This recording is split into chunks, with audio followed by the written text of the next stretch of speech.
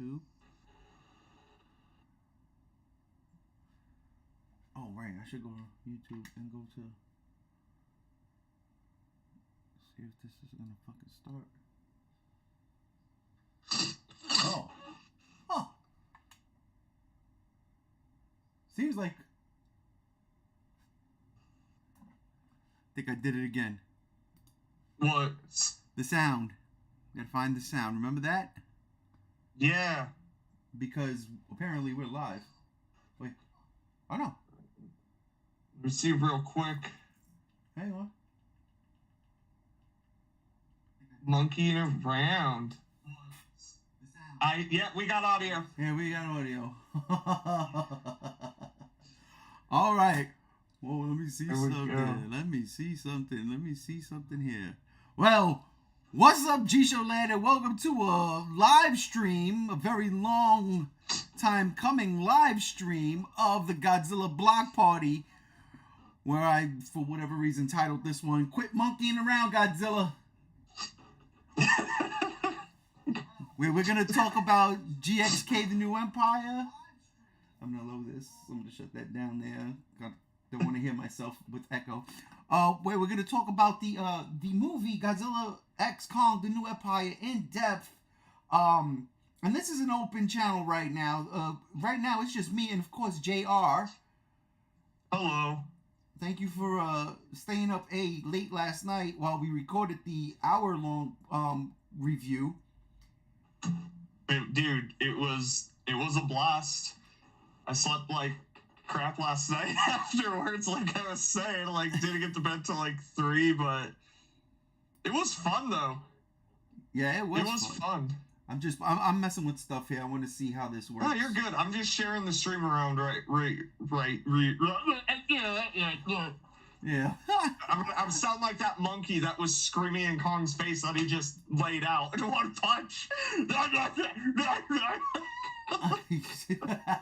Okay, so this is... I love that part so much. This is working the way it needs to work now. Okay, all right. Or, let me rephrase that. It's always worked the way it needed to work. I just was never, I was never, whatchamacallit? Tech savvy. That's it. Go figure. How the hell am I a tech at the job I work at? It's beyond me. Go figure. I digress, though. Yeah, the call is open.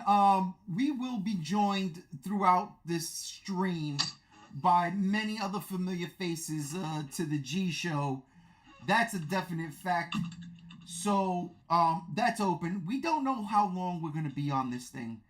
The way I look at it right now, it's 1:39 Pacific Standard Time. This thing could go all the way till like 7, 8 o'clock tonight. Who knows? Oh, yeah. Do a stupid ass long gigantic stream.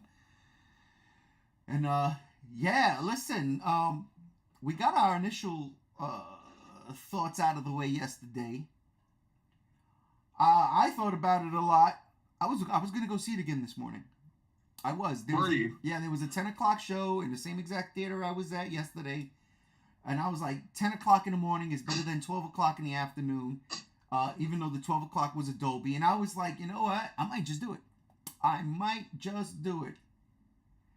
And then I thought better of it. And I said, nah, you know why? Because I don't want to go there. And it's not like with Godzilla versus Kong. Yeah. When I saw that movie the first time and came out of that theater, I was caught up with all the lights, the cameras, the action, Godzilla kicking ass the way he needed to kick ass in that movie. And I knew we were going right back in for a second viewing, because that's how me and my brother would do it. We'd buy 2 back-to-back tickets. We go see it, come out of the theater, hit the restrooms, restock on popcorn and soda, and then bam, hit the Yo. Oh, is that Alex? Yeah, Alex. What's up, guys? Alex, what's up, brother? All right. Yeah, I'm sorry for passing out on you. I just could not keep my eyes open. Dude, you are good. I feel bad for Rob. I haven't heard from him yet today. No, he was on earlier today. Remember, he was. Was he? Yeah. Like, I passed out around like, I don't know, 11:30, but I had work at 6 a.m., so like I couldn't stay up. Oh yeah, dude. No, there was no way. We got off 3 o'clock your time. Jesus last Christ. night. Yeah, that was not happening. Yeah. But JR, I told you you'd like it. I knew it. I was like hoping that you'd come around. I came around, but like I said last night, there are a lot of asterisks. So while I was driving at work for the whole hour, I listened to the whole podcast. I heard everyone's opinion. Oh, that's not even all of it. We had to cut it short, dude. People were passing out. Yeah, that's why that's why we're gonna do this one today. And it's crazy because me and JR, we pretty much didn't sleep either. I'm pretty sure Rob didn't get enough sleep. So so we're doing a part 2 then? Yeah, this is it. Welcome to the show. Welcome to the show. But so you know what? Since you are here and you weren't able to give your opinions and talk about the movie yesterday, why don't you take this moment now and tell us what you thought of Godzilla X Kong: The New Empire? I mean, when I was listening to everyone last night, the one that I was actually the closest to in terms of how everyone said it was actually Chase on this. I was actually very, like, everything that he said is basically how I felt. Yes, there were issues, and I agree with said issues. I agree with you that it's basically a sequel to Kong Skull Island. And it should have been, Kong, Hollow Earth, with Godzilla. It's sprinkled in there. It should have been a surprise. But honestly, I enjoyed that the cast was smaller. We didn't have a plot B that was useless. I do agree that Martha was shoehorned in there, and it kind of felt rushed. But other than that, I loved how crazy it was. I loved how nuts it was. I loved that there was all these apes in the Hollow Earth, and that Godzilla basically trapped them all in there. It seemed like, and I would love one day, and I was thinking of this when I was driving at work, a prequel of Godzilla's, fights back in the day. Because, dude, if you had to deal with Ghidorah back in the day, you dealt with apes, imagine the fights, how cool these fights would have been back then. That's all I've been thinking. Is God damn, dude, he's been busy from when he was younger till now. And remember, Godzilla wasn't even, that powerful probably back then. He was much smaller, especially if you go back to Monarch. Because wasn't he 50 meters before he got nuked? I don't know. That's the weird thing with the inconsistencies with it is the lore in this movie is Godzilla defeated the great apes. Godzilla defeated Ghidorah, all this stuff. And then you see him in Monarch and you're like, that did? And that? Well, you would assume that everyone else was also much younger and smaller, too. I don't know about Ghidorah because Ghidorah was frozen and he woke up that size. So he would have dwarfed that Godzilla if he was 50 meters, if you think of it. There seems to be kind of a disconnect with this movie and the Monarch TV series that's supposed to kind of fit in with this as well.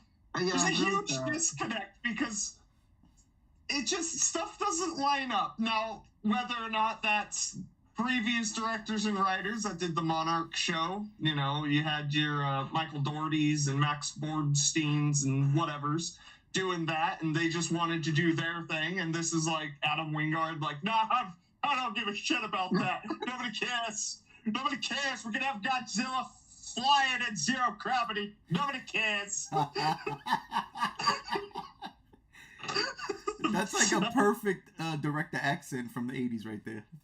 And he was swimming in the air like a shark. I was like, what? But if you really think of it, the way he swims in the MonsterVerse is kind of like that. So I would expect him. Okay, if he's gonna maneuver around the air, he's gonna be wiggling around like a shark. Yeah, but it's different because he's not in water. He's in the air. There's no mass against mass. There's nothing around him. So why would he wriggle like that? If anything, he should be and I remember watching carefully. He bounces himself off those boulders that are running around. So he presses himself against it and then flings himself whatever direction he's being hit, or Shimu hits him a certain direction, so he's flying the opposite direction. So he's going in some direction. He's just trying to aim himself. It just looked like Bowser from Mario. You're playing as Bowser doing Mario shit to me, and I was like, this is embarrassing. That was rough. How else do you expect Godzilla to be flying around with knows gravity. I don't Godzilla expect in the it. movie. Yeah, I don't expect it. I don't expect it. It shouldn't happen. That's all I'm saying. Yeah, no, they shouldn't have done it. And I rewatched the scene this morning because in the Discord group, they're posting the clips like crazy. I rewatched the scene and I'm like, do I feel different today? And I actually feel worse about it today. Welcome to my world. Yeah, that scene for me literally aged like milk. Last night I was like, movie, you're losing me. It got me back when we went to Brazil for the last 5 minutes of the movie. But this morning I'm like, yeah, no, Godzilla should have never have been that. There's a line you don't cross. Now you could sit here and say Godzilla's done the tail drop kick, Godzilla flew in Godzilla versus Hedra, whatever. You can make that argument, but there's a time and a place for goofy shit. And there's a line that should never be crossed. And the line is Godzilla shouldn't be doing ballerina flips in zero gravity.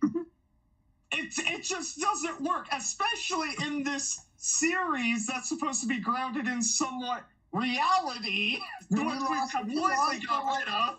We lost that reality after Godzilla v. Kong. I felt like the seriousness of 2014 and somewhat Skull Island and King of Monsters has been long gone 4 years ago. And we lost that. It's not it that still anymore. kept it somewhat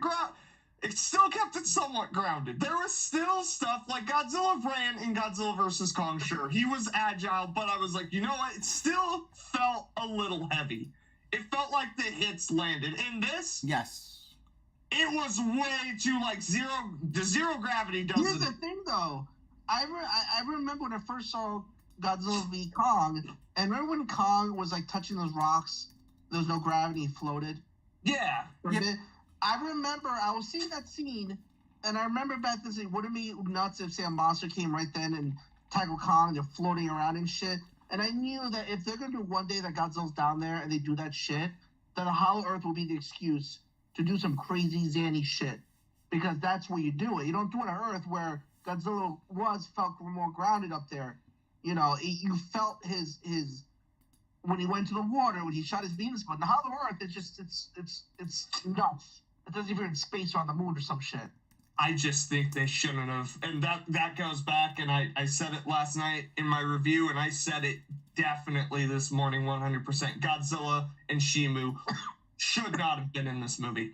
Period. I agree. I strongly feel that because when I was talking to Wifey earlier, I was like, seriously, this is one of my favorite Kong movies of all time. The Kong, it works, dude. And you can have Kong do that zero gravity shit. It works for Kong.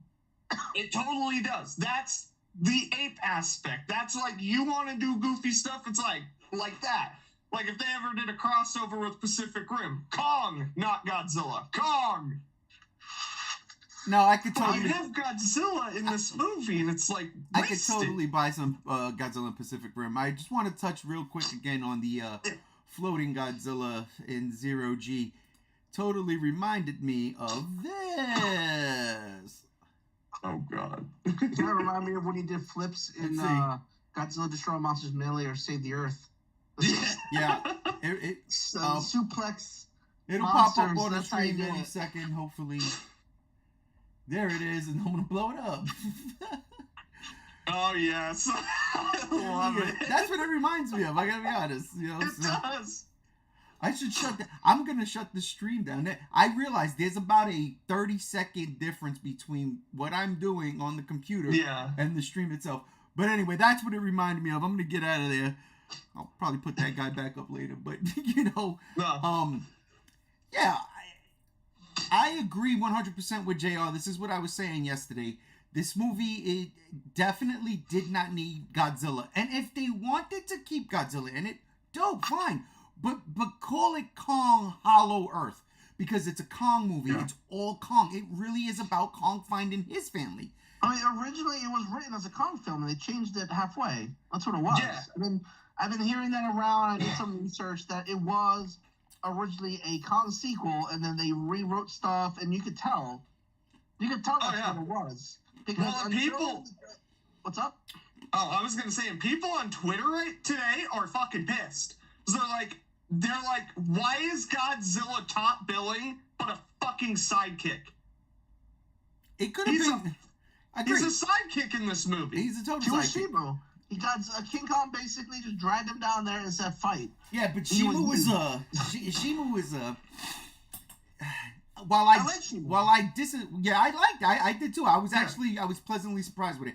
While I disagree with Chase was like, oh, they should have killed it. I don't think necessarily they should have killed it. I kind of like the idea that it was a victim. It was a victim. Yeah. Scar King was a really nasty motherfucker.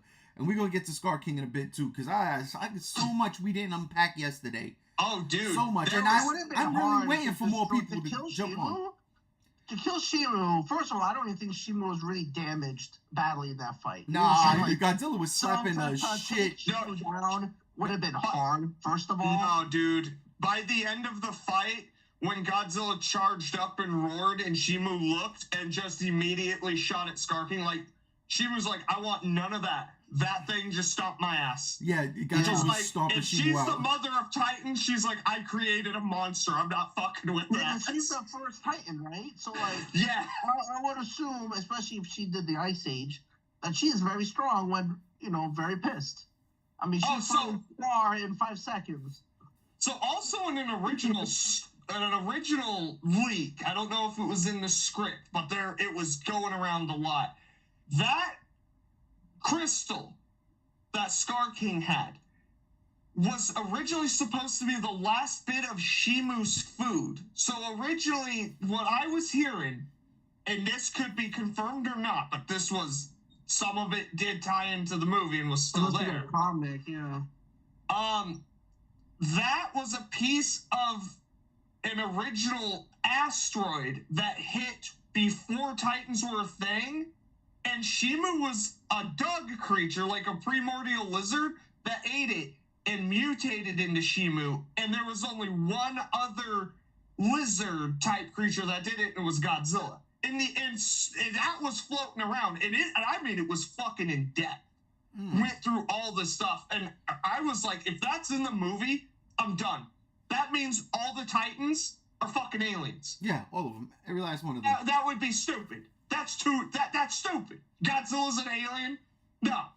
I'm sorry. Yeah, it kind of reminds me of the whole Venom thing. It's like, oh, there's a black shit that comes from space, from an asteroid, comes to Earth and just, absorbs with something else. But it's basically an alien still. But that shard was the last of Shimu's food because she could only feed off that original crystal.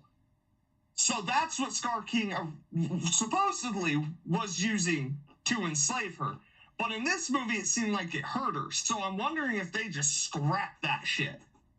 That's what it sounds like. I'm damn curious. If you look and when it gets pointed at Shimu, the spikes on Shimu's back glowed as if it responded to Shimu. I don't know if it's like a piece of Shimu or what, but it looked like anytime Scar King grabbed it, glowed and it pointed at her, that she was not only in pain, but her spines were glowing. Yeah, the pain showed. That way, in that regard, I can't buy their original concept of it being food. I think that would have been kind of crazy. Like, what? That would have been stupid. I mean, the fact that they're all aliens, it's all because of an asteroid that crashed into Earth. It's a pink shard asteroid, whatever, that's super radioactive, and when you absorb it, you turn into a giant monster. We're going toxic Avenger levels of stupid here. Oh, man, it's nice to be able to talk about this stuff because it was stuff I knew about for so long and just couldn't say shit because I didn't know if it was going to make it the movie or not. Here's the thing, a lot of these movies always go through a lot of crazy drafts that never ended up happening, especially King of the Monsters. There's a lot of things that were supposed to happen in that movie, it did not happen in that movie, and they end up did not happen in that movie. But, that's what drafts are about. It's like, oh, what works, what kind of works, and then either they make it as a comic or they just scrapped it, Right. It's crazy. It's crazy, but at the same time, I love it. Not the movie. I did not love it. I did not hate it. I was very indifferent towards it. I was just like, nah. Like I didn't like a lot. The reason why I didn't go see it again today is honestly, I just don't like Godzilla's redesign.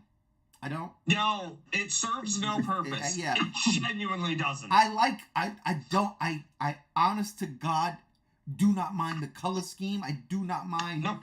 I don't mind none of that. But to drastically change Godzilla for no reason in the movie is an absolute absurdity. Yeah, and the creator of the design sat there and said, just wait till the movie. It'll all make sense when you watch the movie. And then we watched the movie and it's like, no, you just wanted to change the fucking design. There's a scene in that movie, and it's kind of crazy too, because I mean the thing that happened to the bridge in Baltimore this week was kind of fucked up. Yeah. But when Godzilla's like swimming, there's like a profile scene, and his spines are real pale, and they're glowing, and then it gets the pinkish hues, and you can see the blue like veins. It's not even the grooves that like Doherty put and had light up. It was like they look like veins, and at that it turned me off. I was like, ugh, come on, don't do that. But when they're lit up and he's spitting, the flames, that shit was dope. Like I thoroughly enjoyed it. But again, the elbow spikes and the damn tragic miser tail of his never utilized. And I think we were talking about that. How badass would it have been, like, if you're going zero fucking gravity, do something with it other than have Godzilla flying around. Have him fucking splashing other Kongs with his elbows, stabbing him with the tail. And it baffles me. It's like wasted potential and opportunity here. You do a design like this and you do fuck all with it. Yeah. It's just an excuse to make him slim, pink, and spikier. It's scary to say this because I don't want to say it, because when you look at the entirety of the MonsterVerse, when 2014 dropped 10 years ago this May, that was Godzilla. That was Godzilla. And what we have here right now, after him emerging from the ice, seems like a Geno. Well, I mean, fuck. Like... Well, in all honesty, and I'm going there, it kind of seems like Godzilla's a Geno throughout this entire movie. He doesn't really act like Godzilla. The beginning, when he was waking up, the nuclear pulse, he was walking slow, the way he entered the water, that was the Godzilla that we knew from the previous two films. Walking slow? Scylla showed up in Italy, and that motherfucker was running. Yeah, he did immediately. The Scylla thing was crazy. Yeah, and that's where I'm going to go with it. I don't agree with Chase. You could sit here and say Scylla's had 3 chances, you're out, but that was the thing, and it was made, and here he is. It's perfectly clear in the comic that Godzilla was the balance and to keep the Titans in check, not fucking Doom Guy'em. Hi. What's up, Games? Welcome to the live stream. Glad you could make it. Yeah, at least for 15 minutes.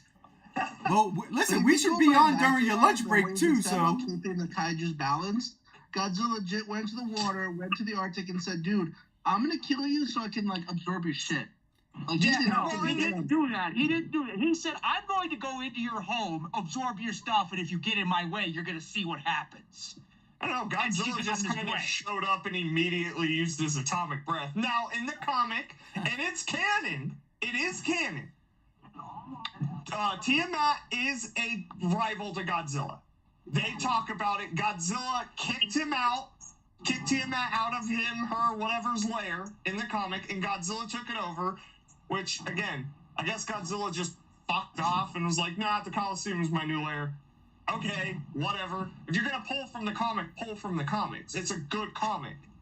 But yeah, it was mentioned, but they were like equal footing with their power. And in this, Godzilla overcharges and is looking for a fight. He's like, I need that shit. Shoots his atomic breath, Tiamat comes out, and then they just fight. There's no, like, roar off. They just fight. No, there's a roar off. They roar at each other before charging. And it's a 40-second fight at that too. It's less than a minute. It's over. It's weak. And you want to know who else had short fights? I was about to go there. I was just gonna say that, which it didn't Final bother me Wars. because of Final Wars. You know, but the difference between Final Wars and Godzilla X Kong is Godzilla was fighting creatures from Toho past, creatures he's fought before. He takes Kumonga and he throws them to next generation. You know what I'm saying? He takes Kamacuras and throws them into a lipo. He blows up Hedorah and Ibara. If Toho didn't charge per monster, we would have had that by now. Yeah, well, I know. here's the thing too. They built in the movie. They had that awesome sequence talking about Tiamat. For the people who don't read the comics, Look at Tiamat. Look at Tiamat's design and her color scheme. Look me in the eyes and look at that thing and tell me that that's not just a new design for Manda, all right? Well, even that sea serpent in the fucking in the lake underneath Hollow Earth, I was like, oh, it's Manda too. I love it. But yeah, it's like they build up Tiamat and it's a 40-second fight. I'm like, well, I will say this, and this is unfortunate for those who didn't read the comic. Godzilla was already agitated before this movie started. Because in the comic book, he's bouncing around the pings. That crazy guy that built the mech to fight Kong was dropping laws here, dropping laws there, dropping laws everywhere. So Godzilla was just pinging around the Earth. He was already pissed off. Well, he was also pinging around the Earth chasing Scylla. And Scylla, that's true too. Around. Right. So he was pissed. He's like, what the hell? Why is the alarm constantly going off? All right? Who blew up the containment unit and let the ghost out, for crying out loud? And that's another kind of plot hole in this movie. By the way, the Iwis constantly ringing that alarm, and they're talking about each time it's gone off, and I'm like, you're telling me each time that's gone off and Godzilla sensed it, didn't know exactly where the fuck it was? That bothered me too. Oh, that actually is starting to ruin the movie for me, because it's like, that's stupid. Welcome to my world. Yes, that's dumb. You're telling me throughout history, Godzilla puts them there, and the Iwis are setting off an alarm, and Godzilla's so stupid and forgetful that he doesn't know what's going on. He's not dumb. I didn't like that they tried to say that was the that's been happening since 2014. When it was the Muto's mating call, you know. Yeah. Like, so that bothered the shit out of me. Well, it's not retconning the Muto's mating call. It kind The of is. Iwis probably sensed the Muto's mating call and woke Godzilla up. With the same signal, though. That's what bothered me. But it doesn't look the same.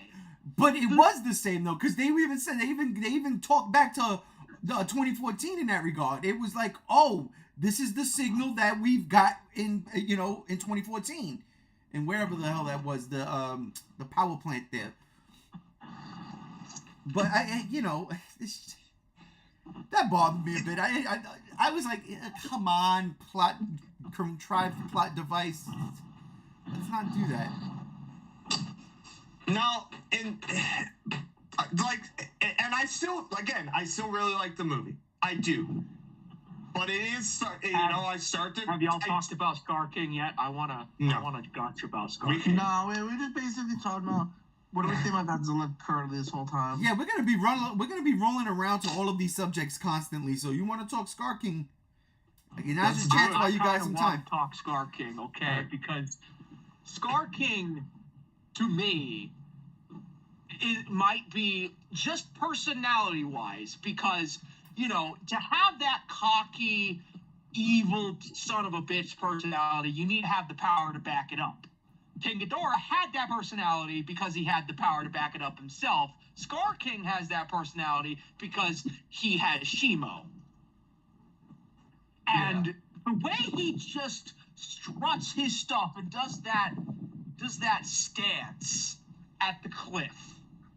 Oh, so good. Excuse me for just a moment. Yeah, no. So go ahead, Joe. So I will say, and someone pointed this out, that scene where Scar King's on his throne eating, and then he throws the food at one of his wives. If you look closely, that's one of Scar King's kids that he's eating. Yeah, he eats babies. He's such a son of a bitch. They just made like Jay said last night. He's just an asshole. He's a bastard, and I love him for it. Like, literally, the dude is... I don't know what crawled up his ass millions of years ago to make him that spiteful and disgusting. But, I mean, maybe there's just not that much food down there that he has to eat his babies or something, because, like... it's also implied most of the babies are his. Well, Yeah, Godzilla trapped them back down there. It's basically like a prison. Yeah, and that's a good point. So they've been down there for a very long time. How are they all still alive? Do they just all eat Scar King's babies? No, I mean, there's got to be fish in the water. There's got to there's in the lava. Oh No. Yeah, they do venture out. They Never venture mind. out, so they're scavengers. There's plenty of fucking game out there.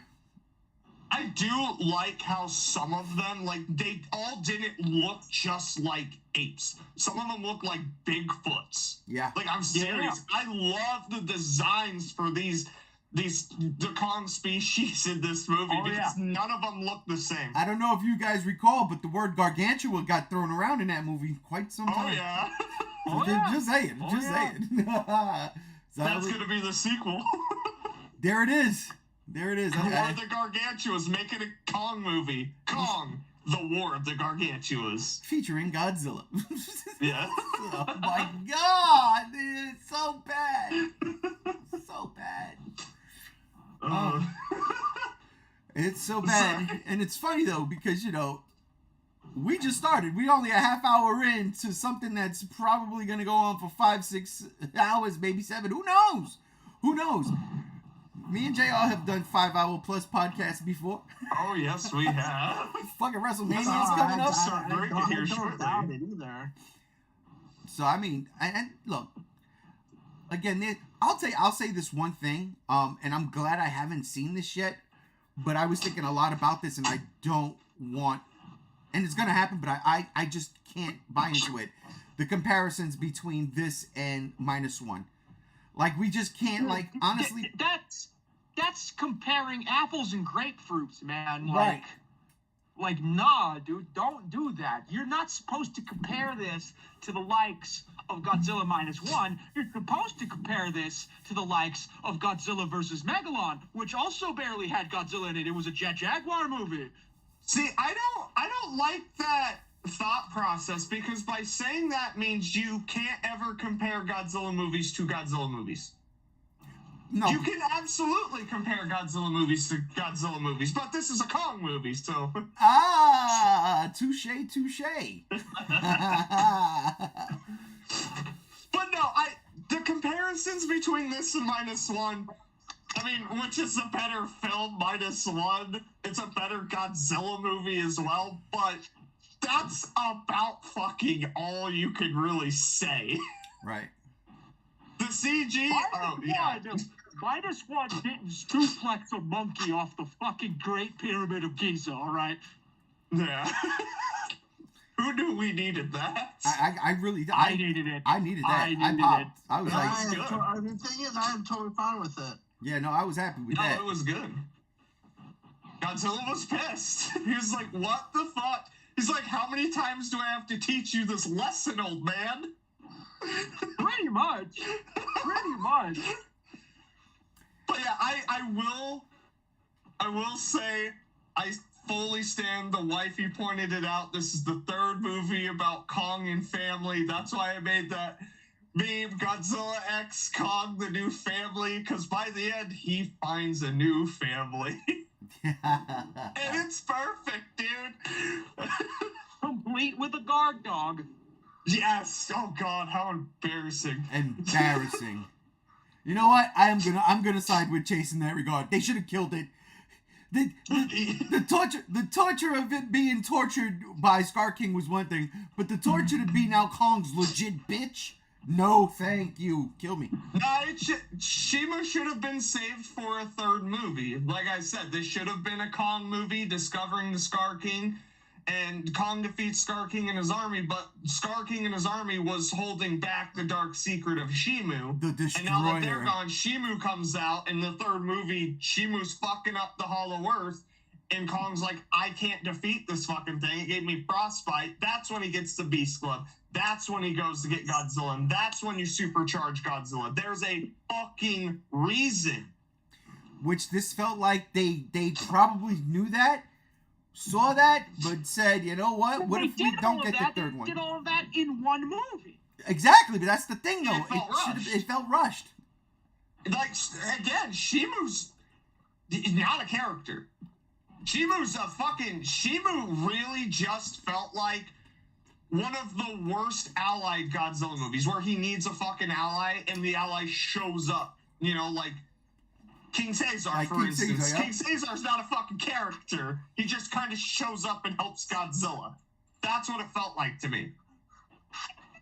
Yeah. I like King Caesar, though. So I like King Caesar, too. But I like Shimu. I just feel like it was like, we need something for Godzilla to do because he'll kill all these motherfuckers in 2 seconds. And he'd do it in his normal fucking body. Yeah. I mean, you can't tell me you want it. He killed fucking Scylla, Cecilia in like, what, 1 hit? That fight was so disappointing. God fucking damn it. No, I loved that fight because that fight reminded me of Mega Gears with the way that Godzilla fucking leapt onto her. Yeah, and I was like, oh no, did I just see that in the first 3 minutes of this movie? Fuck. Well, and plus, if you read again, I'm going back to the Dominion comic. It's a good comic. Godzilla fights Scylla in that, and it's actually a good lengthy fight. Yeah. It is. And in this movie, Godzilla's like, nah, I just kill you now. Well, I mean, it was the end. It was the end of that fight, so it had to happen that way. I guess I gotta read this. You guys are reading what is Godzilla it? Kong the Hunted. The Hunted. Yeah, that's okay. it. Yep. All right. I gotta look into that. I thought that was a Patreon only type of deal. No. It's out on wide release sale now. Is it really paperback? I think paperback. Yeah. Okay. I'll get it. Get to that. I'm gonna get that. I got the other ones, so I got to get that. And The while on the novelization subject, is also coming out in less than a month. the what? So that's why the The novelization novelization. is coming out in less than a month. That's good. And I got to get the Art of book. Well, and here's the other thing too with this movie, and I felt this way. It seems like they're just trying to make Godzilla an asshole. Like, he just comes off as just an asshole in this movie. He keeps destroying Rome for no reason. Like, that's fucking hilarious, though, at the same time. I'm like, just Listen, put a that mustache on him. Coliseum is his bowl. If he fits, he sits. And the reason being because Adam Wingard saw his cat in his cat bed and said, what if Godzilla did that in the Coliseum? Yeah, that's a reason to put it in a fucking movie. That makes sense. Let's make him pink, cute, and cuddly. And at the same time, an asshole. Because he's just going to start murdering all these other kaiju for fucking reasons. Just like a fucking cat. Right? Well, they had to give it all wrong. They took away his feline facial features from Toho, so they had to give him the cat-like personality. Yeah, and yeah. cats are assholes. Yeah, that works. Dude, he's an asshole, and he looks like a pink bearded dragon. Like the spiky face, I kept thinking, looks like my bearded dragon. What the fuck? Yeah, I didn't like all of that. That shit, it was too much. It was too much going on. Way too much. They turned him into a Geno, and it's just like, what the fuck, bro? Remember, less is more. I think Adam Wingard needs to hear that. Less is more. You can go crazy with the design, but maybe, like, just kind of, like, not go that far? You know, pink, whatever. Veins up the dorsal plates, whatever. Stupid fucking arm blades, elbow blades, fine, whatever. But does his entire face need to look like a porcupine? What the? He looked more like fucking Anguirus. Jesus. I liked it.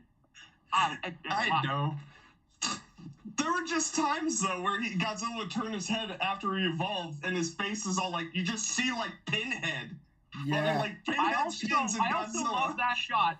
I also love that shot right when Shima was about to help Scar King after the crystal was shattered. She was still gonna help him, but then she saw Godzilla's face. She saw that Godzilla was basically saying, "You try something, you die." So she then turns and freezes Scar King.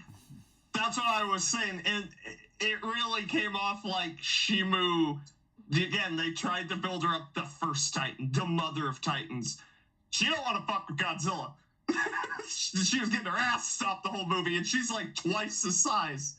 Well, to be fair, she wouldn't be, if they had to evolve Godzilla. If Godzilla was just, 2019, 2021 Godzilla, like in the beginning of the movie, they would have been like the same fucking size. He would have had that bulk. But that's another question I have. So you slim up the design because you're like, he's stronger and more agile. I'm like, I thought having a 12-pack on your belly was more power. The bigger you are, the more powerful, not the scrawnier. I'm confused. It's working on Dragon Ball Z logic, like when Trunks fought Perfect Cell, all right? He was big and bulky, but he wasn't fast enough. I thought we were watching Godzilla, not Dragon Ball Z. Listen, all right? Listen, this is an anime as a giant monster movie, and I love it. Yeah, Nana pointed that out too. She's like, it was like watching a fucking anime last night. God damn it. Definitely felt that. Definitely got those vibes. I mean, I didn't hate that in that regard, but I just saw the fucking floating Godzilla just now. I mean, like literally right before I got to work, I watched the movie again. Oh. Through memes. I need those memes, by the way. I need those memes too. I wouldn't recommend it right now because the subtitles will be in Portuguese, and I don't think you want to read Portuguese. I mean, I don't care. Well, all right then. I mean, for the most part, the monsters is on the screen more times than the humans, and I already know what the story is, so. That's fair. The story that starts halfway through the movie, because the first half is meandering nonsense. No, so I do kind of like the idea, and again, this is where we could get more in depth, where we didn't yesterday. I did like the idea of Gia having these crazy visions that were bothering her, hurting her, making her uncomfortable, and trying to figure out why. And then, bam, we knew why. You know what I mean? Because her people are still out there. I like the fact that she was a fish out of water, if you will, living. Okay, Gams has taken off because he's still at work. He's still at work. But yeah, I like that about her character. I liked that Rebecca Hall's character was like teeter-totting on like, how do I deal with the teenager now? Because we all go through that shit, man. It ain't easy with the teenagers. A teenager that's having psychic connections and is the high priestess. And I'm not gonna lie, at the end, I kind of teared up a little bit when she's like, "You want to stay here?" And Gia's like, "The fuck are you talking about? Are you stupid?" Yeah. No. So You're my mom. I liked all that. See, I would have been like, listen, let's stay here so I can study the Iwi people now. Because they were accepting, and that's one of the things that I really liked about that continuity from Skull Island. Like, they weren't savages or nothing like that. They were taking people in because they knew Kong was a benevolent creature. Yeah. And so all that worked a lot for me. That worked a hell of a lot for me. No, I loved it. There's nothing about the main plot that, again, other than the fact that everything pretty much gets kicked off because Kong's tooth hurts. It's like an episode of Ed, Ed and Eddie. I swear to God. Oh, my tooth hurts. It was GxK or Skull Island. but they basically said that in theory that Skull Island's a mini Hollow Earth. Skull Island. Skull Yeah, Island. So I how wouldn't bad? be surprised if the Iwis somehow transported themselves to Skull Island, or a few of them, or retreated back down when the storm came in. And Well, messed them I'm down. wondering if there's a portal underneath Skull Island that we haven't seen yet. I do. It would be really. It seems like there's a lot of portals, and if there is truth in Skull Island, and also remember the skull crawlers came from below. I wouldn't be surprised if they did come from Hollow Earth. Yeah, it would be awesome. It would make sense too. But no, and that's, I don't know. That's the thing. It's like stuff like that needs. It should have been in this movie. Honestly, like Godzilla and Kong should have entered the Hollow Earth through Skull Island. Isn't Skull Island being ravaged right now, or do you think it's? I don't. Who cares? You could make up any excuse. The storm stopped. You could. That way, you have Kong going back to Skull Island. He's like, "This used to be my home," and then he goes down to the Hollow Earth. Because the movie's really about family at the end of the day. He's just looking for a family, but Yeah, I don't he know. found in the end. That's the thing. If you go back to Skull Island, he has nothing. There's no I want to see Godzilla on Skull Island. Just give me it. It never happened before. Dad, I want it to happen. Maybe the next movie. Maybe all the portals get destroyed except the one in Skull Island. That'd be weird. I mean, do you think we'll ever see Skull Island again? I would hope so. I would, because Ghidra, enough time has passed since Ghidra's nonsense in 2019, canonically through the timeline, to where you could just get away with the fact, the storm over Skull Island's gone, so But I think Godzilla and Kong go through portal in the Hollow Earth from Skull Island. There has to be one there. No, there just is. has to. But I think Skull Island is gone. Like the entire island swallowed. The entire island was swallowed, yes. Because they even mentioned that in GxK. They're like, this storm the water just keeps rising. Like, that facility was done. And Kong knew. They weren't going to be able to hold them there forever. I just think it's a good, like I was saying, I think it would be cool that if Kong and Godzilla gotta get into the Hollow Earth, and the closest one's Skull Island, so you get Godzilla on Skull Island. Like, make up an excuse. Maybe the flood subsided or whatever. That would be cool. Or maybe Monarch Season 2. Yeah, that would be dope. I could Monarch totally Season 2, direct follow-up to this movie. I would love that Skull Island is used in some way, because that's really where everything started. Yeah. Well, and here's the other thing, too. Some old leaks, supposedly, that might have, at one point, been in a script. Oh, hold on 1 second. Yep. I'll get right back to that. Got a phone call. Yep. So, Alex, what was up some of your, what were some of your least favorite things about it? My least favorite stuff about it? Yeah.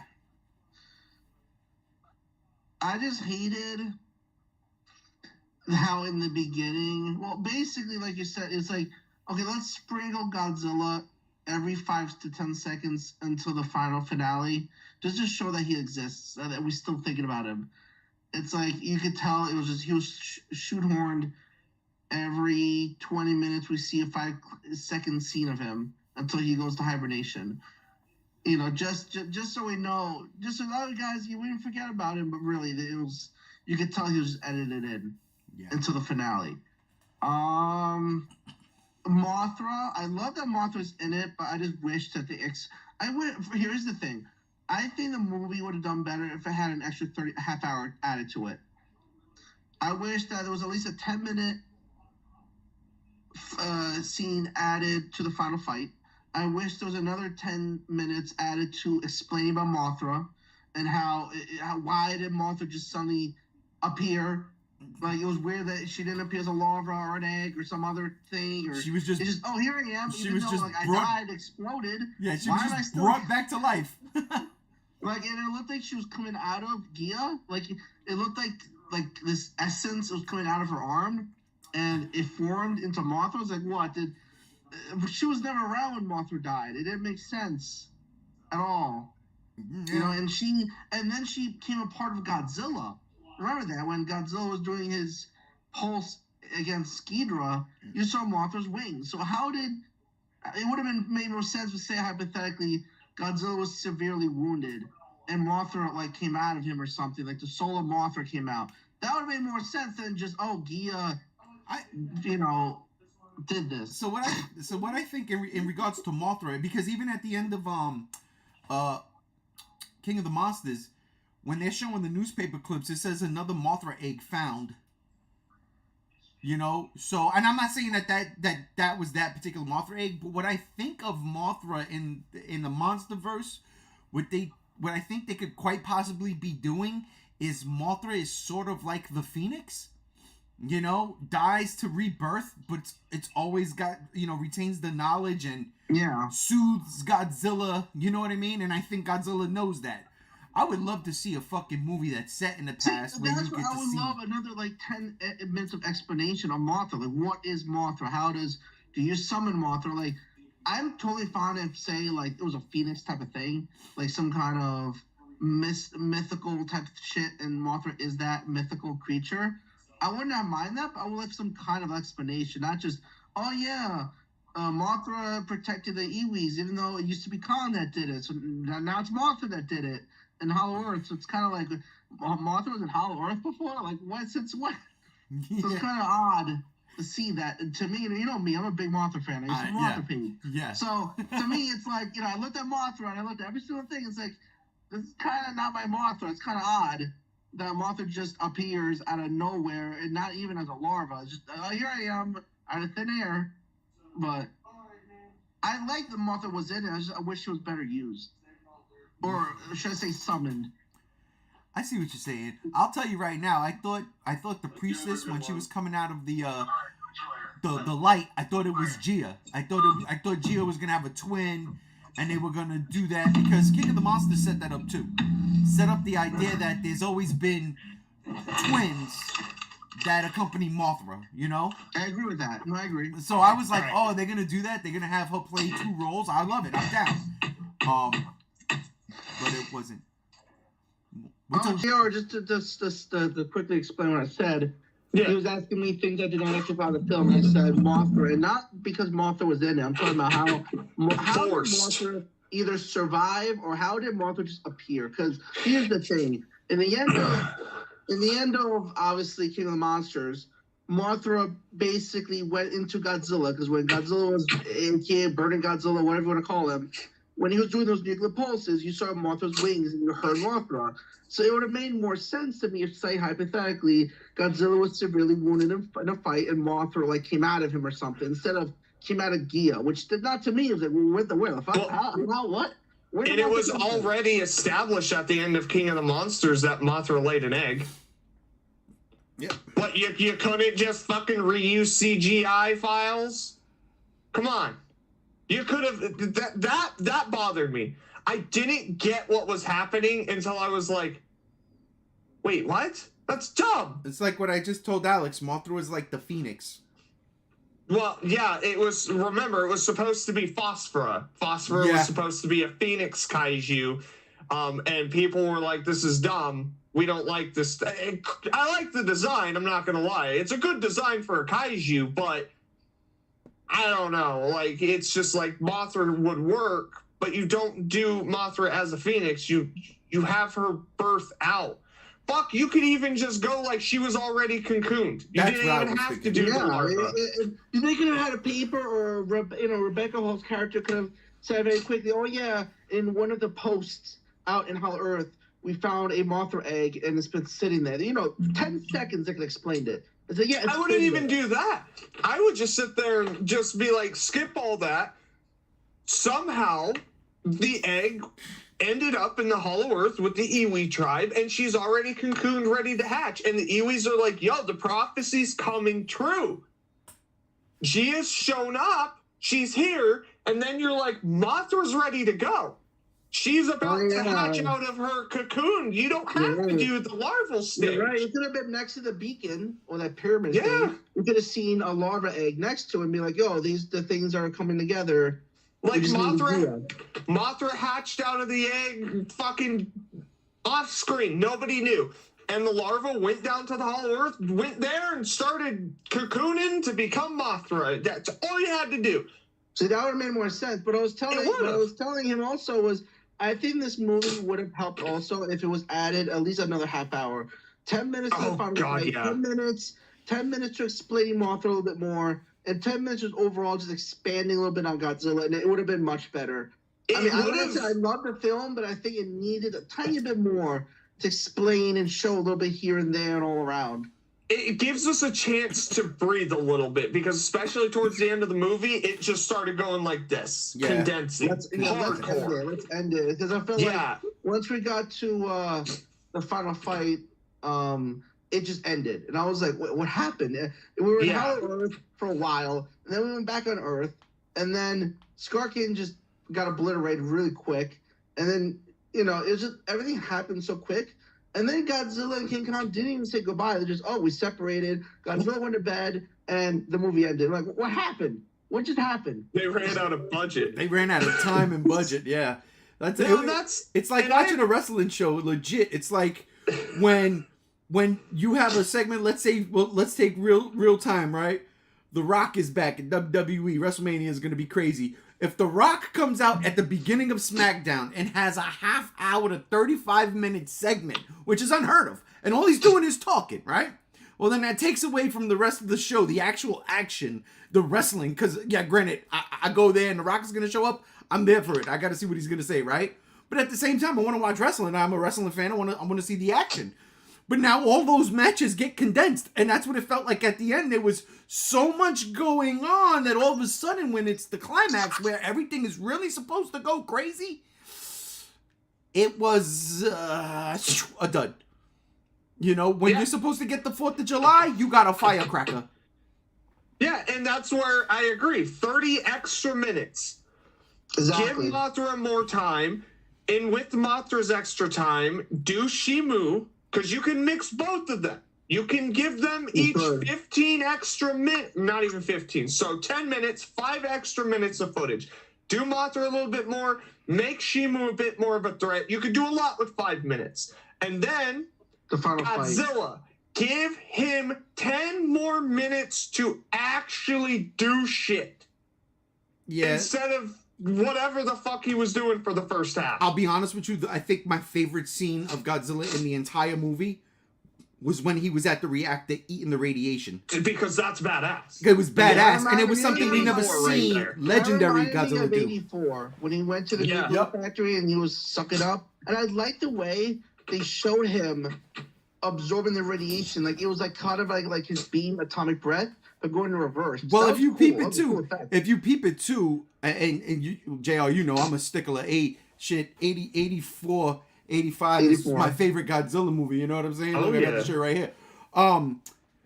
If you look at that scene, it's almost kind of shot the same way too. They come up over the hill instead of having the camera. They got binoculars. They're looking at Godzilla.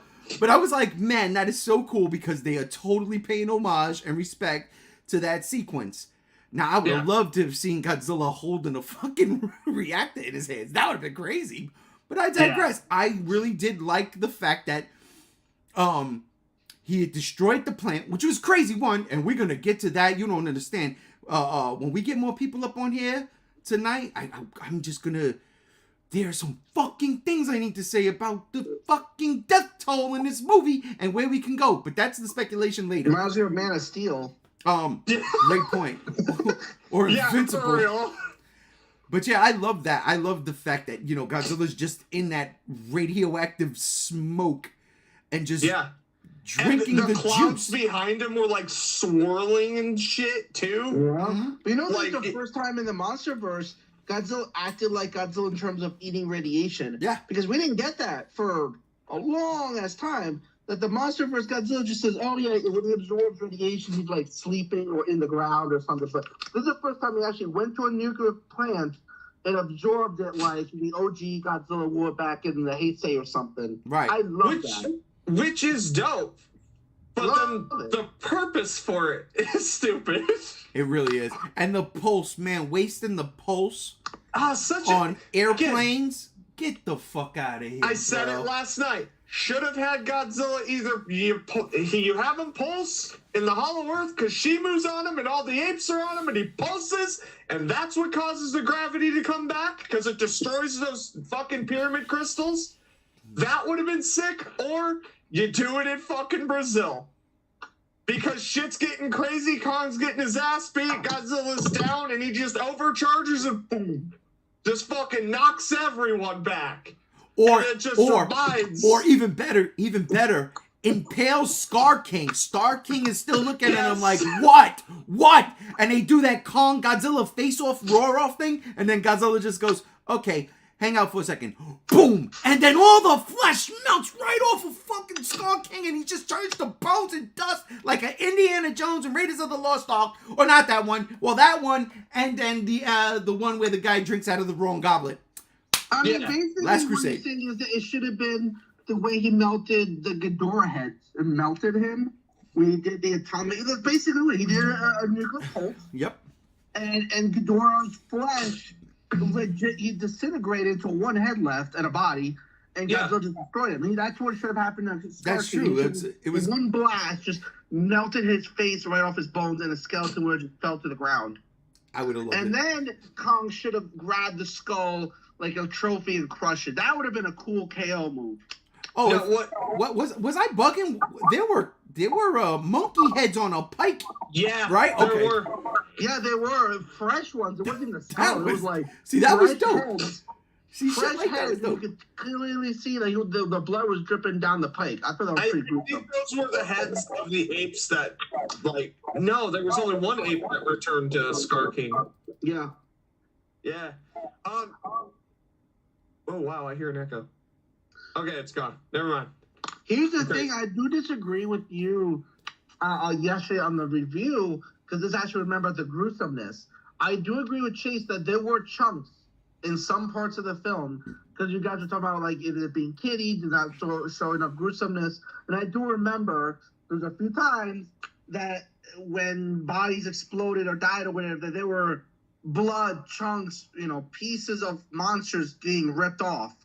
It earned its PG-13, I'll say that. I don't know why I heard it yesterday. It was like, it was. No, it's more of the kid friendliness of like the plot.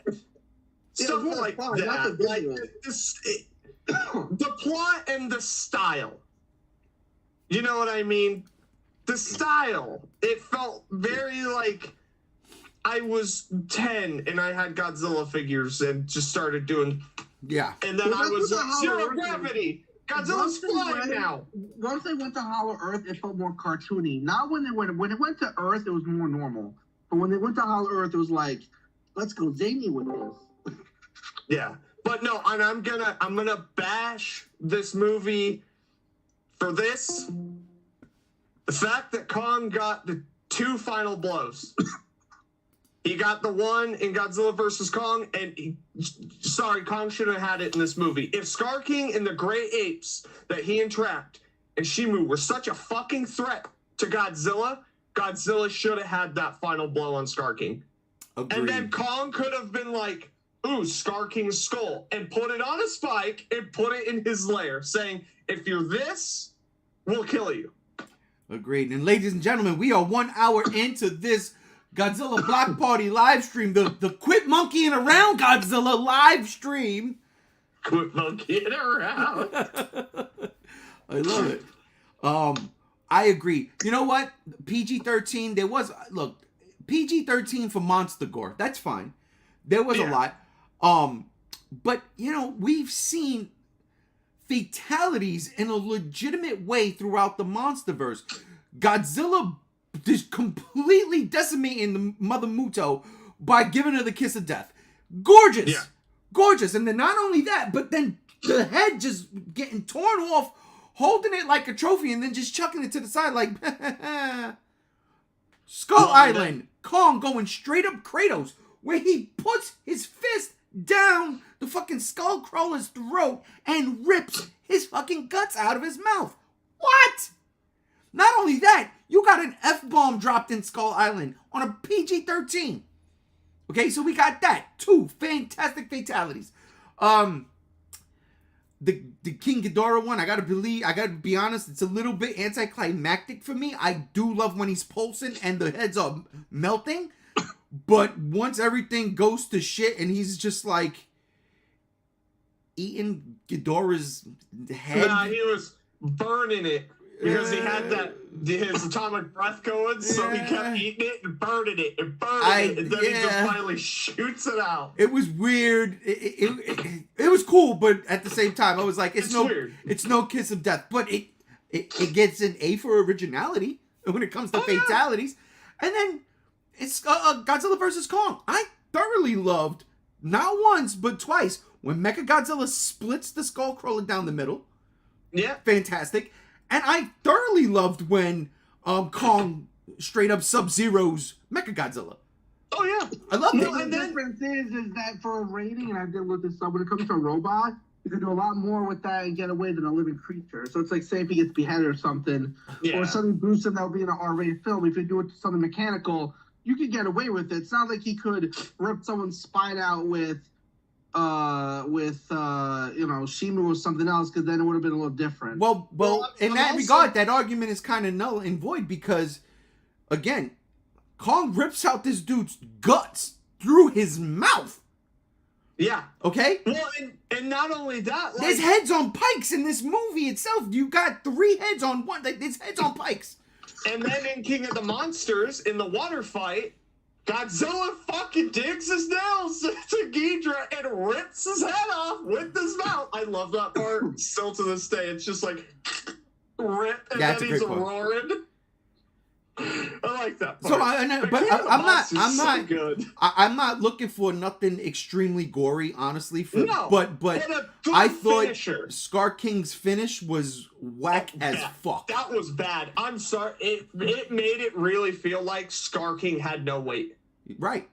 Kong was holding him up like, dude, I could go outside and pick up a stick and it would weigh as much as Scar King did in that fucking scene. Even since the beginning, King Kong was just, throwing him around.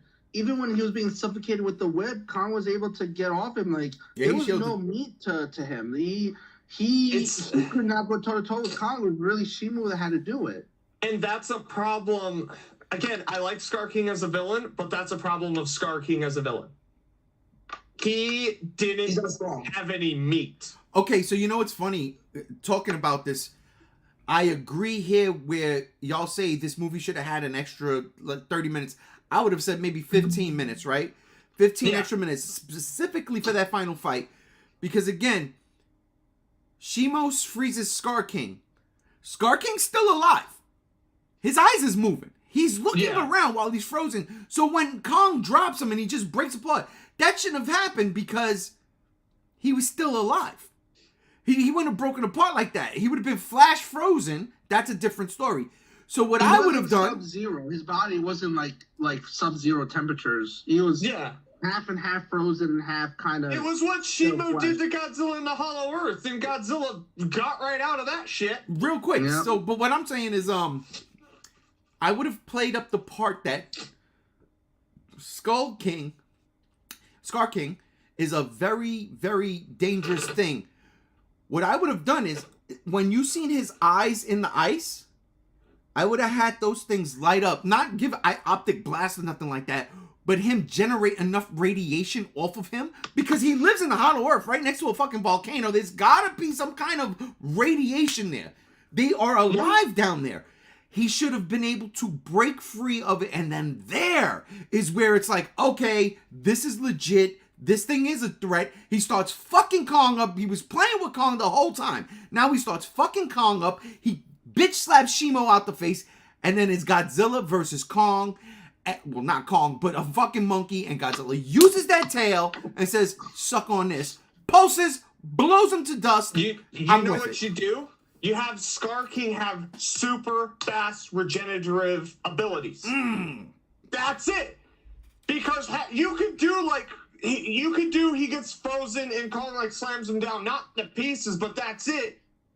And then you see those eyes light up and he just busts out of the ice and he's like kind of like bulking up in some areas, kind of mutating a little bit, and all his damage is like healed. He gets bigger than Kong, and that's when Kong goes up and gets bitch slapped and Shimu gets bitch slapped, and that's when it's like, that's why Godzilla imprisoned him and these fuckers. That's why, because this thing fucking mutates. It mutates. It's like Orga. Something. How can a movie have so much imagination and then not fucking do imaginative shit? It was like imagination in the wrong places. Zero gravity. There's my imagination. But it's like, make your villain more imaginative.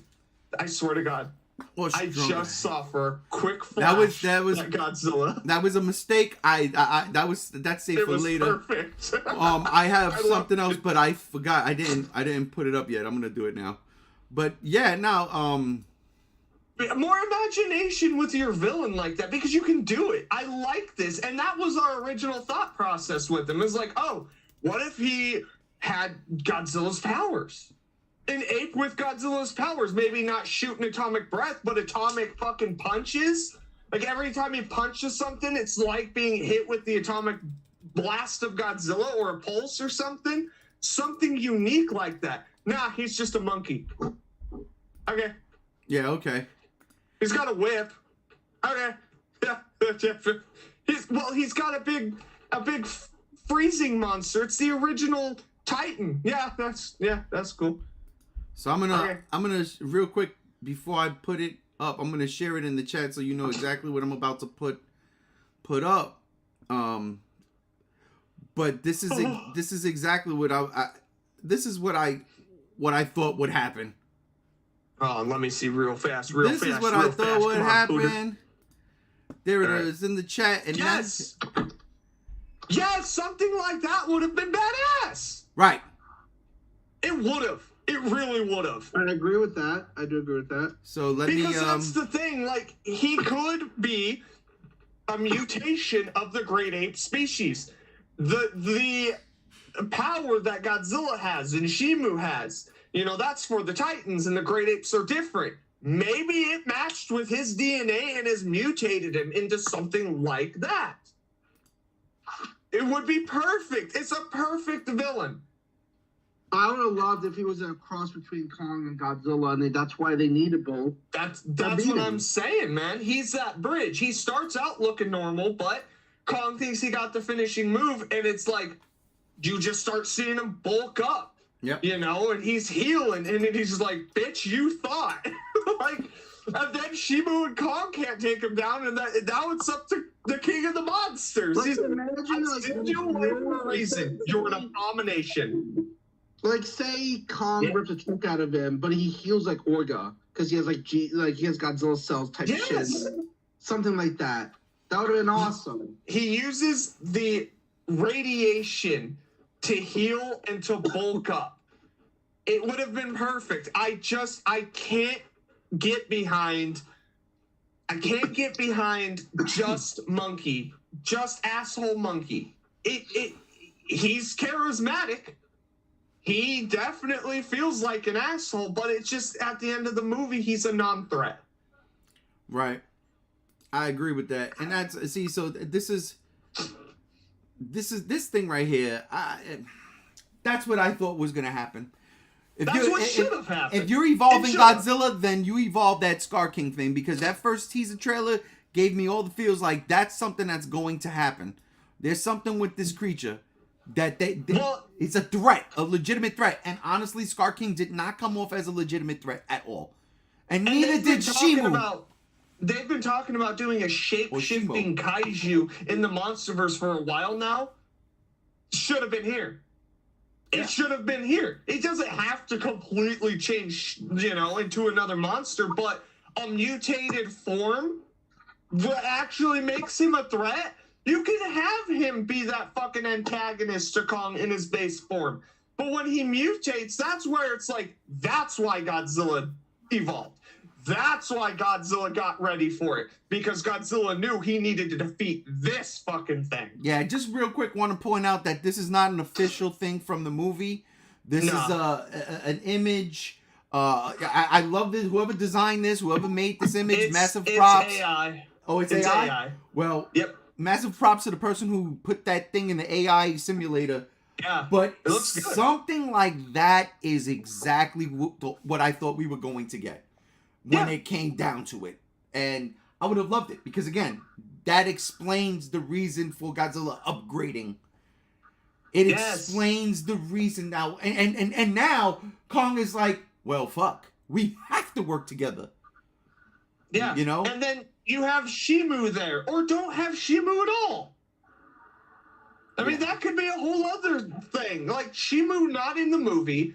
Kong fights Base Scar King. Base Scar King and his army go to the surface world. And that whole time, Godzilla was doing his charge thing. And that's when they both team up. And Mothra's there. They take out the fucking army. Kong thinks he gets the final blow on Scar King. And then Scar King fucking evolves into this. And that's when Godzilla and Kong, they're like, yo, we got to take this shit down. Right. It's perfect. Perfect. If you're going to go the route of having Godzilla and Kong team up, have them team up. Have them fight a monster together. Remember when Godzilla would hold Godzilla held Mechagodzilla down and King Caesar just kept running into him? Shit like that. You could have done shit like that. Uh-huh. Yeah. No, basic monkey. Orangutan. He can do a backflip. That's cool, I guess. Yeah. He's got a whip. He eats his babies. So weird. So weird. That's how it just comes off for me. And again, it does sound like I'm shitting on this movie. I enjoyed this movie. But it's like, you can't sit here and say we're going there. We're going off the deep end. And you, like, go off the deep end, like, halfway and don't get creative with other aspects. You're gonna. It's like it looked like he went all in, right? The director's like, "Well, I'm finally going all in," but actually go all in, or I feel like he didn't have time to fully go all in. Maybe. I don't think it's that. Again, I think it was supposed to originally be a Kong movie. And then Godzilla, they're like, well, it's got to have Godzilla. Godzilla's the marketing pull. No one wants to see a Kong movie. And I will sit here and say, this movie probably would have been a fucking 5 out of 5 if it was straight a Kong movie. I agree with that. Not a 3 out of 5, because the 3 out of 5 shit gets docked for the shit. First of all, Godzilla barely being in it. The shit they actually did with Godzilla. All the Kong shit was perfect. Godzilla's wasted in the movie. Shimu's wasted in the movie. Shimu's completely wasted. Either you go all in on a Kong movie or you go all in with it being a Godzilla Kong fucking team up movie, and they both gotta fight something like this. This is why, and I know I'm in the minority here, but this is why I love Godzilla versus Kong so much. Because it gave me what the title implied. Godzilla versus Kong. It honestly, and I still say I like this one more than Godzilla versus Kong, but I respect Godzilla versus Kong more. I don't hate Godzilla versus Kong. After seeing this, I don't hate Godzilla versus Kong anymore. I don't hate this movie either. I think it's better because of the Kong shit. I loved what they did with Kong. And I appreciate the Kong shit way more in Godzilla versus Kong now. Yeah. Way more. It felt like a continuation for Kong's story. They don't know what to do with Godzilla at this point, though. I've got my theories and speculations. I've got where I would take it, and that's gonna come up soon. But you know, I thought of you a lot watching the movie, and yesterday before you finished, in your theater, listening to the dudes in the VC, chilling in Discord. And just hearing everybody out. I stayed quiet until we started podcasting. I did not say a fucking thing, right? You can ask Alex. Alex was getting mad at me. Cam was getting mad at me. Dude, I saw it on your face. Yeah, I saw it on your face. I was like, he didn't like it. I- I told Nana when we sat down, and she was like, what did Ray say? I'm like, Ray didn't like it. I saw it on his face. When you jumped in and I put the camera on, yeah, I hoped you picked that up. But I thought of you a lot, and I didn't get a chance yesterday to say this. And again, this is why we're doing a live stream. That's right, ladies and gentlemen. An hour and 20 minutes in. How y'all doing? We're going on till I don't care. Until I can't drink remember no to more. like and subscribe. That's right, please. You know how your beef with GvK was? They took it too far in the future with the tech, you know. Remember all that shit? And I was like, what are you talking about? It was a natural progression and all that shit, right? Bro, that's how I felt with this movie. Not about the tech, but just as far as... Look, I don't mind if Godzilla's gonna go jump, do kangaroo kick and slide. You know what I'm saying? Yeah. But just seeing them floating around and not like all that shit, I was like, man, they really jumped the shark here. They went too far with Godzilla. They did. And that's the shit I don't like about the movie. Is it just felt like they jumped the shark with Godzilla. Again, I don't know how everyone else feels, but Kong in zero gravity, I'm okay with. Same. It's the Hollow Earth. Kong's an explorer. Kong is supposed to be us, right? We project ourselves onto Kong. He's discovering all this shit. This is what's happening. That's how they filmed it to be. That's why Kong has so much facial emotion and everything. We're supposed to be with Kong on this journey. You can do that crazy shit with Kong. But with Godzilla, it's like, it just comes off as like too far, dude. And then people use the excuse, oh, it's just like Showa Godzilla. The fuck it is. And I am so happy that last night everyone agreed is like, no, this isn't a Showa era film. I'm like, I fucking told you it wasn't. I'll disagree in terms of this, on that part. For one reason, it's not like the feel of a Showa. I think it's more like the change of how like Showa did. It took 10 years from 54 to like the late 60s for Godzilla to be drastically different. And now we're in 10 years of the MonsterVerse, and Godzilla's nothing like he was in 2014. Nothing. No, there's difference, and then there's drastic.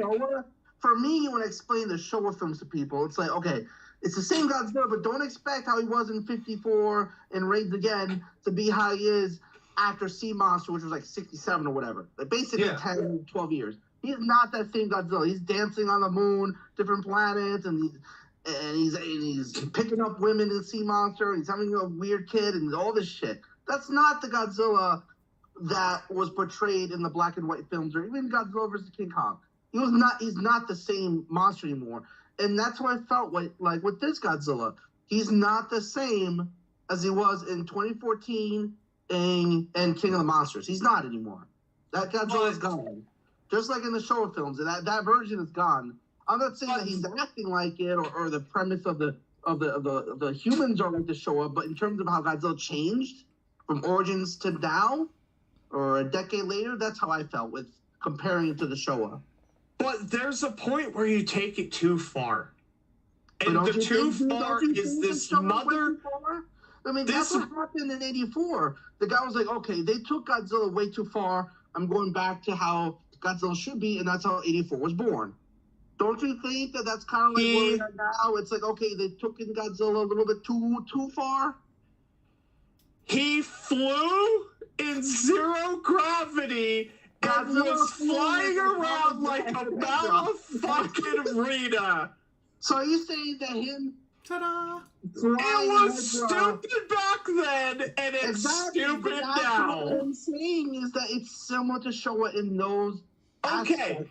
So what you're saying is we should continue the stupid shit that was in Showa, because by that logic, the Showa films are stupid because of the stupid moments. No, what I'm saying is that we should start going back to have like the 84 method in our head, saying, okay, let's start bringing Godzilla back to how he was. Bring him home. Bring him home, yes. You had him flying. I want him walking. I'm tired of the running. This motherfucker throughout the whole movie was like Lance Armstrong.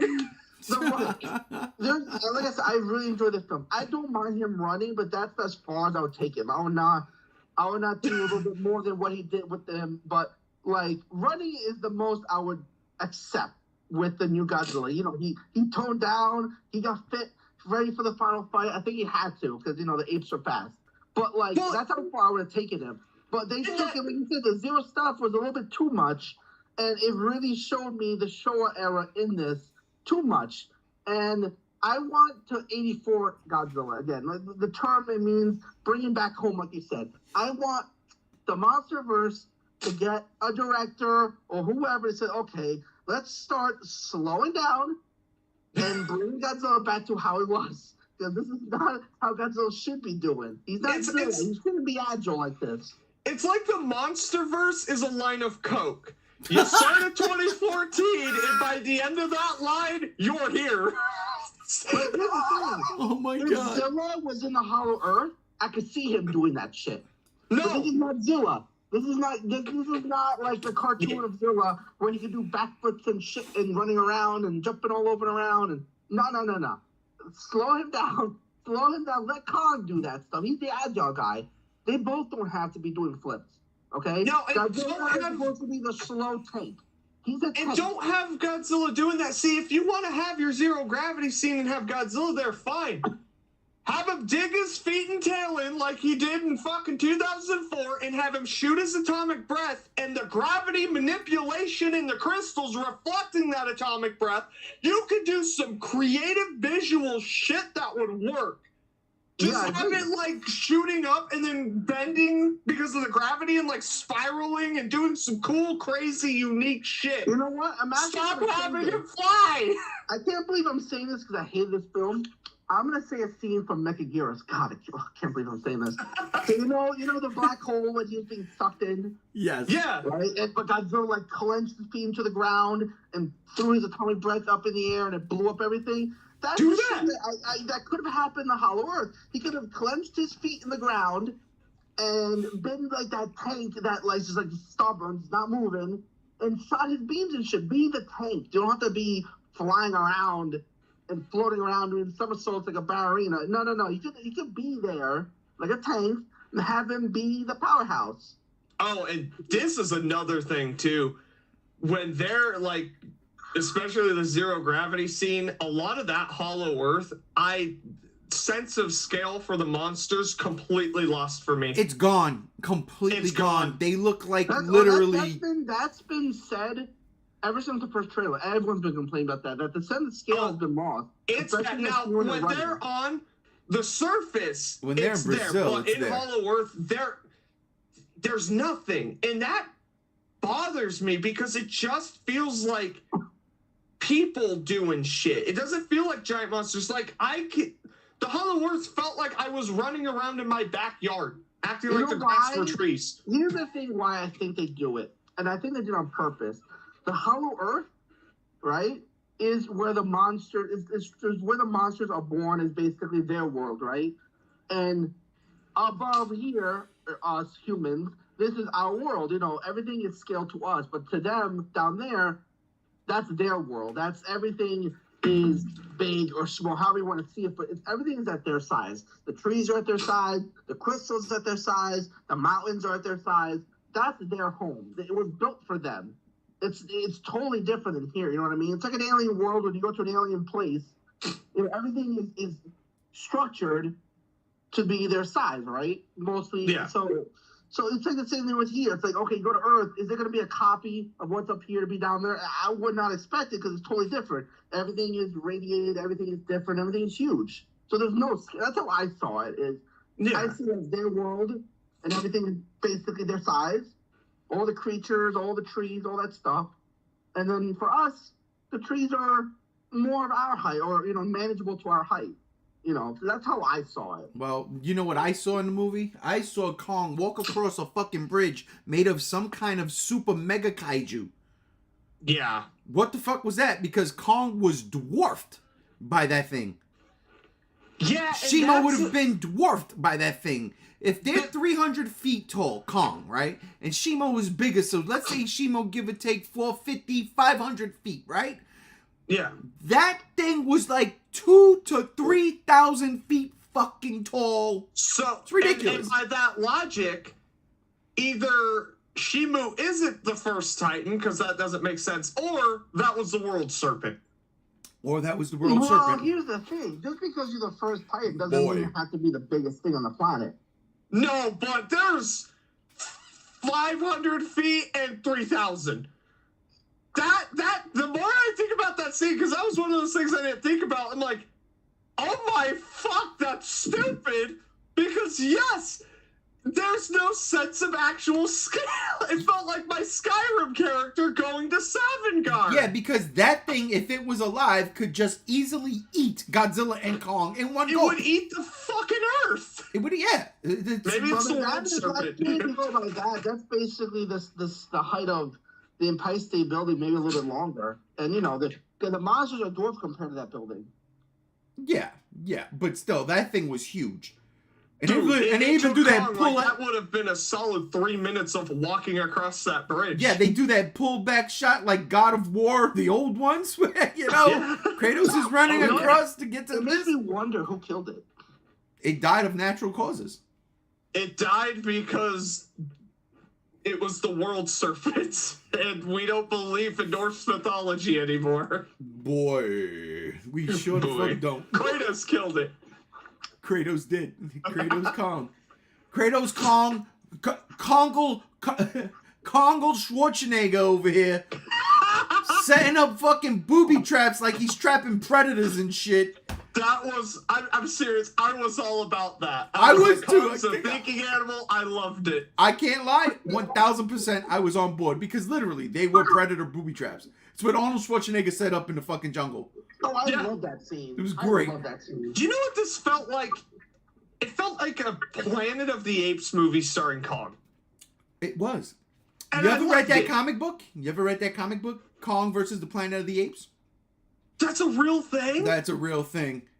Oh my fuck. There's a Dan, if fucking. you're listening, please If I'm hunt not that down. mistaken, there's a. It starts off with the corpse of Kong washing up on the shore, and then galloping in the distance, coming up is the apes. They're on the Planet of the Apes, and there's a dead King Kong, and I'm like, what? That's cool. Yeah. Was it a good read, at least? It's been a couple of years. I gotta go back. I mean, it's the same thing what Godzilla's doing now, fighting the Power Rangers and Justice League. But that's fun. You know, that's totally Yeah. taken out of context fun. And oh, by the way, just a shout out to that real quick. Did you see the Big Bad Toy Store? Yeah, I sent it to you. Yeah. Fuck yeah, Godzilla. Whoa, come on.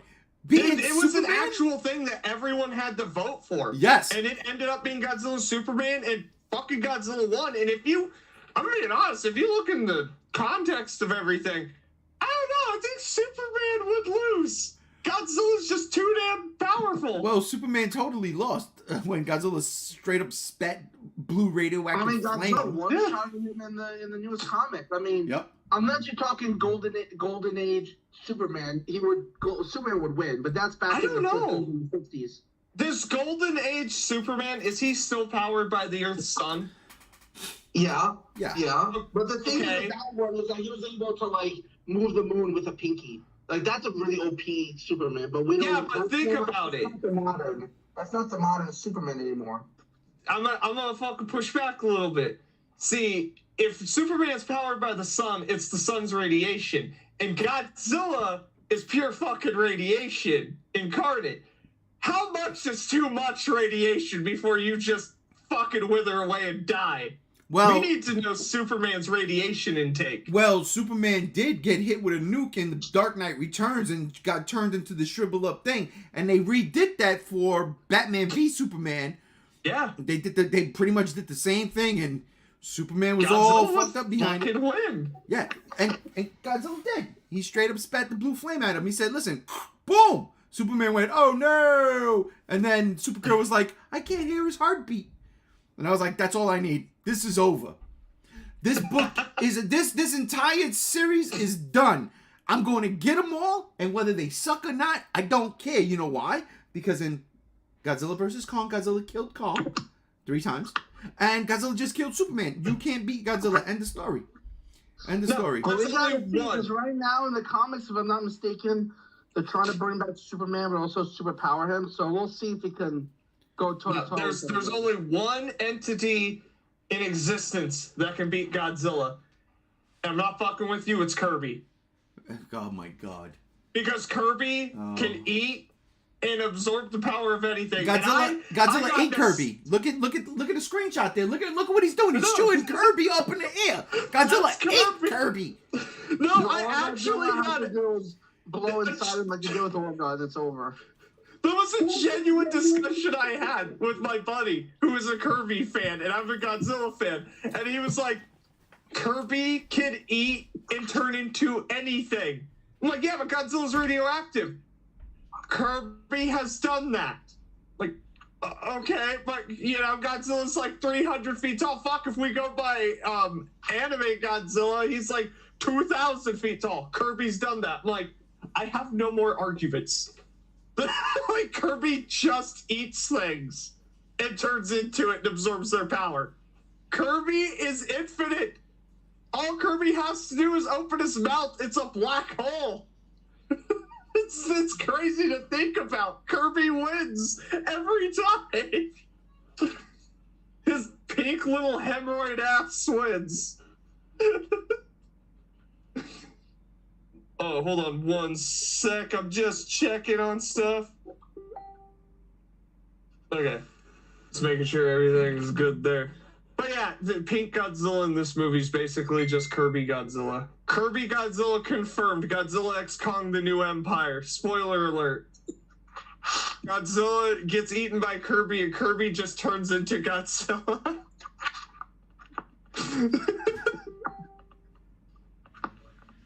Alex, you have that copy. You have a Geno inside a Geno right now? Oh, yeah, absolutely. Oh, that's awesome. That's awesome. Ladies and gentlemen, I'd just like to take a second to tell you to please remember to like and subscribe. Interact with us in the comment section.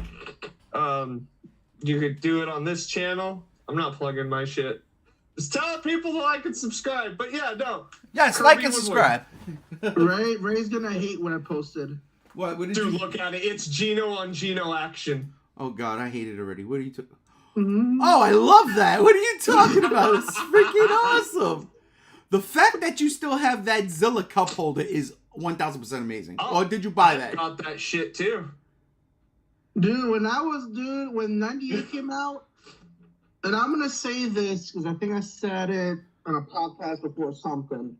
The merchandising for this film is on par with how it was in 98. Everywhere. Everything was everywhere. And I collected everything back in 98. I got all the little babies, all the eggs, all the jumper action, the little missile that comes out of Zilla's mouth, all that. I still have it, all in a box.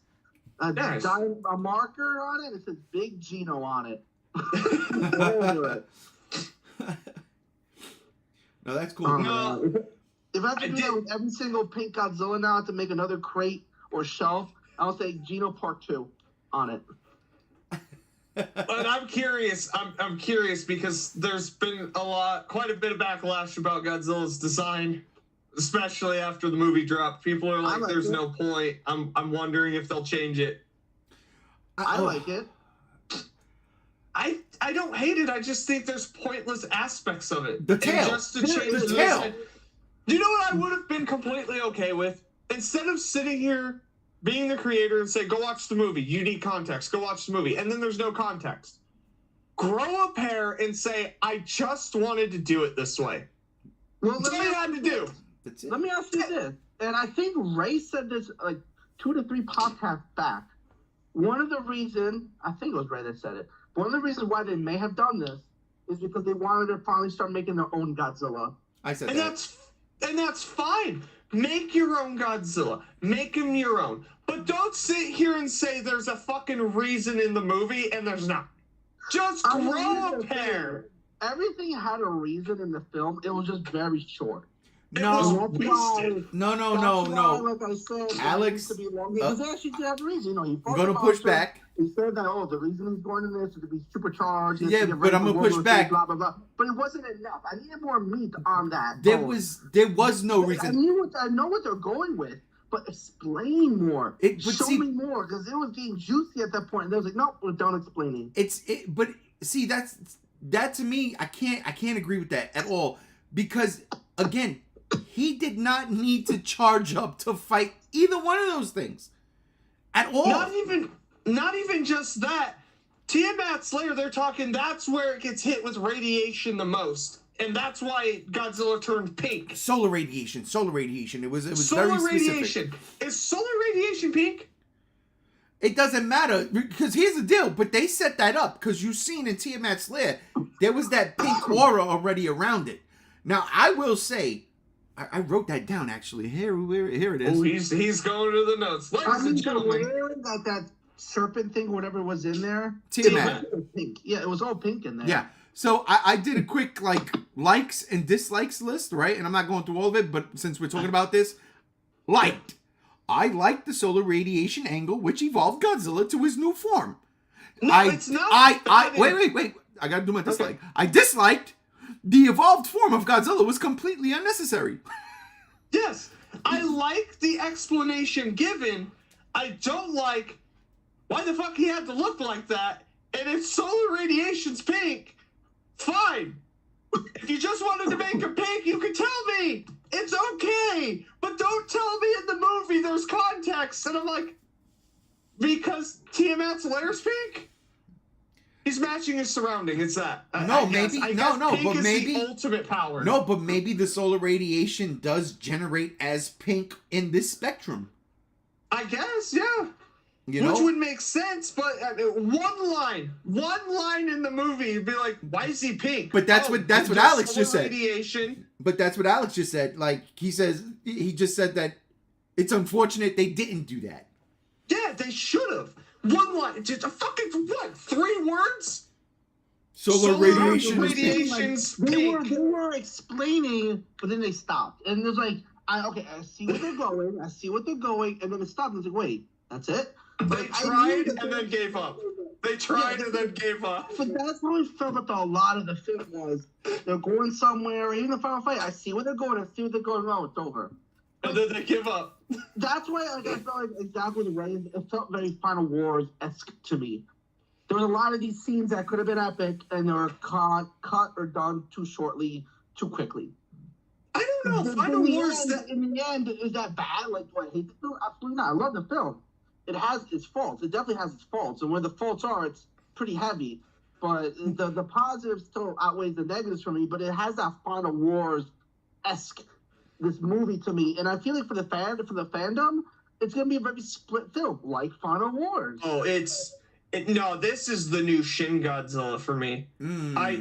People are gonna be like, either you love it or you fucking hate it, and me, I think I'm a critic, so I think there's more positive with Shin Godzilla with fans than say Final Wars. I think Final Wars was really 50-50. Yeah, but Shin Godzilla it's polarizing, and it still is to this day, because the fans that hate it back then still fucking hate it now.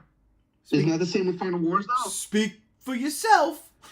I know, you're fucking Gino. I don't know, because Final Wars, I think Final Wars gets the it's unnecessarily hated. Because it's a celebration of 50 years plus Matrix. That's great. And That's Star Wars. Fine. That works. And Star Wars. It all works in the movie and because of the Independence Day. context of it. I agree with it, because I love Final Wars, but some people think it should not have been that. That they say, oh, Godzilla deserves so much more than all the shit being blasted on the screen. Final Wars is also not in canon a continuation of any series. It's Final Wars. I mean, same thing with most of the Millennium series, besides the Kiru saga. But the rest of the Millennium series was its own thing. That's what I mean. Yeah. The hate for 2004 because it's this thing. It's its own contained bubble. It's its own contained world. It's its own contained movie. Yeah. This movie, just like Shin, this movie's a continuation of a series, and it went final. I wouldn't even say it went Final Wars, because that end fight in Final Wars is fucking satisfying. It is. All the Yeah, I fights in agree. Final No, I Wars agree. are satisfying. And this, I wasn't satisfied by the end. I was like, oh, we're done? Fuck, the lights are on. I guess I go home. If you sat in the movie theater, you got to hear Mothra go screech. Yeah, I wasn't sitting I there. did. I sat to the end and I heard that. I was like, that's it? Yeah, that's But- exactly what I said. I was like, that's it? No aliens? No sound effects? I mean, come on. If they, oh my God, could you imagine if you're in the theater, right? And all of a sudden, you know, at the very end, the Warner Brothers logo, whatever it is, goes up. And instead of hearing Mothra screech, you hear the fucking sound effects of the fucking Exilian spaceship from Monster Zero. And only the true fans will get it. But that would have been enough to grab my brother by the throat and start shaking the shit out of him like, wow. Actually, I disagree with you. You know what I loved? A 5-second scene of maybe like an image of a satellite on a screen, and it's like looking into space, and it says unknown detected or something. Absolutely. I thought that's where they were going. That was my What, my number aliens? one And- thing going into this movie when it was announced and when we saw the first trailer, I was like, the next evolutionary step for this series is aliens. Yeah. And then in the movie, the way Bernie was just dropping the word, aliens, aliens, aliens, aliens. I swear to God, I thought Ridley Scott was gonna pop up. I said, wait, right? And so I was like, I was looking at my brother. I had the proud big brother look on, like, haha, I told you so. I told you. Welcome to my world. And then nothing. And then nothing. And then I 1200 degrees meltdown. I melted down. Like, oh fuck. No, that welcome to your world, but that's the sign of our sanity being lost. Welcome to my world. That's the song. That's the theme. This should be the title of this movie. So I gave that thought today. I think Adam Wingard did that on purpose to say, hey, listen. And again, this might just be me being a fanboy of GVK. And then seeing this and go, wait, what happened? I think that was his call for help. His subliminal message saying that the studio was interfering with what I wanted to do. So he put the song in the fucking trailers. It's the first song you hear. Because if you go back to the GVK trailers, none of the songs that were in the movie is in that trailer, right? I mean, Yeah. none of the songs that's in the trailer is in the movie, right?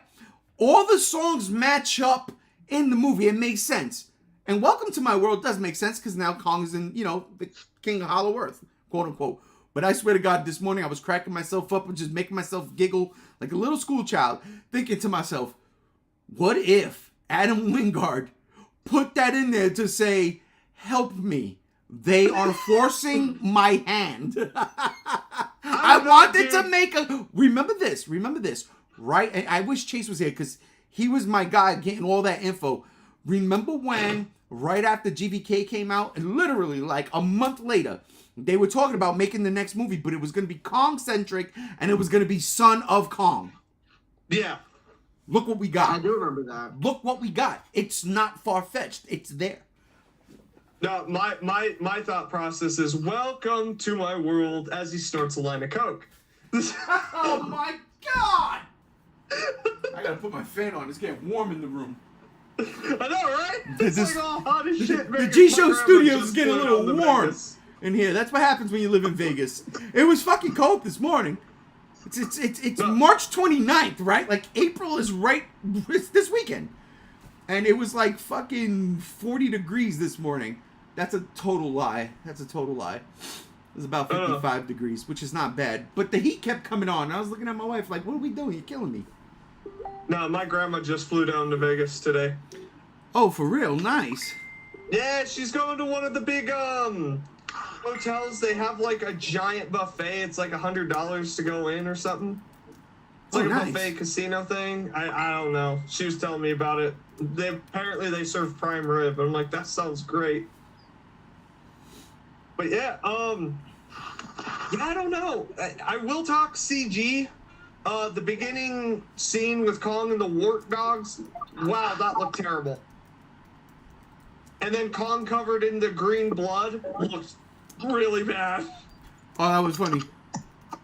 It was funny, but it looked like shit. I was like, that doesn't look like green blood. That just looks wrong.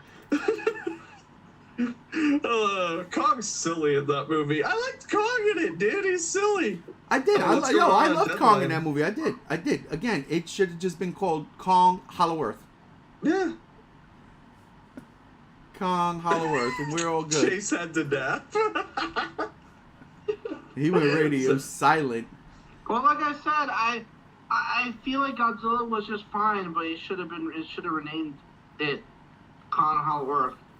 Right. Yeah, I don't think they should have ripped out Godzilla in the movie though. No, and that's why I was saying yesterday. It's like if this was a Kong movie, and then Godzilla pops up like at the end because Kong is overwhelmed. Oh, I'm so down with that. Yeah. I'm so down with that because that's a moment you pop. You go, what? Oh shit! Oh, best movie ever. That's the WrestleMania shit. Yep. You watch your boy getting his ass kicked, and his tag team partner comes running in and starts beating the fuck out of people. That's what you do. You Royal Rumble the shit, man.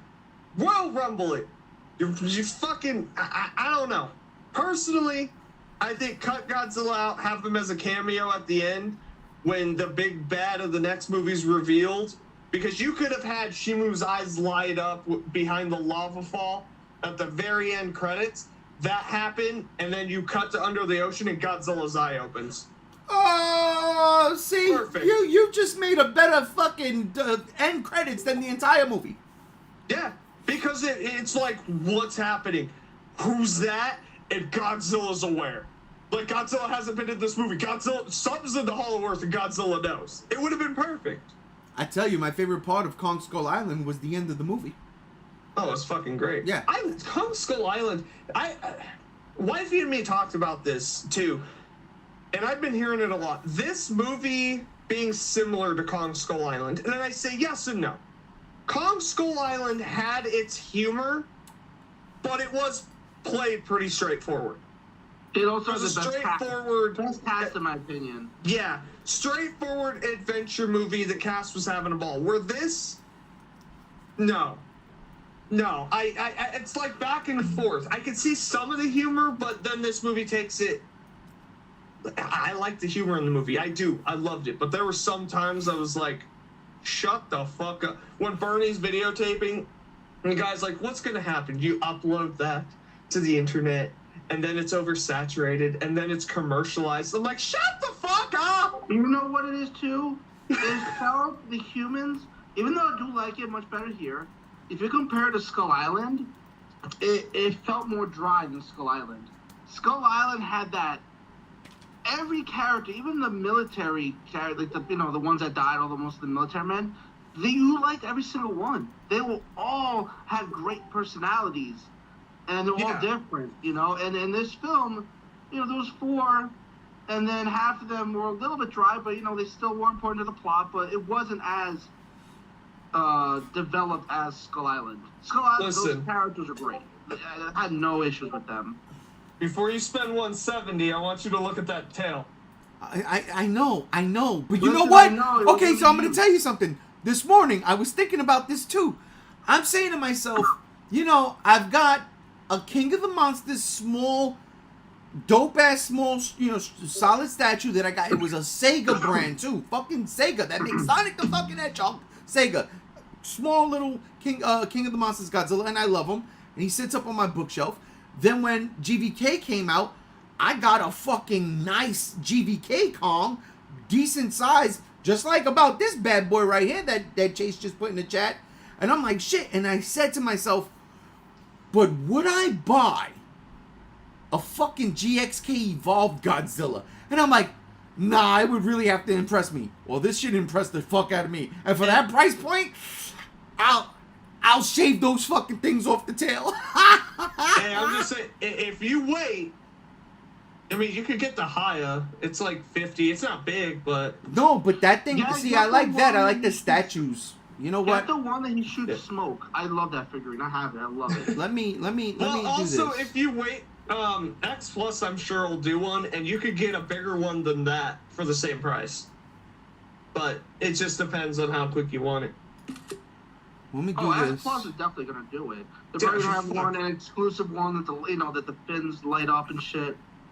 Yeah, I did like the light. If there was one scene with Godzilla charging up, and that's when he had his arms out, like he was Dominic Toretto from Fast Dude, that was 4 great. or whatever, I was like, that looks stupid. Like, stop I thought doing he was that. gonna shoot a beam out of his chest or something. Ladies and gentlemen, it happened.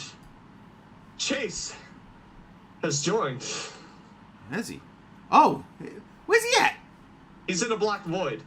Oh, and there he is. He's in the black I'm void. reporting from Planet X. You know, real quick, Chase. this morning when I was uploading the review podcast, and I listened to the beginning and the end, and you said that it's me coming from Planet X, but I completely forgot that at the end you said signing off from Planet X. I busted out laughing about 5 something this morning. I was fucking crying here, bro. That had me in tears, brother. Welcome to the live stream, brother Chase. Going into hour 2, bro. Going into hour 2, we got brother Chase joining us. Where the hell is that fucking picture that I just stole from him? Oh, there it is. It's all the way up there. Okay. All right. I'm going to put that up in the streamy stream. And, yeah, bro, welcome. How you doing, man? Oh, I'm tired. I'm really tired. I didn't go to bed till like 5. I don't know. It wasn't that I didn't go to bed. I went to bed around 4. I just kept waking up, just didn't get good sleep. And then I woke up at 11 for something, or 10 or whatever. And then just was like, you know what? I'm tired. I've had a rough month. So I'm going to go take a Godzilla nap. And you sure the hell did, brother. You were like, let me know when we get on. And I'm like, oh, of course. Yeah, that was the plan. But, I'm glad you're here now. Again, we're going into hour 2. And, yeah, I'm setting this up real quick. But, yeah, we were just bullshitting about the movie in general. You had your opinions yesterday. You said what you wanted to say. But was there anything that you might have missed yesterday? Was there anything you might have missed yesterday that you might want to talk about right now as I take this phone call? Let me think about that.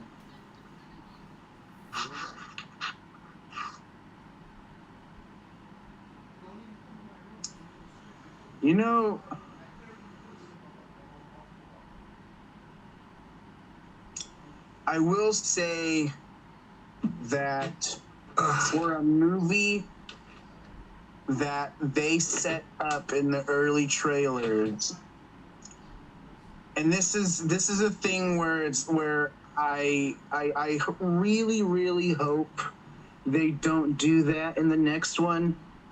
I really don't appreciate when movies set themselves up to be something that they're not. And I was thinking about the fact that this movie was set up to be like a Hollow Earth journey experience type thing that had supposed to have a lot of mystery uncovered and a lot of things uncovered in the movie, and a lot of Hollow Earth stuff just kind of unearthed. Pun intended. And we really just kind of didn't get that, and I don't want them to continue to do that. I don't want to be just kind of like misled of getting a movie that we didn't get. Now, Yeah. I still love the movie. I have no issues with it. I just don't like that. I think there were a lot of things we went into and got misled with the movie, starting with one. I think Scar King, even though, I mean, I don't hate him, I just feel like, again, like I said, he was just a dick. He wasn't really a dictator. He wasn't. Everything Wingard said about this movie didn't really come true. Yeah, he lied. Yeah, and I just don't like that. If you're, I don't. That's not gonna fly in the next one if you're going to try and manipulate your Godzilla fans.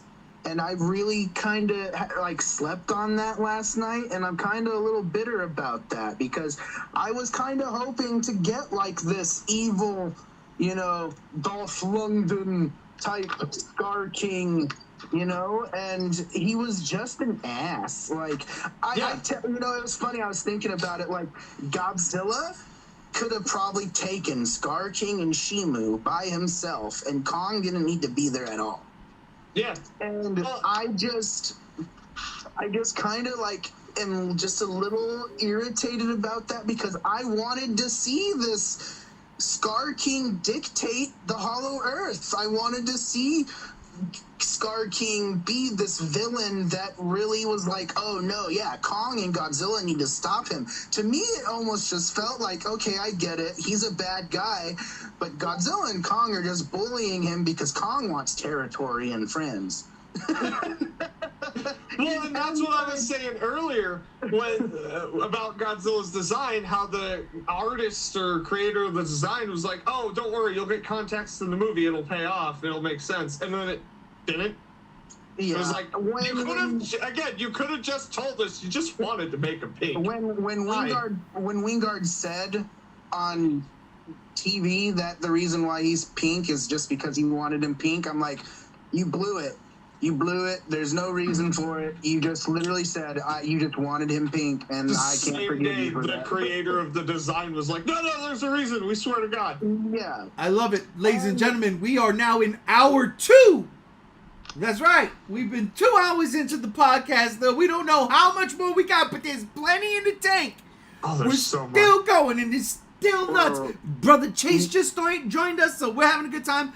Alex is still here. JR still here. I ain't going nowhere. Streaming off my damn channel. So, hey, have a good time. Welcome to hour 2. And I'm sorry I had to just throw that in there. Every hour I'm going to just bust my nut. You good. Signing on from Remember to like and subscribe. but yeah, I mean, and also I kind of wanted to see Scar King bigger than Kong. Same. Like they hyped him up to be. He wasn't intimidating. I mean, he had an ego bigger than Kong. Exactly, he wasn't intimidating. He had an ego bigger than Kong's. But the thing is, when they made Kong go Kratos, and I love that part, I'm like, there's no fucking way Scar King is gonna wipe the floor. Like, once Kong got him from the whip and like fucking slammed him on the ground, when he shoulder tossed him, yeah. Him. He hit him with the shoulder toss. That was great. I just felt like, I don't know. Again, I don't have issues with the movie like that. I just have issues that Warner Brothers and Legendary and Adam Wingard felt like, oh, we can mislead our fans and audiences for that. I don't like being taken advantage like that. Yeah. And I mean, like, hiding the stuff. We're doing spoilers, right? Yeah, this one's complete spoilers, okay. brother. Go ahead. Hiding the stuff about Mothra, that's fine. Even though, I mean, there were toy licensing leaks that showed Mothra. Oh. I just feel like, don't lie to people about what they're getting, because that's going to end up biting you in the ass if you get to do a next one. And that's where I have a little bit of issues. I feel like what I would like to see in another one is a little bit more balance, because I was thinking about that too. If you do Kong and Godzilla, which is what Wingard said he's going to do in the next one, is another Godzilla and Kong, find that sweet spot of balance between where you can do Godzilla and Kong. I get it. You have to have Kong as the driving force because he's the humanic character, and Godzilla's a little bit more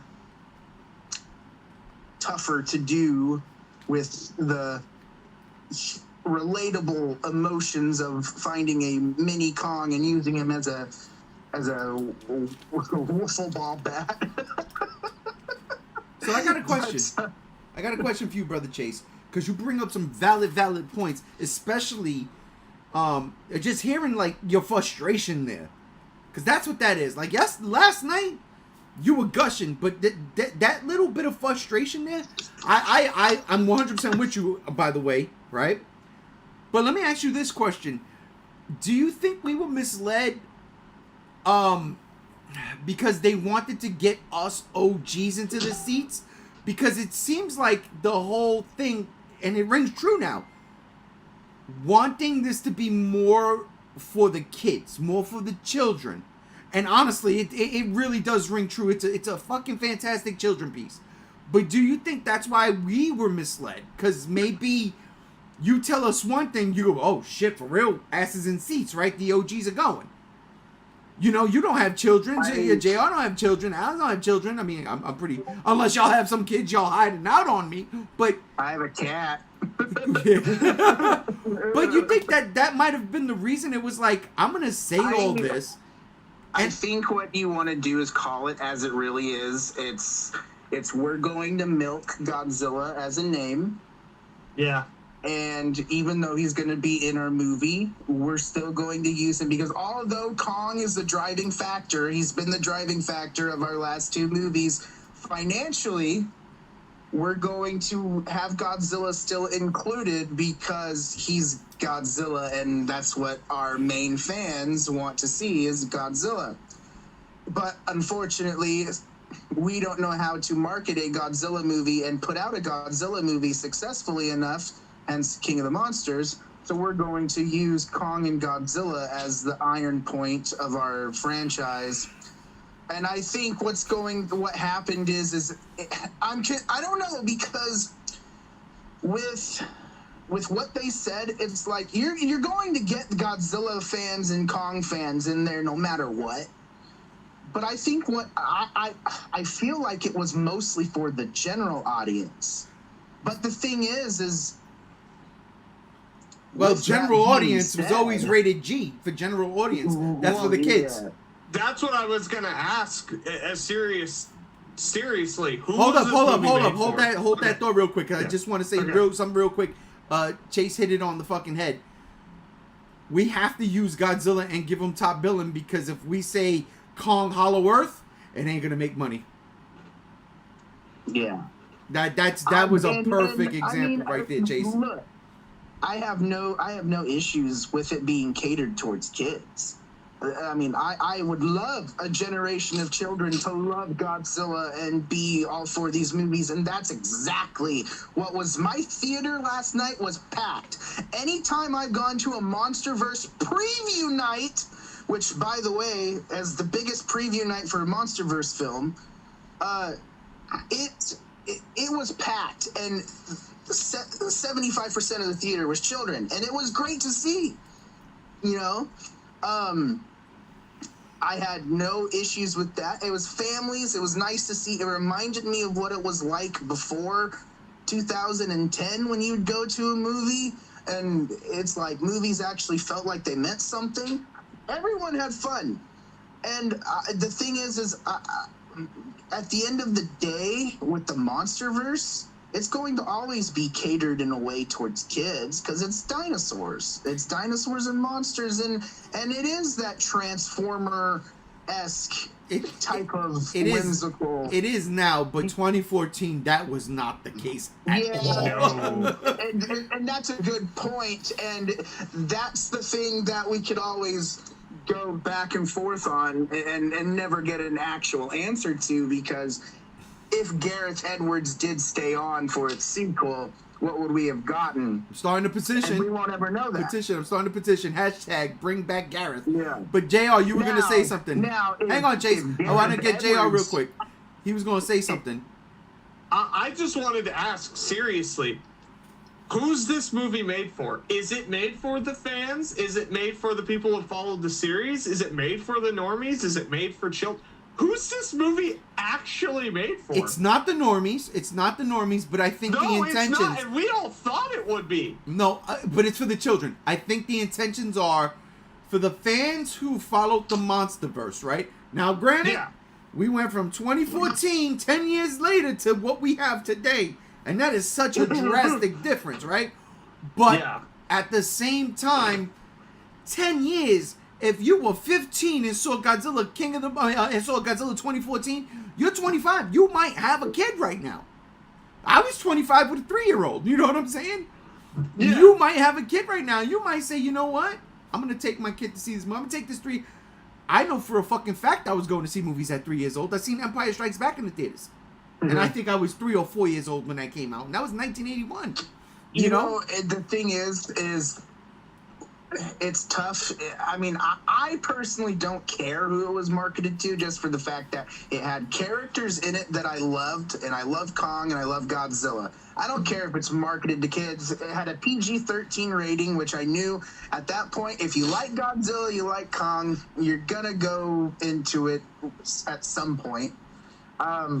So what if there, you know, and that was one of the cool things too, is me and my mom went to the movie theater, or no, I went to Walmart before, and we bought our snacks, and there were many people wearing Godzilla shirts, and families and kids getting their snacks too, going to separate theaters saying, oh, they were gonna go see Godzilla, and I'm like, that's insane, because I've never seen groups of people in my town do that, and like I said last night, it was just big. It was really packed. There's something I forgot to touch on yesterday, and I'll touch on right now. You saying that, seeing the families and stuff, I forgot all about this. It's Easter weekend. Yeah. So, you know, Good Friday today, there's a lot of people who didn't have to go to school. So you got families ready to go. Preview night would have made buku bucks because they knew they didn't have to wake up early to take their kids to school. So, and again, the way this was, well, I wouldn't say marketed because I only seen 2 trailers, and those 2 trailers didn't scream children to me, you know?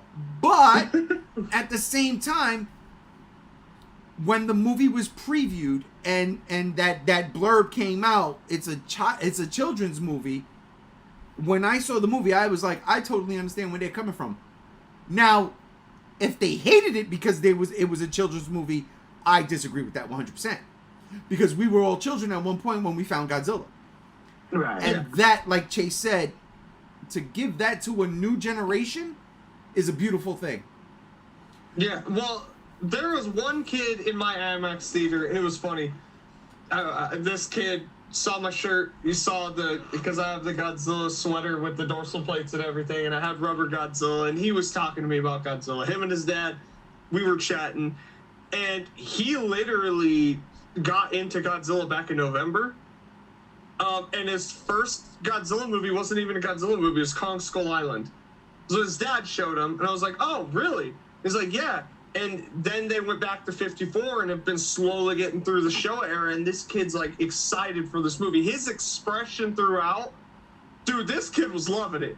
Like, yeah, I was loving it. This kid and me, we were both doing the same shit. Living vicariously through the kid. Yeah, it was like, yeah. I get where it comes from, that it's like, it's made for that demographic, and I can't take away from that, but the problems for me start to, you know, appear as the long-term Godzilla fan. It's like, there's some whack shit in this movie, you know? The only problem I had with the kid that sat next to me is he got the popcorn farts and was eating gummy bears. Oh my God, what a terrible human. That's when you just, dude, you give him a swirly and call him a nerd. So I wanted Swirly. to pick him up like Suko and slam him against people. Yeah, so much for Doug being in the movie, though. God. Oh yeah, that was a waste. That was another thing I don't like. Don't tell me Doug's gonna have a pivotal role and all he does is steal Kong's food. That's such a pivotal role, huh? God, it's embarrassing is what that was. I don't like that. I don't like, don't fucking jerk me around, because you know that's what MonsterVerse fans want. We want more of that. Give us more of these characters we like. Don't fucking just give us these little breadcrumb turds. Like, come on. Well, if Ray gets back, I've got a big one for us to talk about. It was one of my personal favorite parts of the movie, and we got to talk about it. But yeah, no, it was crazy. Like, the people in the theater were loving it. They really were. And that's what I'm curious about for like the audience score versus the critic score, because critics are they're fucking slamming this. Well, yeah, and you knew the critics were gonna tear this up. And I get it. And that's the thing. As much as I like the movie, I get it because I've been and I'm gonna continue throughout this whole podcast nitpick the little shit because the little shit turns into the big shit real fucking fast. But yeah, it's crazy because the audiences, they're loving it right now. This is technically, it opens today, unless you're like us, insane people. So it'll be interesting to see where it goes from here as far as critic and audience reception. But I did want to touch on this. What were y'all's reactions when Kong picked up Zuko and hit 3 apes with him? I laughed so fucking. I fucking belted out in that theater, and I was the only one that laughed. Wait, was everyone was silent, and I was just losing my fucking mind. Was that the part where he met Zuko for the first time and the 3 apes came out to ambush him? Yeah, and he grabbed Zuko and hit the 3 apes with him. He picks up Zuko by the ankle and uses him as a wiffle ball bat and just starts slapping him. You ready for this? So I'm in the XD cinema, right? Got the reclining seats. I accidentally hit the fucking heat button when I was reclining. So I'm like, what the fuck? Why am I getting so hot? And I see the fucking bars, the red lights are on. I'm like, oh shit. So I'm trying to find a button to turn it off, and I missed that. In the theater, the kid next to me had popcorn farts.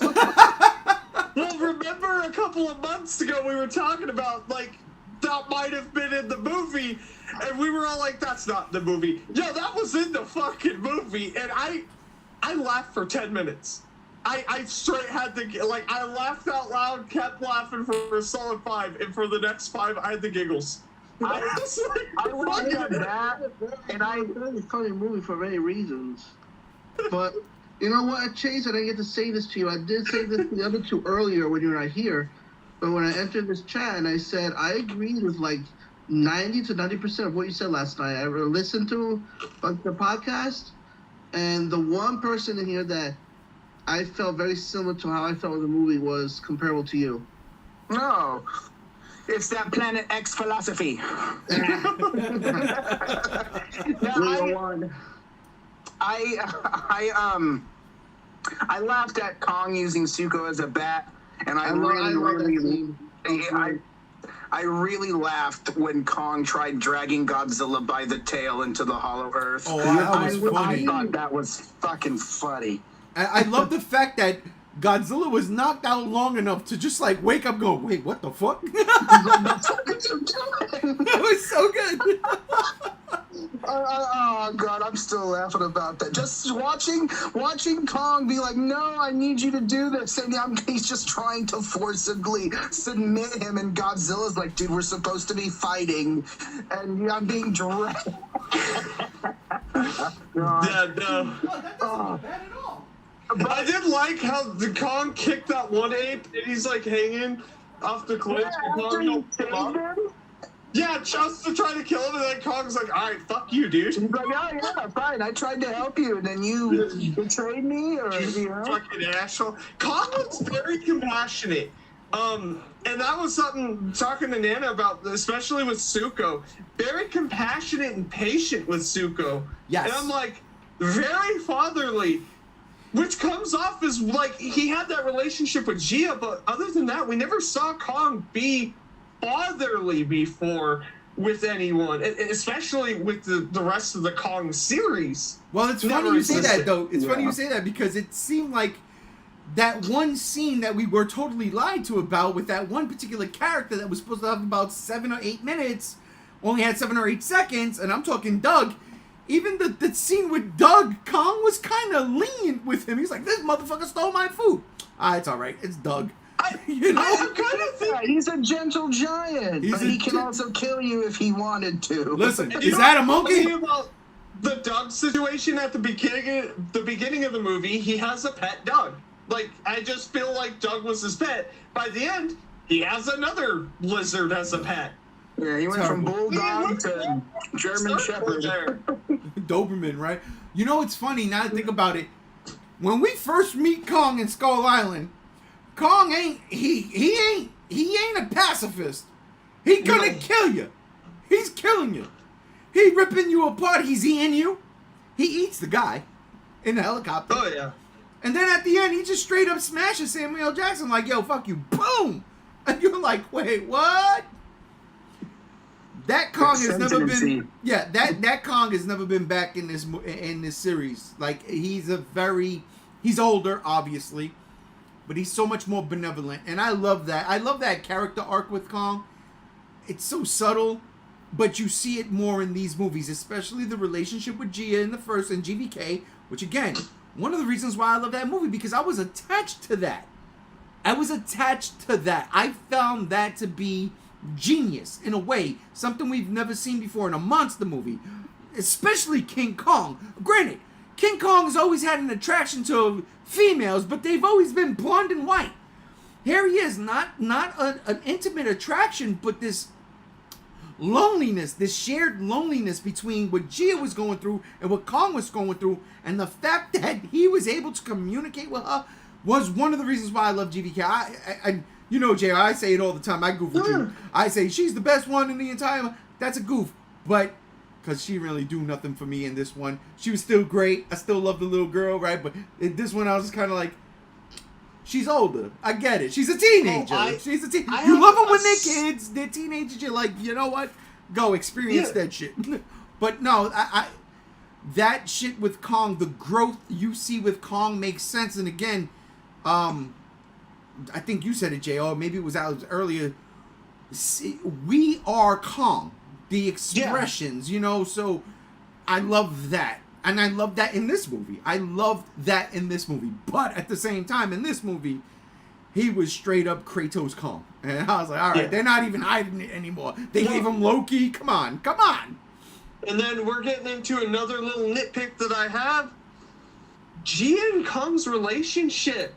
They don't spend a lot of time together at all in this movie. Well, because that was the thing with GvK is like Gia and Kong, they have each other. They connect with each other. They're always around each other. And in this one, she sees him, what, twice? Well, that's the whole point of Kong lives in the Hollow Earth, and she lives on the top. And Kong, and that's fine, but that was the thing. Gia, they were building her to be the Kong whisperer type of girl. She could talk to him. She's the only one that can communicate with him. Now it's she's a teenager. She got shit to do. Yeah, my best friend's a giant hairy monkey that lives in the Hollow Earth. Fuck that guy. That wasn't her fault, though. That was Rebecca Hall's character. And she explains that, too. She says she misses Kong. Yeah. And you can see in the beginning, Kong misses her because he's lonely. You see it. He's so lonely in the beginning of that movie, and this is like, wow. I don't know. I wanted to see more of them interacting, and that's kind of where Zuko came in, but that makes me curious about the third movie. Like, are they just completely moving on from that, or? So, I mean, I have so many theories, and wow, it's going to be 4 o'clock over here right now, so that's crazy. I've got so many ways you can go with the Monsterverse, where one particular way to go full circle and bring it back to 2014.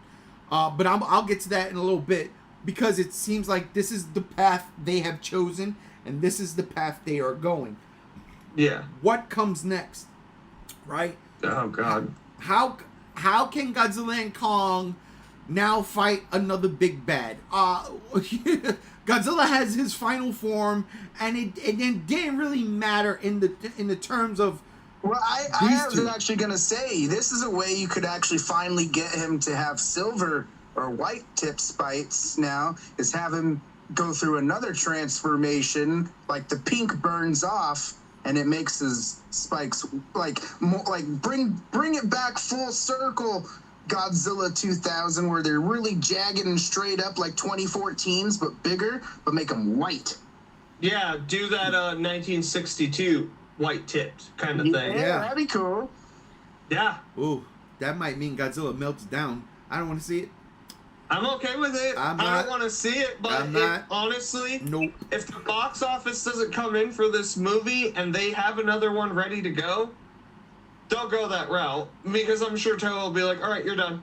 No, Adam Wingard said that it's going to depend on how well this film does. And that's just it. So, like, this is a great weekend. And again, like I said, I forgot that this is Easter weekend. So that's actually great. And it's funny, now that I think about it, fucking Adam Wingard, it's not because you liked pink. It's because it's Easter. That's why you dress Godzilla up in pink and looking like a goddamn Easter egg. Come on, man. I get it now. I see you. That one sequence where, again, you had all those Godzilla Hawks that were in the fucking GxK. That was Ian the Hellhawks. The Hellhawks. They were all Easter egg colors. They were all Easter egg. They were squeaking and squawking. Hell yeah. Oh, now I get. Now the Funko makes sense. Yeah. Now that Sleeping Funko makes at sense. the end. Sleeping at the end. Mine's over here. My bearded dragon, Funko Pop Godzilla. I can't say I don't own an evolved Godzilla because I have a Funko. I do. It's a cool fucking thing. I can't lie. Oh shit! Wait a minute. I'm supposed to be. What the fuck? I'm supposed to get the fucking singular point Godzilla with the fucking spiral breath Funko. Oh, you just got... I've had that for almost a year. Yeah, no, my brother, that's Scuzzo. Fucking Scuzzo. He got it. He was at Target. I'm just mad that I ordered that Sleeping Godzilla the night it came up for pre-order, and mine's being delayed, but I'm seeing everyone else get theirs early. Yeah, that's like that pisses me off. I'm like, wait, I'm like probably one of the first people that bought it because I'm an insomniac, and I'm getting mine not till April 6th. Jesus. JR gets it before me. Yeah, I don't know, man. He stole it. I stole it from Amazon. I broke it and stole it.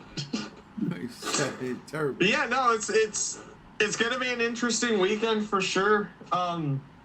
The audience score, it's at like what, 96 for the audience score.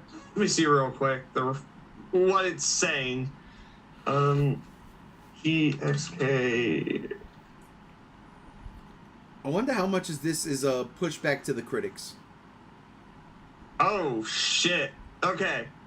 Oh wow. 93 audience, 54 critics. I saw 62 critics earlier today. What the fuck? It's going down. It fluctuates. It goes back and forth. It's because now more critics are seeing it. Like, well, critics, quote unquote, the ones that matter. They write into newspapers. They do the television news, like, you know, your local news stations. I mean, you got tons of them on YouTube. I follow a bunch. Yeah. I actually watched one today, and I thoroughly enjoyed what he said about this movie. And it was more like he was reminiscent about the times when he used to go and, you know, rent them at Blockbuster with his mother and see whenever a Godzilla movie would come out in theaters, whatever it was, whether it was like in a small art house theater or a theatrical release, him and his mother went to go see it. So he was like, he always has that special place in his heart when he sees these giant monsters just doing giant monster shit. So in that regard, he enjoyed it. Overall, it was kind of like the same fucking feeling and vibe I had. I don't hate this movie. I will never say this movie absolutely sucks, that I hate it. I don't. You know, that those get special reservations. But at the same time, I can't sit here and say that I loved it. I love GxK. I can watch that movie every single day and not be bored. I love that movie. This one was just like, okay, we got some shit here. There's something here that works. That works. That's dope. That's dope. That ain't dope. Listen, what the fuck is that? I'm calling out a critic. I'm calling out a critic. He said, King Kong said him have no friends. Will just never be more interesting than Godzilla's won't they sexual tension with Mothra. What? This guy's an idiot. That's the problem. That's the problem with society of today. And this is one of the reasons why I got to look at some of the gatekeepers and say they're right, because this is what we don't want, right? The stupid sexualization of fucking giant monsters. For what reason? To make them seem retarded? To make them seem stupid? So you can get your Scorsese films in? Stop it. And it needs to stop. It's a lizard and an insect. It's fucking stupid, man. It just drives me freaking crazy. wrong.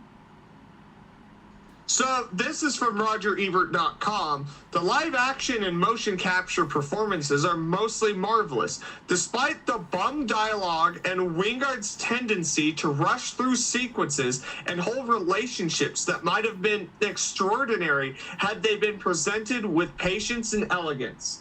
Kind of agree with that one. The only one that works is Gia and her mom and Rebecca Hall. Those are the only ones that work. Wingard fucking rushes through shit, and and that's what I mean. That's one of my biggest complaints. This movie feels like a rush fest. It's, again, by the end of the movie, he finished his line of coke. So the high was done. This is why Yamazaki is now in the motherfucking the Hollywood shit. Yeah, he's about to do possibly Star Wars. Good luck, dude. They should give him Godzilla for Legendary. Oh, dude, to round out the MonsterVerse for a finale. Yes, that would be dope. Yes, that would be dope. Listen. Because you know he would bring. I want this as much as Aliens. Now I'm completely fine with, because you know what, this movie went off the deep end. I'm done giving a shit.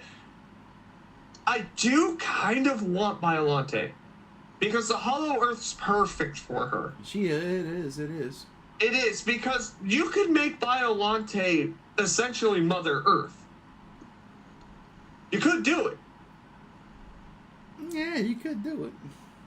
It's not. We're not too far fetched. We watch Godzilla swimming in zero gravity. Okay, so ready for this one? Here's the problem with Hollow Earth, right? Eventually, it's got to end, right? Yes. Hollow Earth is flat, right? Like the flat Earthers love Hollow Earth because that's an actual flat Earth. There's a fucking endpoint on either sides, right? Has to be. There has to be, because we know Earth is a fucking sphere. I would not mind, but that would mean that Biollante is not just the 3,000 foot long bone serpent that Kong was walking over. It is the fucking most mega kaiju of all time. It's everywhere at once. It's Swamp Thing. It's fucking Swamp Thing. We're gonna do Swamp Thing versus Godzilla versus Kong. Kong gets 5 minutes of screen time. Do you notice that my Swamp Thing is next to Godzilla 2000, whose spines is what? Oh, that's right, pink. I ain't do that on purpose for this movie. That shit's been like that before the first trailer. That shit's been like that for 2 years. A year and a half. Yeah, it's... I don't know, man. I'm curious. Like, if they went aliens, what monster? Or aliens? They have to do something like Gigan. But Gigan's not... To me, Gigan's not a big enough threat to have Godzilla and Kong both team up against. That's the point. They already did King Ghidorah, and they're not going to do Destroyer. Space Destroyer's Godzilla. not even an alien. Space Godzilla. Space Godzilla, I think that's too stupid. Well, I agree, but and you know what? There was so much iconography for Space Godzilla in GxK that there's crystals everywhere. Yeah. Some of those crystals look like his shoulder crystals. Like I said, they can have. Fuck, sorry. Bless you. God damn allergies. The aliens can come and invade for a resource in the Hollow Earth, and then when Godzilla and Kong stop it, they're like, ooh, we want a monster like that. And they try to take DNA from Godzilla or something and make their own version of Godzilla to rival him, and they make a Space Godzilla that way. But other than that, I don't really know what you can do since you got rid of King Ghidorah so quick. Yeah, you can't do Orga. Orga's... No, they could have done Orga with Scar King again, with the powers that Orga had, the regeneration and the shape shifting stuff. could have done something like that. Didn't have to be alien. Unless Wingard wants to make his own space monster. Oh, Oh, joining God. us once again, GamC1 on another break. Hello, sir. Actually, it's my lunch now, Oh, so I'm here for an hour. call your buddy. Let him know. Tell him, yo, I got an hour. Let's fucking go. See that rhyme I did? I'm slick. So, what have y'all been up to? Oh, same old shit. You know, we're just talking GxK. We're going through the motions. We're talking right now about what can come next and how would aliens fit into the story going forward. Well, now that there's precedent for monsters being controlled, yes, through pain, but they're still being controlled. Or the orca. There we go. That's how you introduce aliens. They control monsters. I don't know about that because they've already tried doing that with, like, they've already established Godzilla's not going to have mind control. Neither is Kong. Yeah. Yeah, that's a hard one. I still think the idea is the aliens are going to invade and they're going to try and do something with that. Other than that, they just don't have aliens. How do aliens usually invade in the Showa Godzilla movies? With armies of mind-controlled monsters. From space. Well, then Wingard can make his, if Wingard goes the route to making his own space monster, they can make it where that space monster has his own shit of armies. But we've seen him do that trying to do that with Scar King, and it didn't really work out that way. Wait. Say that again, Brother Chase, because my God, you just admitted something that I didn't think you were gonna. It didn't work out. I said it last night that Wingard could make an army of his own space monsters if he wanted, but we seen him try to do that with Scar King with his own army of apes, and that didn't work out the way that he claimed it would be. Shit. That was one of the things I did say I disliked last night was the fact that they set it up to be Godzilla and Kong fighting an onslaught of army of apes, and that didn't happen. You get a little bit of that, but you don't get like as much as it was described. Right. Which I wish it was the other way around. I would have loved to seen Godzilla and Kong just cut through just tons of apes and stuff. That would have been cool. But that's not what we got. So, I mean, I was going to try to save this for if Rob joined, because I know he said he wanted to join, and I don't know if he's going to join later, but he might be watching the movie again right now. Who knows? Or maybe he's at work. I don't know. But I got my crew here. I got the Godzilla block party here. Except for JR. I don't know. I think he went to take a shit, to be honest with you. We've been on for a couple. 2 hours and 30 minutes to be exact. Let's go. But the future here. All right, so let me pull my little cheat sheet up because I do have one. So I go back. I just wanna know what the actual end number of the budget was, because if they're saying it's 135 million before marketing, I want to know how much was marketing added to it. So marketing that's a good point. That's a good question. 135 for the movie. I could totally see that in the movie, right? I totally see that. The marketing was slick.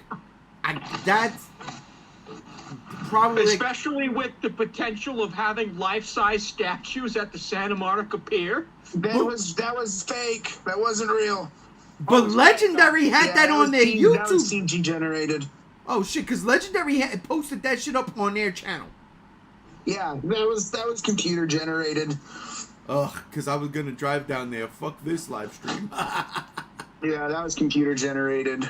The real stuff was what they did in London with the blow up, the inflatable Godzilla in the water by the bridge. Yeah, that shit was cool. I mean, I was thinking like, is 170 million a safe number to guess?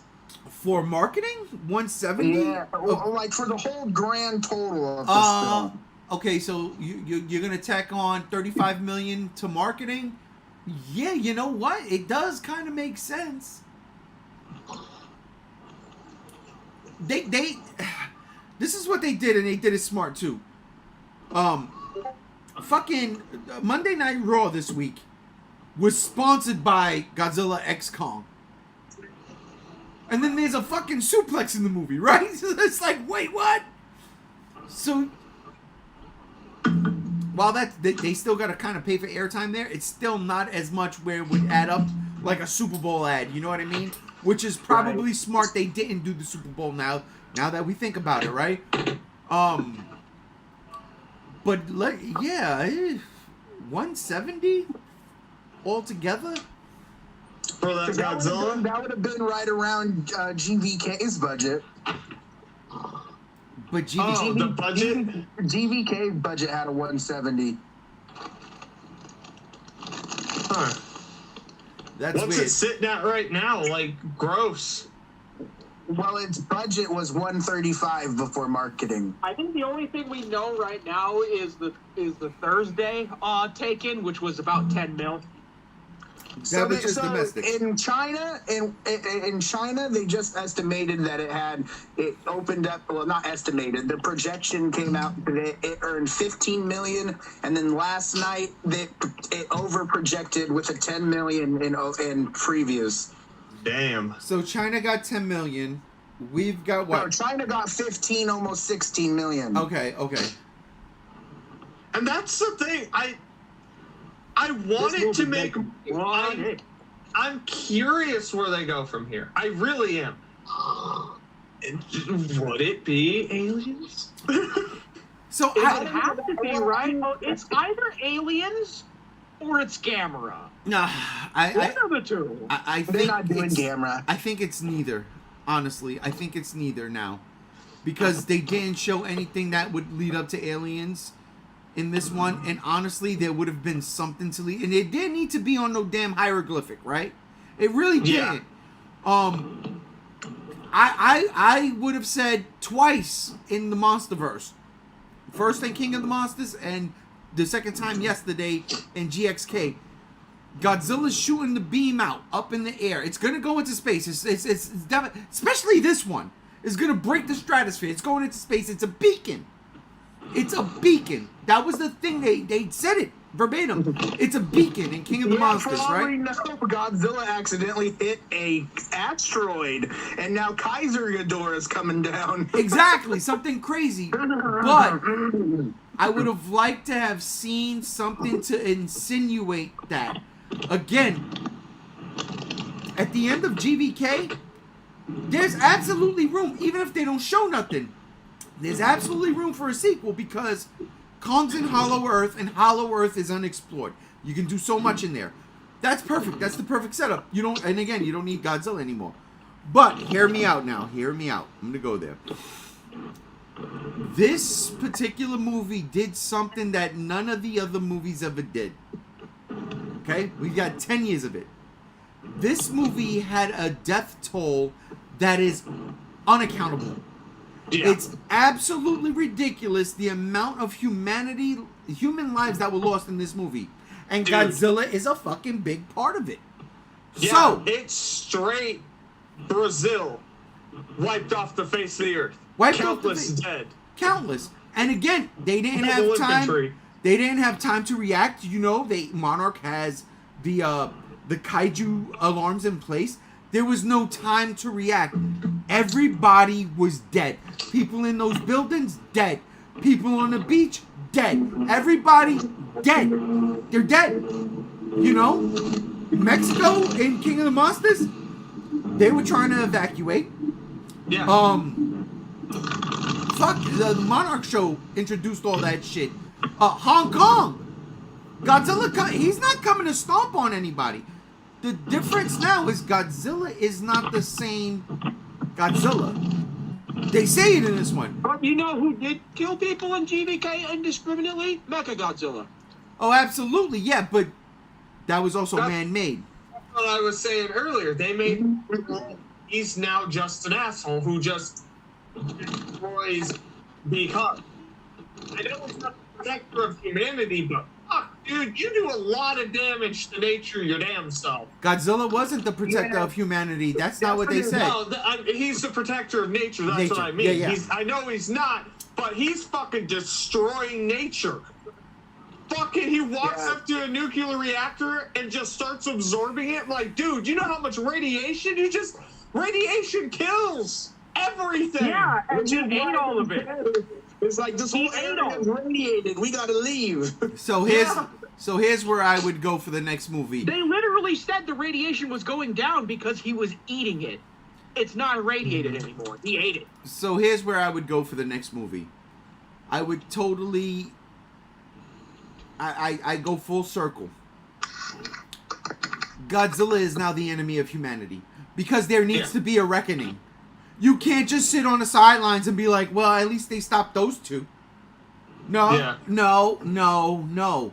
And again, Godzilla wasn't the cause for all this destruction, but for the love of God, he wasn't stopping either. You remember in 2014, he was walking around buildings. He wasn't walking through them. Yeah. When he lands in Hawaii, he walks around. Yeah, a couple of fucking floors might have gotten hit and shit, but he's walking around things, right? Well, This and then is in King different. of the Monsters as well. King of the Monsters, he acknowledges the humans are there multiple times. And he acknowledges them in this too. And He's- Baltimore yeah, was, guys. I mean, and Boston was evacuated. Boston was Yeah. evacuated. Hong But not Kong even was that, being when they were on the evacuated. sub, when they were in the station at Area 54, he's not fucking destroying it. He He's- was in this one. He's flashing, and in this movie, he's like, oh, He's just going I'm through shit. dumb. Yeah. I don't give a fuck anymore. Right. So now it's got to be like, yo, what is he? And it's like Gamera 3 all over again, right? Is Gamera the Yeah. protector of humans, or is he the guardian of the galaxy? You know what I mean? Like, and that was a beautiful thing that they did in Gamera 3. Where are we at with Godzilla? I go full circle. Now Godzilla is 1954. It is Godzilla -1. And obviously Godzilla could just go away and go to sleep, right? He could just go and hibernate for the next millennia, and it wouldn't matter. But they need something. If there's an alien invasion, I just can't see humanity saying, yeah, let's let Godzilla rock after he just fucking decimated an entire fucking country. Well, not Italy. That's his. I got it. What they do is they do it a 2-part movie. Not like as in 2 parts, but it's going to be a Godzilla versus Kong sequel. Then Kong puts Godzilla away. Then the aliens come. And then they're like, oh, well, we need Godzilla to help us with this. Then the aliens also find out about Godzilla, bring something there like Gigan or Space Godzilla, and then now it has to be another team up with Kong and Godzilla, where humans are like, oh, well, yeah, Godzilla made us believe, yeah, he was an asshole and evil, but now it's like, we still need him regardless, and... You know, they do something like that. That sounds like a Vin Diesel movie. Dude, See, Steve, what's gonna happen is, I think maybe the third Adam Wingard movie is going to be not a Kong movie, but an actual Godzilla movie, where it establishes that humanity is going to go to war with Godzilla because of all the shit that he's pulled in the last 2 movies. They're tired of his shit. And while Godzilla's fighting the humans, then the aliens come, and it's just fucking chaos and shit, and Godzilla defeats the aliens, and then they're like, oh, well, maybe Godzilla's not so bad after all. And then we're back to the status quo. Listen, do you guys remember the part when Kong puts on the Beast Glove and he injects shit into Kong that heals this frostbite? Because frostbite could be healed? That was morphine, bro. Yes. No, he actually said this should help heal the frostbite. Yeah, this should take care of the frostbite. Frostbite can't be healed. I was thinking about that when he got frostbite. Like, oh, that arm's useless. You also have a giant mechanized arm, and it could be some miracle drug. Magic science goo. Wait a minute. Magic science goo cannot So be you're explained. telling me humanity doesn't have cancer anymore? It's a miracle drug? Oh my god, you're right! Guys, Planet X, miracle drug? X! No, Love honestly, I like the idea of humanity going to war with Godzilla, possibly defeating him, and then leading into a destroy all monsters situation. I don't know. No, I think this will be the end exactly game. that. It's destroy all monsters, but it's what from me and Ray were talking about a while ago. It's from the point of view of the monsters fighting Godzilla. Yeah. It's got to be the end game, right? Like, this is eventually gonna end. It's gonna end the next movie. I'm telling you, this movie's gonna make the money, but the writing's gonna be on the wall. I think it'll make the budget back with a profit, but Legendary, Toho, and Tencent are gonna be like, even though audiences loved it, they didn't turn out, and critics fucking hate it. They fucking hate it right now. But see, that's the thing, though. If the critics hate it and the money still gets made, then it doesn't matter what the critics say. I don't think it's gonna make it didn't matter. I think it's gonna turn a small profit. I don't think it's, if you look in the grand scheme of, like, for instance, -1, small budget made huge profit. This movie, still a big ass budget, 130 mil ain't nothing to sneeze at. And that's before marketing. Yeah. And you add another, so you got to double it for marketing. So you're looking at another 130 plus mil for the marketing, and they've been marketing the shit out of it. They've partnered with Monster Jam, the biggest monster trucks, fucking anything in the U.S. and in the world now. That's not $1 million plus edition. That's not that much. Monster Jam? Are you shitting me? No, for sure. That's Yeah, not no, that I agree much. with Chase. Monster Jam isn't like it was when it was coming out back in the day. No, Monster Jam is big. Surprisingly big. Not 100 million or 30 million. I'm talking like 10 mil for the marketing with that because they made a fucking monster truck. So they made a Godzilla X Kong monster truck. That didn't come from Monster Jam. They might have put in like maybe 2%. So bit of a tangent, but do you guys think that there's going to be a wave 2 of Playmates figures, or maybe even higher figures of like Tiamat, Scylla, and that one serpent that fought Kong? They have to. Tiamat at this point is too popular. Tiamat was in the movie. Granted, it was for 0.6 seconds, but 35 seconds. So were the Warbats in GB. So were the Warbats in GBK, and they got figures. So Tiamat had longer screen time, but just enough of an impact. Hype it up for nothing. That's what this movie kind of seems like too. Hype it up for nothing. Scorpion's biggest and bad that they've ever faced. To see if I should have looked through the credits to see if Dope Poke got credited for Tiamat. Dope Poke designed Tiamat? Yeah, Dope Poke designed. Oh, it's a fucking great design. I love it. I truly do. And I liked whatever the fuck it was in this movie. I just feel like it was wasted. I just feel like it was wasted because, listen, ladies and gentlemen, you want a good Godzilla versus Tiamat fight? Godzilla Dominion. Read it. That fight's dope. And it's like 4 to 5 pages. That's like, in movie, 10 fucking minutes. I mean, but like, it's all traced art. It's fine. It's fine. It's okay. It's a great comic. I love that comic. It's a good story. The comic's got a good story. I don't know. What if, for a sequel, humanity just ends up...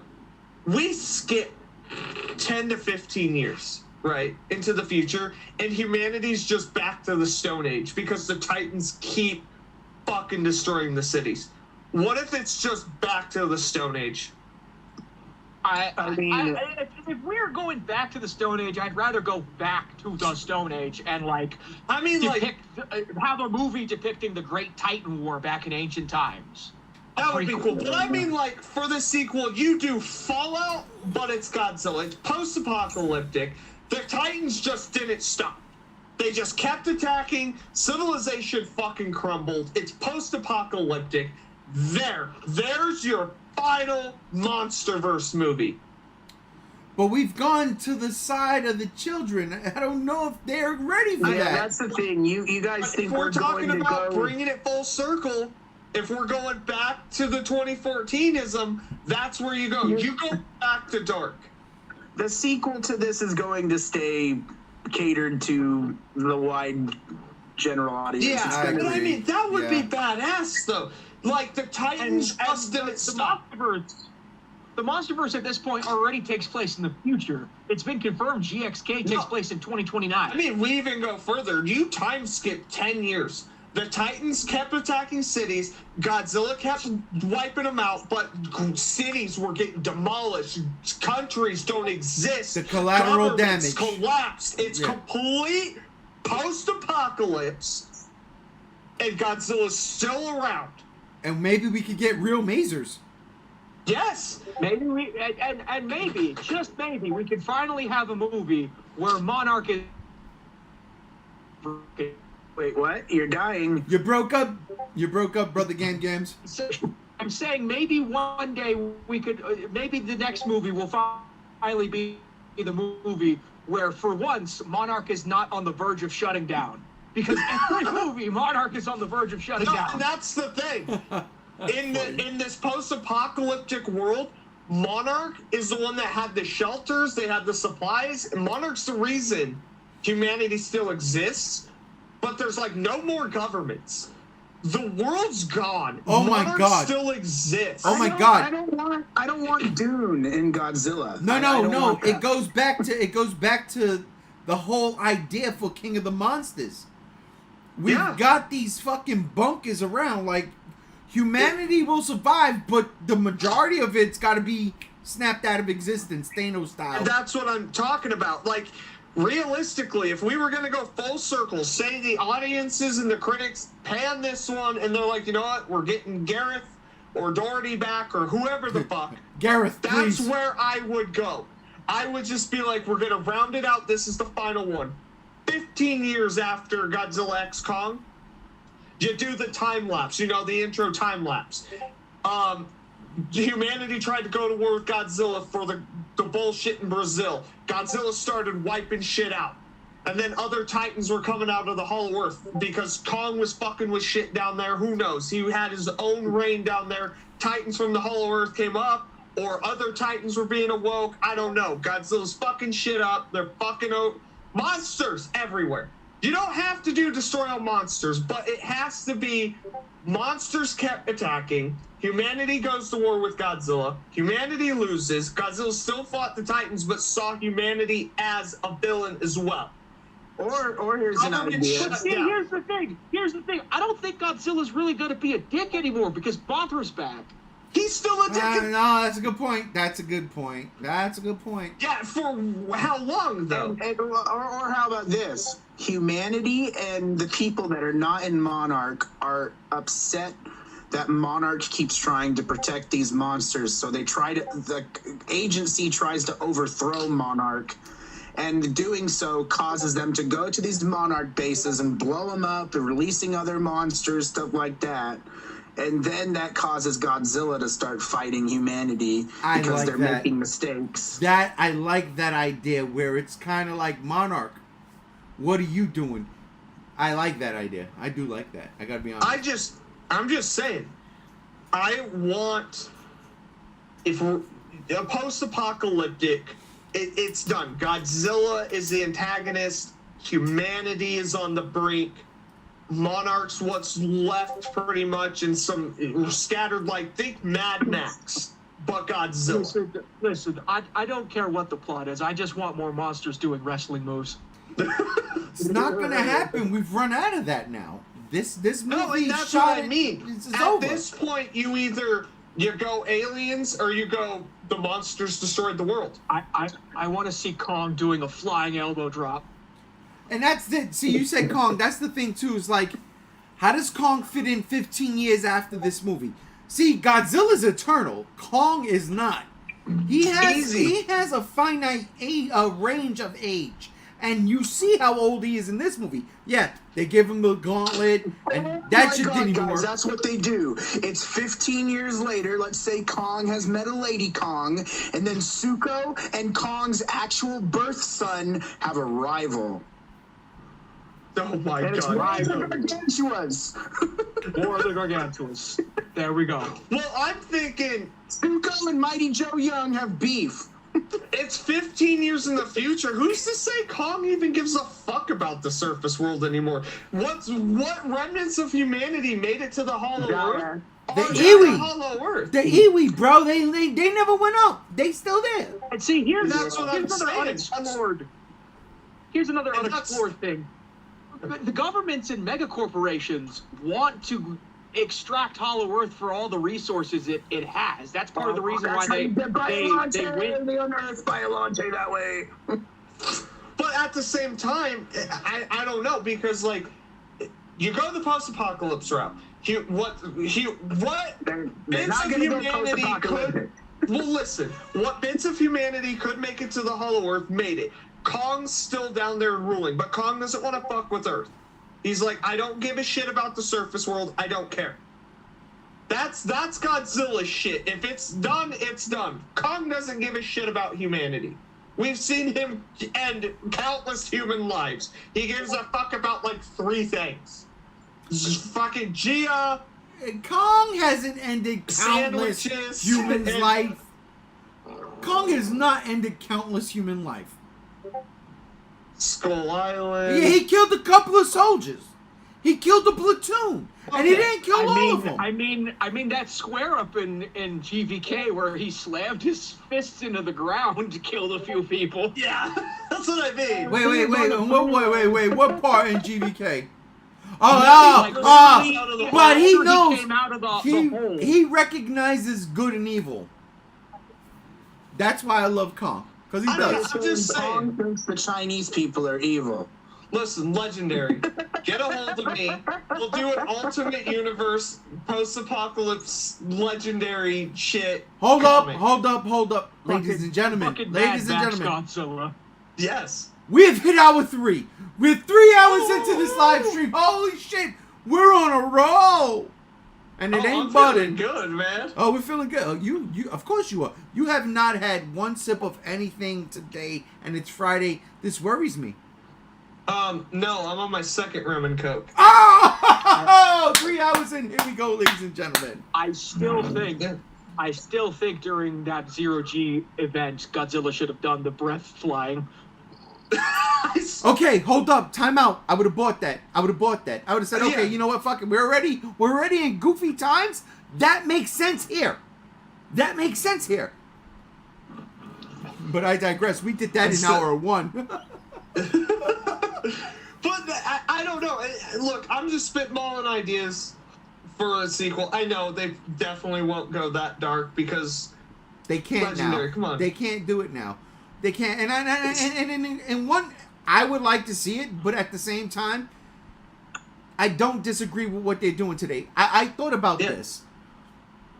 I'm older, so where I want my Godzilla, I know I'm not gonna get. But Yeah, We've yeah, got- you want Heisei Godzilla. We're Showa Godzilla now. right, and I'm not mad at that because again, I grew up on that. That's what formed my love for Godzilla. But at the same time, what I want from America, I'm not gonna get. But shit, Toho just dropped -1. This is not a comparison. Again, at the beginning of this is not a comparison. So I know I can get that from Toho if they continue that route, and I'm fine with it. This movie wasn't made for me, and I am okay with that. What Yeah. makes me happy is this movie was made for a younger generation. Let them rock. Right? I just don't want it to go in a fucking place where it doesn't make any sense. But that being said, that's why we can't do what I wish it would happen, the full circle, where we get to a point where it's like fucking total on apocalypse with monsters, you know? And it would be It's dope. too dark And- for the kids, especially at this point. And that's the weird thing is, like, if it doesn't happen in the MonsterVerse, Toho with the -1 verse, if you're gonna actually follow up with that, dude, we have never seen complete post-apocalypse other than one comic, and it was Godzilla Cataclysm, if I remember correctly. Yeah, but Yes. that comic sucked. Yeah, but that's what I Also, the mean, though. entire half of Final Wars. But that's it didn't focus, I mean, on a human level, the post-apocalypse. So- It dabbled with it, but it never full on the life. This is what the people have to live on a day-to-day in a post-apocalyptic world where the monsters have just fucking destroyed everything. Okay, here's what Adam Wingard has just said. A lot of times you can define the Godzilla series by the different eras, the Toho era, the Showa, and the Millennium era. It feels like very definitive moments, but very consistent in terms of the amount of the movies that took place in that time. Now here we are, 10 years into the MonsterVerse, and there are already so many different versions of it. We're on Showa era tip now, but I'm sure these movies will eventually swing back around into being closer to what 2014 was. It's going to depend on the filmmaker. And he said, even if I did another one, my approach would be vastly different because you can't just do the same thing forever. Welcome to my world. There we go. That's, see, And with that he being just said, I admitted want it. to pose the question. Do you guys agree when people say that Look. Scar King looked like 62 Kong? Hold on. No. Real quick. A guy in space comments, worth the matinee. Absolutely. Oh, It yes. absolutely is. Yes, absolutely. Worth the matinee. It's worth checking out. Like I said, I gave it a 3 out of 5. It's fun. A lot of stupid, but it's fun. If you're up to date, if you're asking this question, that means you've watched the MonsterVerse. If you watched the MonsterVerse, you go see this one. Matinee, absolutely. Yeah. Absolutely. If you could get this movie for $5, get it for $5. No, it's worth $5, dude. I spent. I paid $7.50 for my ticket. I thought it was well worth it. Yeah, That's no, the wifey shit. and me spent $30 for IMAX for both of us, and then $60 for the popcorn buckets and the cups. So Salute to the Cubs. they're so good. They're so good. But no, if that's what Adam Wingard's saying, he sits here and says that this is supposed to be that Showa era. I don't like it. No, but hear what he said afterwards. If somebody comes I'm and a Showa does, fan, though. all I got from what the last portion He's of done. his thing was, welcome to my world. He was interfered with making this movie. Yeah, I think he's done. I think he's going to do other things. No. He literally said if this movie does well, he wants to make another one. That's what he said. But he just said today what you said. It does sound like he's done.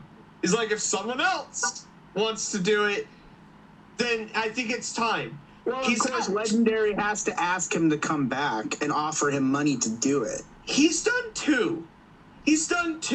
And this one was Yes, so let's- 150% his. Yes, and we still have yet to get a proper trilogy out of this universe. I So don't know why if not it's have? I don't know if it's necessarily worth a trilogy. See, Adam Wingard with Godzilla vs. Kong, there was a lot of tomfoolery happening. Okay, so he's like, I want to do my own. He made his sequel to it. He made his own. You know, so far with the MonsterVerse, everybody gets one. And his one wasn't his. He's got his one now. So I wouldn't be surprised if they went somewhere else, looked for someone else to direct it. And I'm okay with that. If it's not a trilogy, fine. He had his villains. He had his moment. And like I said, it's fun. 3 out of 5. It's better than Godzilla vs. Kong for me, for damn sure. I just think maybe we don't stick with just his vision. We broaden our horizons, get some new writers, get some new directors. There's nothing wrong with that. The problem is the reason why Wingard came back for this one is because he did Godzilla vs. Kong for a cheap budget, and they're just running off of, he can make these movies cheap enough to still make some profit. He did so a we can cheap continue. budget, but there were a lot of clashes with ideology with the script. But that's not Legendary's problem. That's not their problem. No, but Wingard, I guarantee you, Wingard agreed to this because he said, okay, I'll do it again on a cheap budget if I have 100% creative control. And they said, fine, whatever. He did his movie, and he's like, I did my shit. Let someone else take over. It's okay to have someone else take over. This doesn't have to be a trilogy. It doesn't. But I thought it was supposed to be a trilogy in the sense that it will still follow the MonsterVerse, but if it, I mean, it won't be like a trilogy as in Wingard's 3 films stacked together. You like this movie, but you still don't want Adam back. You're still adamant about that. No. I think he's done his shit. He's had 2 movies. Like I said, that first one, he got a bum rap. He didn't write it. His buddies didn't write it. This one was, I truly believe this was all him. I truly, honestly believe, other than Godzilla's part in it, his Kong shit, I think it was 100% his. And I think he doesn't want to do it again. I don't think he will do it again. But that's what he did. Okay, you gotta understand. That's not what different he's shit. saying, though. Before the movie came, he does want to do another one. He says he even has his plot already figured out for the next one. But that was before what you just read today. See, people change their mind. But that doesn't. But he's not changing his mind there. He's saying it's all based off on the possibility. But he has said if they allow him to come back, he's ready to go. Yeah, we'll see. That's all I'm saying. Because that's the point. It is exactly a we'll see. But if he gets his chance, he knows where he wants to take it. I don't think he wanted to take it with it went this movie. I think he wanted to do. So? I think there was differences. I honestly think it was studio interference. But here's the difference. Godzilla, as fucking popular as it is now, I mean, for crying out loud, we talked about it in hour 1 into hour 2. He beat Superman in the motherfucking Big Bad Toy Store poll. Yeah. Godzilla is super popular. I don't know about studio interference. I didn't feel much studio interference at GxK. No. There was no studio interference this time around. Not like Godzilla vs. Kong, where an hour and a half of the film was cut and erased from the film. Think about it. Wingard and made it work. And it made it work. Wingard brought in his writing team he's had for every single one of his movies. Oh, Death Note. Everybody hated that one, right? Yeah. Hello. He brought in his writing team, and he wrote it too and directed it. This was him. He collaborated with Junkie to just reuse tracks because it was familiar, which was terrible. Didn't like the soundtrack. But this was him. I genuinely believe when Wingard, when he says, I want to make a Godzilla movie, this is it. This is what he wants to make. And it's not a bad thing. But it's not a Godzilla movie. Exactly. That's the problem. I don't think Wingard is as much of a Godzilla fan as we thought. When he said even before Godzilla vs. Kong. I won't go that far. I won't go that far. I think he loves it. Kong the New Empire. The screenplay ultimately was written by Terry Rossio. Simon Barrett and Jeremy Slater received the screenplay credit, while Rossio, Wingard, and Barrett received the story, and Wingard and Zach Shields, who also helped write King of the Monsters and Godzilla vs. Kong, also had writing sway in New Empire. There's too many And here- fucking people writing. Here's why it felt so fresh. There's no Max Borenstein. Max Borenstein has been writing the MonsterVerse since 2014, and this one feels so different because he's not there anymore. Did he did he write GVK? I don't think he wrote Godzilla versus Kong. Thank you.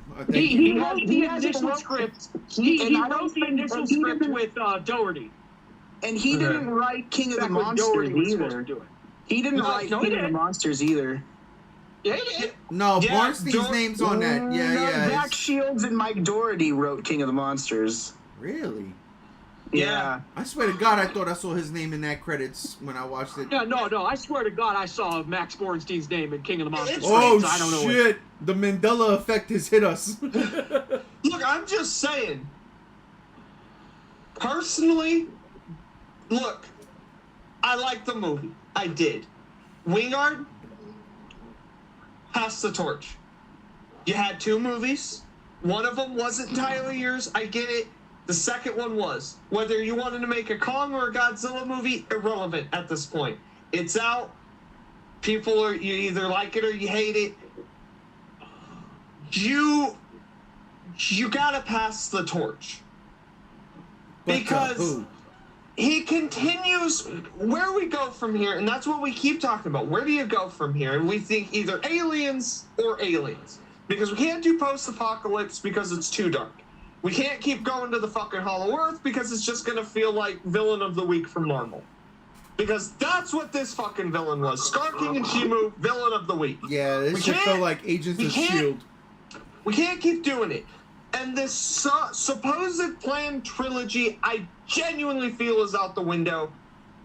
Because a planned trilogy would have revolved around the fact that Shimo is the big bad in the 3rd film. I Okay, agree. so here it is. It says the majority of since King of the Monsters, Mike Doherty and Zach Shields helmed the writing. It says screenplay by Mike and screenplay by Zach. Story by Max, story by Mike, and story by Zach. And it says the same thing. Max Borenstein also had minor story elements in Godzilla versus Kong. Yeah, so it's just And been... Max Borenstein literally walked out of Godzilla vs. Kong because he and Adam got into arguments. Oh shit! Hold up! What is that? What? What That's is- not a silver tooth, bro. That's not a silver tooth. What? Fuck that Avoiding cup! the spoilers, bro. Fuck that Avoiding cup! the Spoilers. Spoilers. There was nothing spoilish about that. Kong has a toothache. He goes, he gets it removed. They put a silver cap in his mouth. It is- Nothing by the comes way- from that.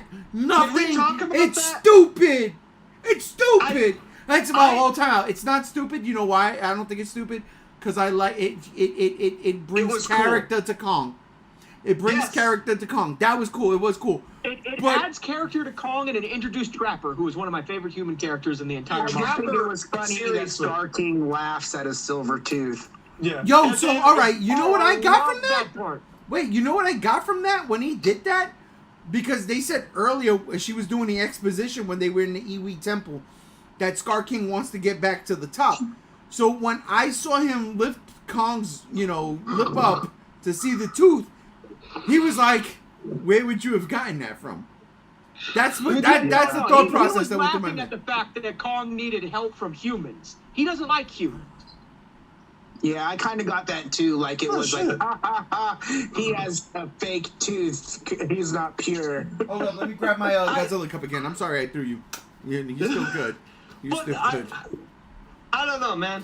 It's crazy, and the speculation of where to go from here, because now I think that's the thing. Either wasted potential or the Ghidra effect, where it's just they jump the gun. That's the problem, and that's where I genuinely think Wingard with this movie possibly didn't think he was gonna get a 3rd, so he just put it all into one movie. But at the end of the day, I honestly think that it was a nice bow tie with Godzilla vs. Kong. They It told was. everybody's You could've- story. You could have ended it there. It was you done. You really could have. I mean, literally. Mad. The fucking finale was Godzilla fighting Kong because those are your marquee. Again, it goes down to wrestling, right? You got Marquee A and Marquee B. You got Stone Cold Steve Austin. You got The Rock. You got Macho Man Randy Savage. You got Hulk Hogan. Like, Hold on, this no, is hold it. Hold on a minute. What? Is Alex he snoring? Alex fell asleep.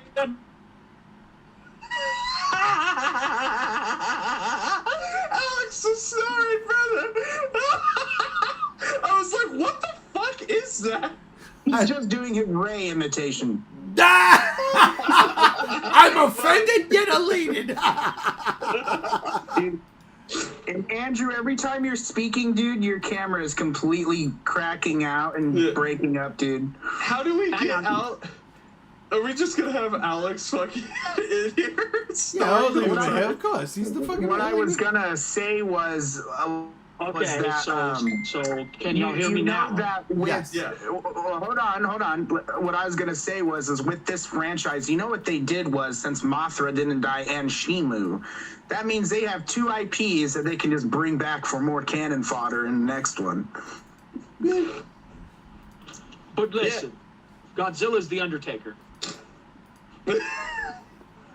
You're a jerk. No, Godzilla's You're a Roman Reigns at this point. Hey, how'd He's that- a Universal Champion. What you looking at? Jay, say something. Bubbles. Okay, no, it didn't happen. All right. Greetings from Planet X. Did Oh, you shit. mute Alex? No. It's crazy. So I hit something. I don't know what I hit. This is why live streaming is so much fun. I hit something. I don't know what I hit, but every time somebody starts talking, it just like flashes to their screen. Oh, it's a Facebook thing. Yeah, it's a Facebook thing. But yeah, and then aliens. We don't know what to do with the aliens. I almost want to pick Wingard's brain and be like, listen, don't snort a line right now. Nah. I just want it straight. Again, I'm gonna say it was a perfect bow tie with Godzilla versus Kong. Because here's the deal. Godzilla proved his dominance, proved the king of the monsters moniker, and I get, like, you gotta have King Kong. I get it. But this movie didn't do it, and I'm afraid, and this is what I don't want, because, again, I'm a Godzilla fan. I don't want Kong getting the title because Godzilla dies.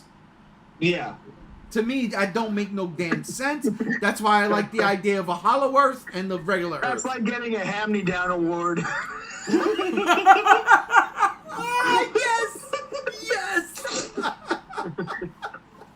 Because let's be Absolutely. fair, Kong couldn't hold the zone. I do think it is kind of shitty that they did not give King Kong this moniker of King Kong after he has established that he's made friends with that kingdom of ape now. Well, Because you know the next He's, one, they're he's, gonna he's have to the, do he's the something king of with that that. whole troop now. Does this mean he gets all of Scar King's previous bitches? I don't think he even wants it. Kong just wants family, like legit family. Because He's probably just gonna be like, "Yo, we're not gonna be evil or communists." Communism! Communism! 80s action heroes coming in.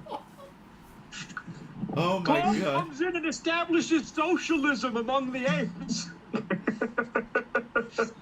We are rocking that's- and rolling. I love it. And- Live stream, And baby. that's what I mean, like,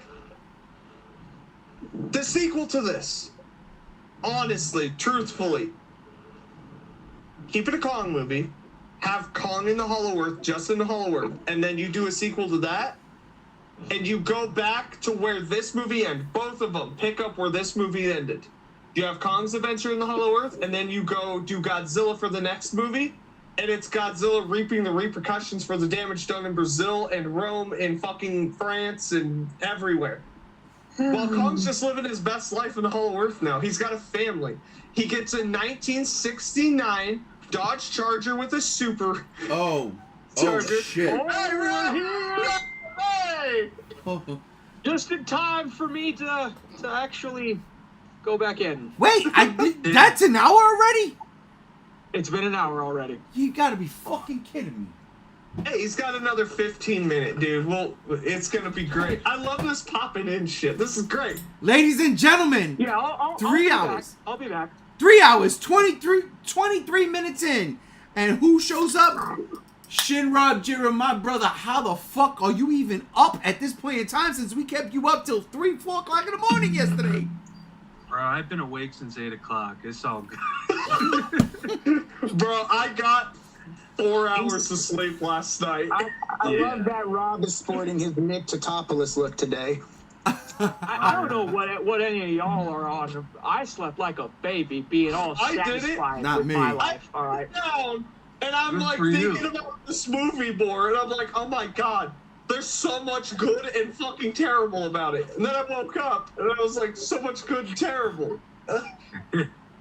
My bad. You're good. It is definitely one of those things. Oh my But god. anyways, ladies and gentlemen, if the live stream is still going on, I will be back in 2 hours for 15 All right. minutes. Yeah, I think it's. Listen, we're already 3:24 in. Why the fuck not? Let's beat records. We'll be there. Let's we'll beat be there. records. Come on. We're All going right. for a So I'll be 24-hour back. stream. That's not true. That's not true. But real quick, viewers, listeners, everybody, remember to like and subscribe, interact with us in the chat, sniff your own butt, whatever. No, that's the top of the hour. We're not at 4 o'clock yet. That's the top of the hour. Yeah, but I It's forgot not to 4 do it at hours. 3. Oh shit. Okay. I'm 20 minutes late. Okay. So I was Rob, talking to my roommate. I had to tell him what I thought of the movie. we I got. did get a kick out of that in New Empire last night when Bernie's talking about the troll and it's Ghidorah-san. Oh, that was great. Ghidorah-san. Yeah. All right. What were you going to ask him? We got Alex sleeping. Okay, so if you hear some snoring, he's been up very early today. So Yeah. pardon. It's funny. And we don't know how to shut him off. This isn't like fucking Discord. We would have to restart the call. Yeah, let's not do that. I'm not doing that. Yeah, no. Yeah, no. I'm not doing that. Because we're live. We're streaming live. We're live. I've been sharing it everywhere. Rob, We'll do it live. since you're here now, okay? Yeah. What the fuck happened this morning that didn't happen way earlier this morning? What happened when the sun was up as opposed to when the moon was up on the same day, our Lord, March 29th, the day Godzilla X Kong officially drops? I rested for 4 hours. That's pretty much it. Woke up, had my coffee, sat and thought about the movie, and it's like, I still like it, but I have some grievances. Oh, you joined me! Welcome With to Godzilla my as a world. This is what we've been talking about. Won't you come on in? We haven't even got into all the grievances either. And I have to point this out. Chase, you posted the picture. That's a bad shot in the movie where Godzilla looks like retarded. That was ripped from a screenshot that I took. I know, he looks awful in the movie when he makes that face. I was like, oh, Yeah, you it's kept not my that. favorite picture, but I used it for a marketing ploy for Megalon a few weeks ago. Like, I remember when I saw that in the movie, I was like, oh, because it was leaked a while back, and I was like, oh, you kept that shot. Oh, yeah. Oh, okay. yeah. It's just like smiling Godzilla. Oh, you kept that. Okay. I thought that was a joke. Hold up. I asked Rob a question, and y'all went on a tangent for about a minute. What the fuck? It's because he's Italian. Quit interrupting. Listen, it's because he's Italian, and Godzilla keeps attacking fucking Italy for some reason. He's got my go ahead to keep that shit up. He's Italian now. Man, Actually, my question's more important for Rob. How did you feel that Godzilla paid homage to Rome? He fell asleep in the Colosseum. That should, mean something. Well, when in Rome, do as the Romans do, I guess. Sleep. That's- Sleep, fuck shit up, make a big ass mess, and then sleep. And you know, clean it up. Yeah. Alright, I'm sorry. No, but go. Yeah, Rob, seriously, like, what did you stew on in the, you know, in the 4 to 6 hours you were stewing after the podcast?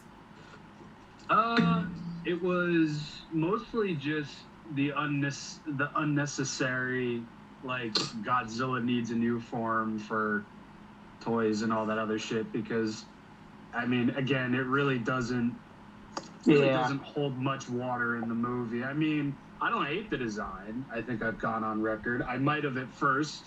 I might have. I don't remember. It was a long time ago. But at this point, it's just like, design's here. It's fine. Whatever. But, like, I don't know. I was just sipping on my International Delight mocha fucking caffeinated coffee with my foam creamer, bougie as shit, 8 o'clock in the morning, on what I thought was a Saturday, but it turns out today's Friday. So I'm just sitting there, and it's like, they really didn't give much of a reason, did they? No. And that's what I said at the... He senses something, so let's go on a fucking rampage, kill goddamn neon trees ass fucking eel in the ocean, absorb its life energy, and become the physical manifestation of a spirit bomb. With Yeah, just rip it out of his house, too. It's like Godzilla went bass fishing. No, dude, it's like Godzilla went catfishing.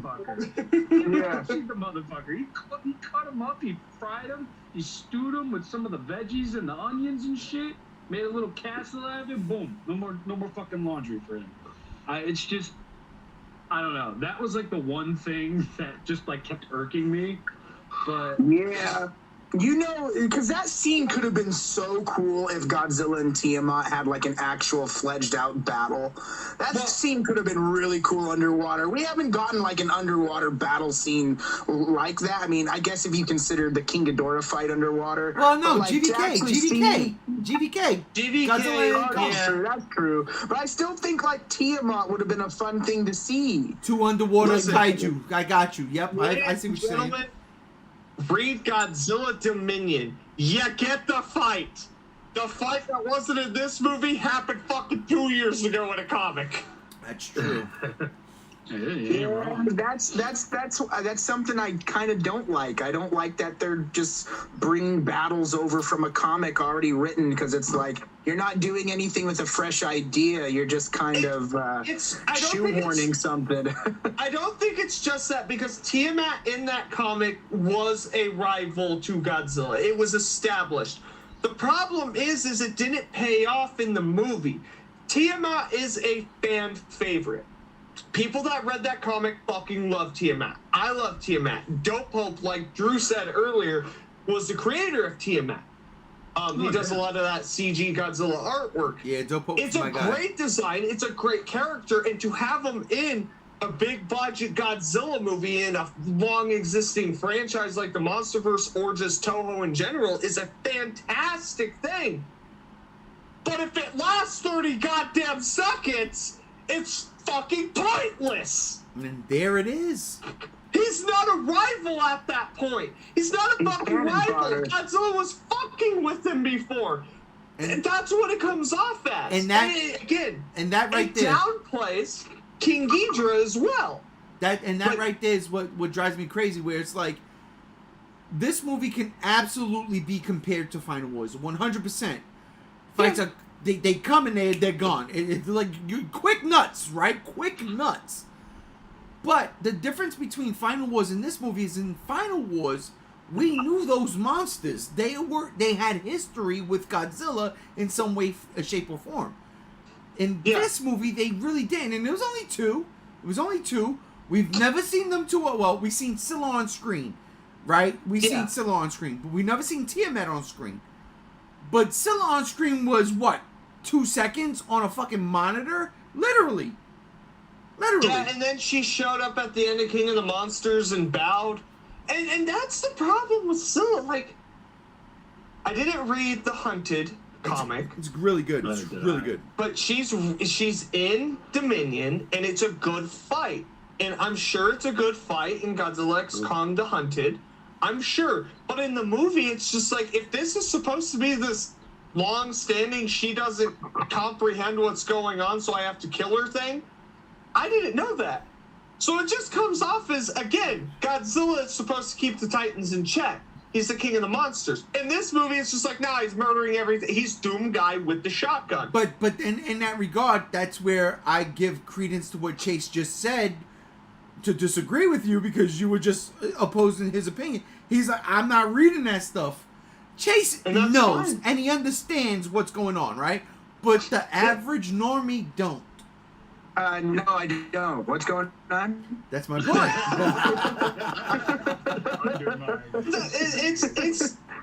It just feels kind of like a waste of a fan favorite comic kaiju that you put in your movie, and the fight's not that could have been a bomb. And I agree with you, Chase. That could have been a bomb underwater fight. Dude, there's so much that could have been done, and it just wasn't. So here's the deal. Again, I just like the part with the submarine and Godzilla's there. I just like underwater scenes. I just think that's so cool. I know, it must be hard to do those. you have, listen, you're terrible.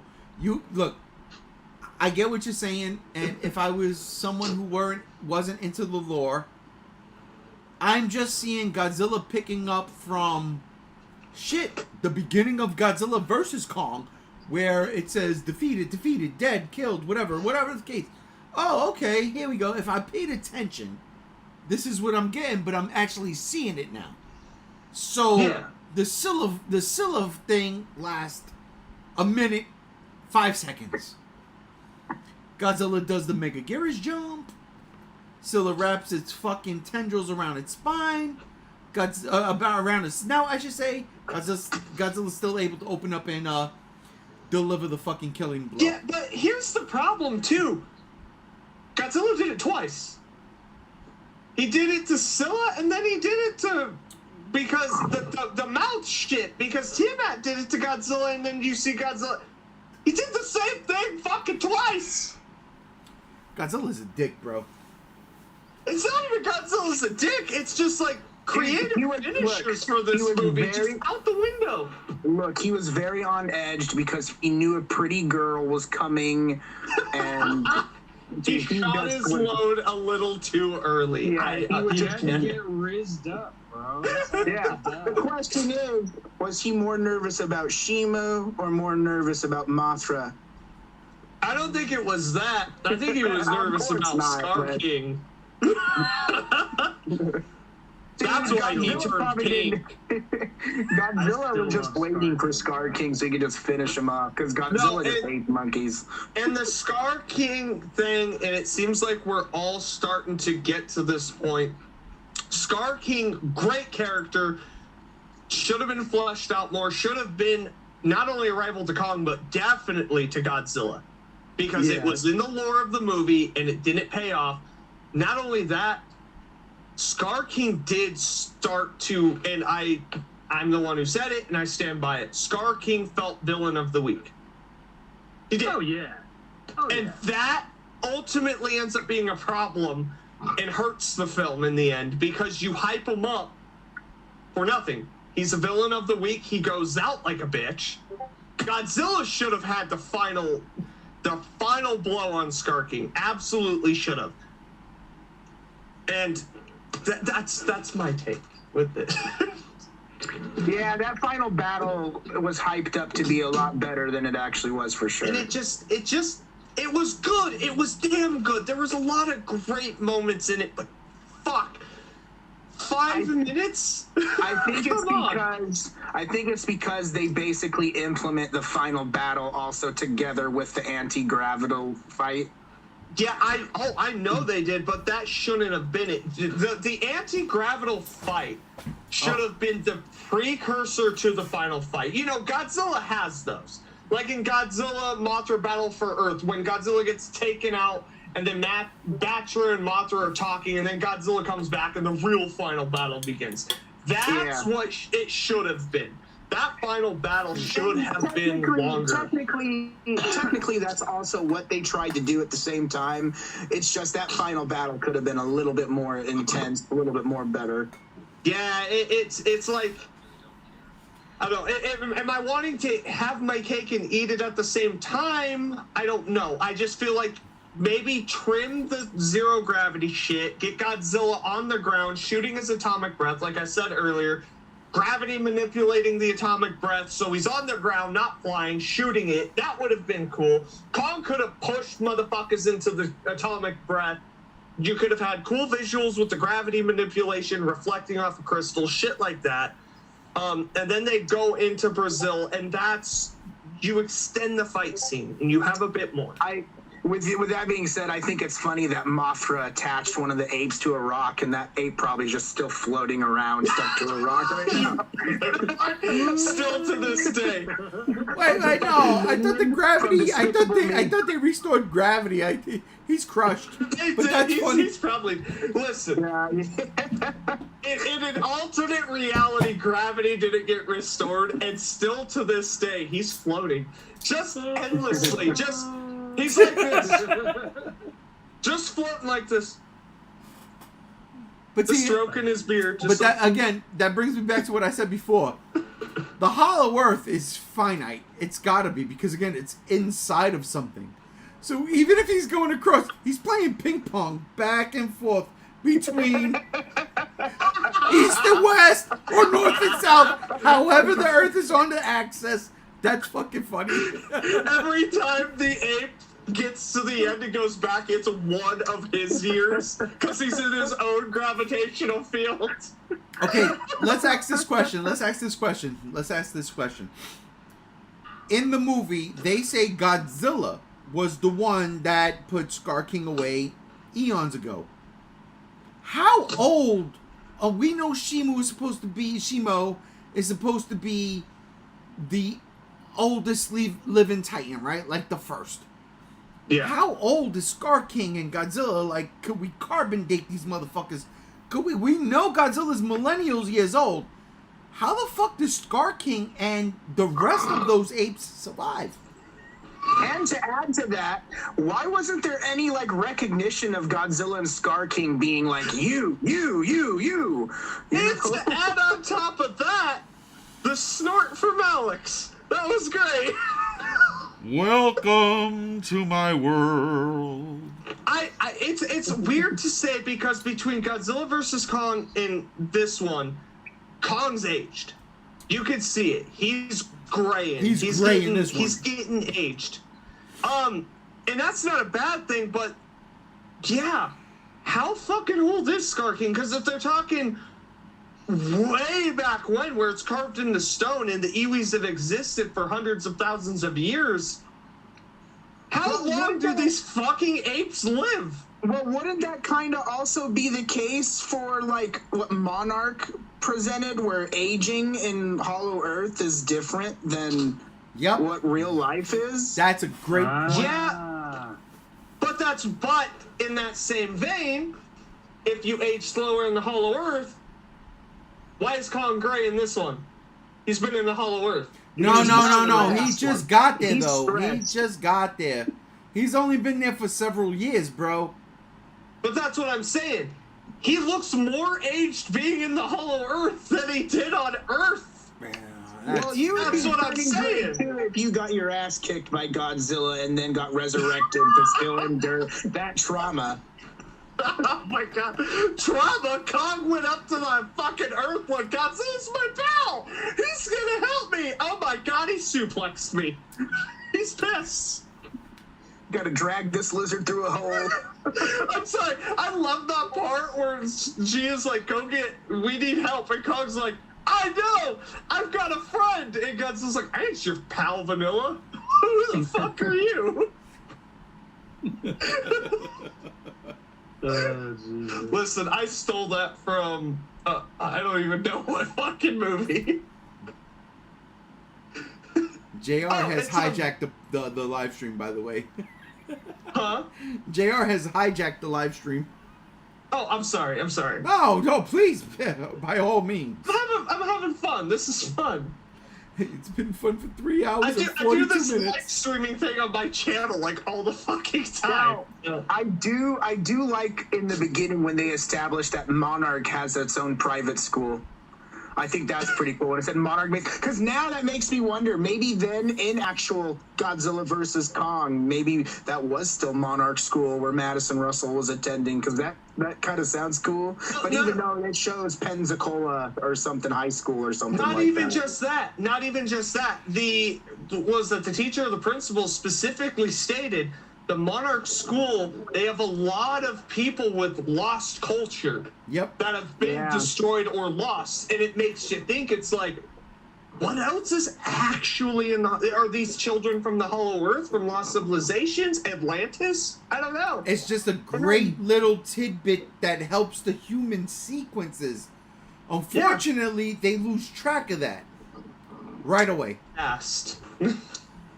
Also, like, we're just not gonna forget that there was a giant monster that Kong had to cross to get to Scar King's house. Did you see how huge that skeleton was? We talked about that in our 1.5. Circle. Yeah. We gotta get into. I said it was the world serpent. Okay, so Chase, you brought it up. I'm gonna say that thing had to be about 3,000 to 5,000 feet long, tall, whatever.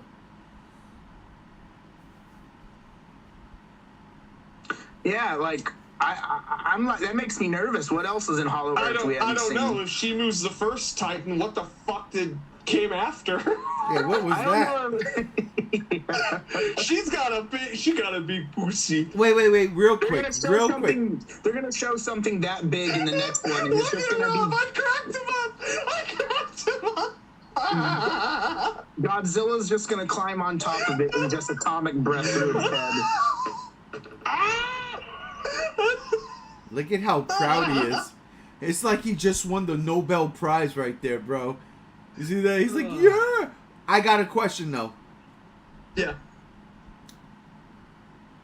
They never mentioned that in the movie, so how do we know, or normies know, that Shimo is, or whatever the fuck the thing's name is the first Titan? Oh, they say it in the movie. No, they don't. Yeah, when they're looking at the hieroglyphs in the blue goo, she says Shimu was the first Titan. She was the first. They specifically say that. Oh man, yeah, they do say something on those lines of she was one of the first Titans. One creator of the first makes more sense. Either she is the first or was one of the first makes sense. One of the first makes more sense. Yeah, if it's one of the first, I'm behind that, because then that thing could have gave birth to Shimo. Yeah, and she didn't have a big pussy. But they're saying that Scar King basically caused the Ice Age with Shimu, controlled Shimo to do that. I still fucking hate that name. I hate saying Shimo. You should have called her Lamo, because I don't know. Rob, what's up, man? I see your face. What are you doing? What is it? You're tired, or are you thinking? Every time this guy says she's got a big pussy. Yeah, I'm gonna cut him out. If I knew how to cut him out, I'd cut him out. He's been here for too long. You're grounded, JR. I know, I'm terrible for making good jokes. My ass. My ass. They only work on your channel, bro. But no, it's interesting. It's definitely interesting, because it seems like at least 3 of us, we've sat overnight, stewed on it, and for sure I've been like... Wait. Who's 3 of us? Well, Rob. Rob said he stewed on it, and he likes it a little less. You? And who's the third person? Oh, well, you said you liked it a little less. No, I didn't. My stance is the same as last night. My stance. Podcast. Bullshit. My stance is the same as last night. Okay, my stance is the same as last night. All I'm telling y'all is, the lights hypnotized you. Y'all was all in, and I was like, hold up. I've seen this before, so I put my shades on. Well, listen. And now I'm just acknowledging what I didn't like. And that's a fair statement. I didn't hate the movie. I didn't hate the movie. No. I just didn't. This movie is not in my top 3 or 4 MonsterVerse movies. Do you know what the thing There's is only with this 5. is? Holy shit. I don't think anyone could genuinely hate the movie. And that's coming from someone that wanted to hate the movie. And I have my fair share of fucking negatives. We've been talking about it for over 3 hours. And there's still more that we haven't got into. It's too innocent to hate. It's too innocent.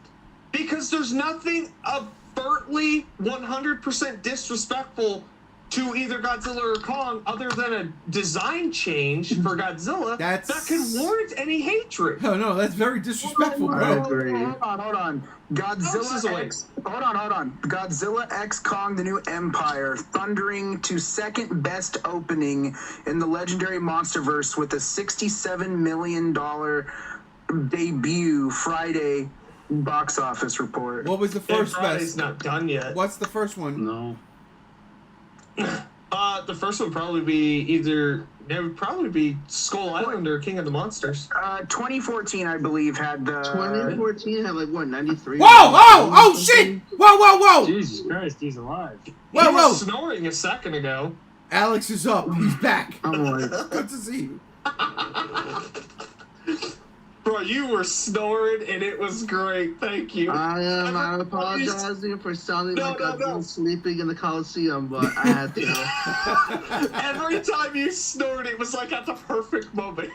And I called it out every time.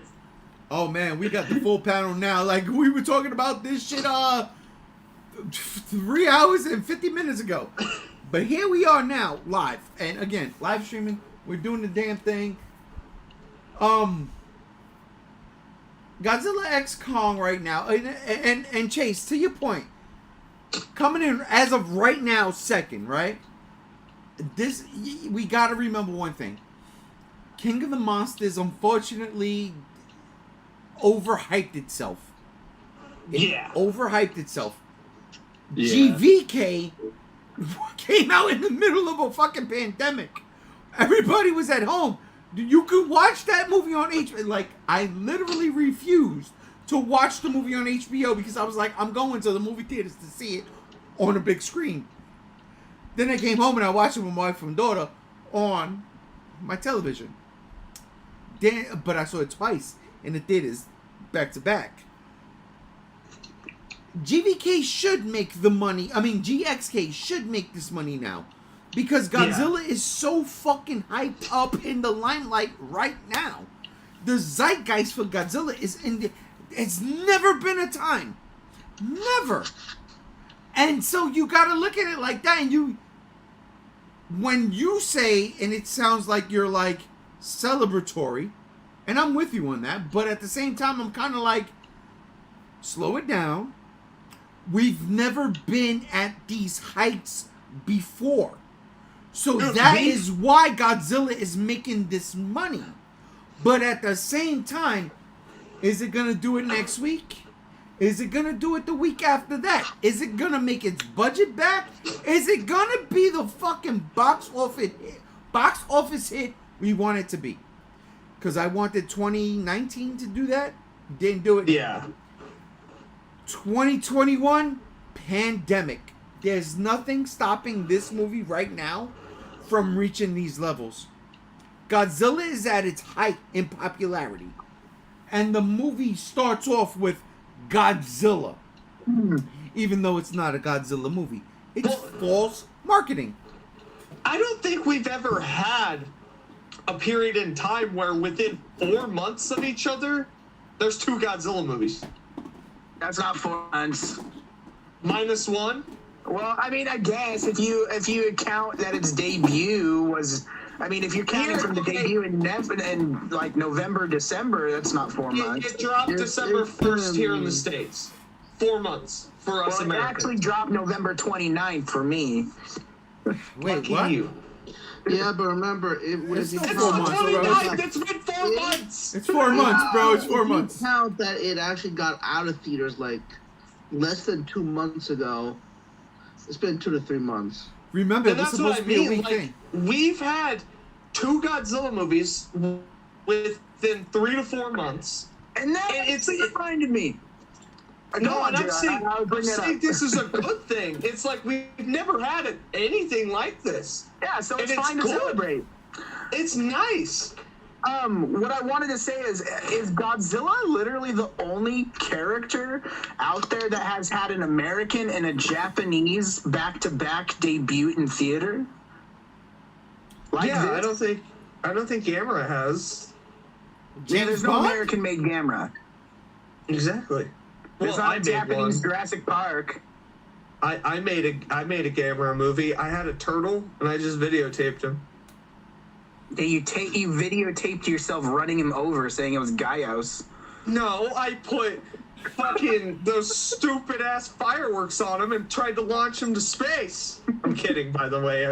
It's all made up. I've never had a pet turtle, but it would be funny. Yeah, don't ban the G show. Ban JR's Gam. Yeah. Listen, I'm serious. I've never had a turtle. But no, yeah, I think it's the only, well, no, yeah. Well, there was that movie, what was that, The Lake? We had that. No.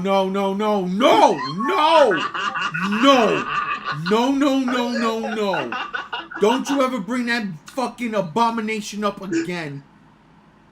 That I'll bring it movie up at was the end of the year. terrible. Good Lord have mercy.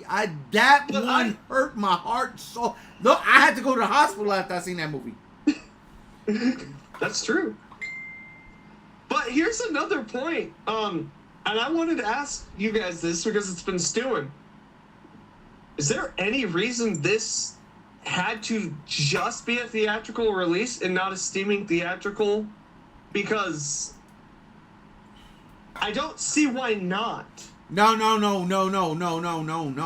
Bro, we are living. No, we're way past the times of streaming / theatrical. Godzilla is a fucking franchise. Godzilla and Kong is a franchise. You can't get around that. It has to be released. This movie is better than Madam Web. Okay? That is. Sony shoved down our fucking throats. It's better than Morbius. That Sony shoved down our fucking throats. And it's better than Venom 2. This So movie what you're saying is Godzilla's better than Sony, but that's just Sony. No, what I'm saying is there are no movies right now and this caliber that is going to do movie 1 week streaming next. This ain't it. Okay. This ain't it. No, and I legitimately was just so, curious. rightfully so. Dude, why Because does this the link I keep sending take you to the wrong fucking link? This is bullshit. I was just saying because the last MonsterVerse movie we had did streaming and theatrical, and it did very well. Very well. Because there was still a pandemic going on, JR. Do you think it would hurt the box office, though, just doing it theatrically? Would that play a factor into it with people expecting, oh, the last one was on HBO Max, I could just watch it on there? Nope. You know why? I'll give you a perfect example. It's called Dune 2. Oh, I have no idea. I'm going to be honest, I haven't kept up with Doom 2. Is it? But did it do doesn't. good? No. But that doesn't matter. Doom Okay. didn't come out in the theaters like GxK did. It came out like a limited release, but it was all streaming when it came out because it was like November 2020, whereas GvK came out in fucking what?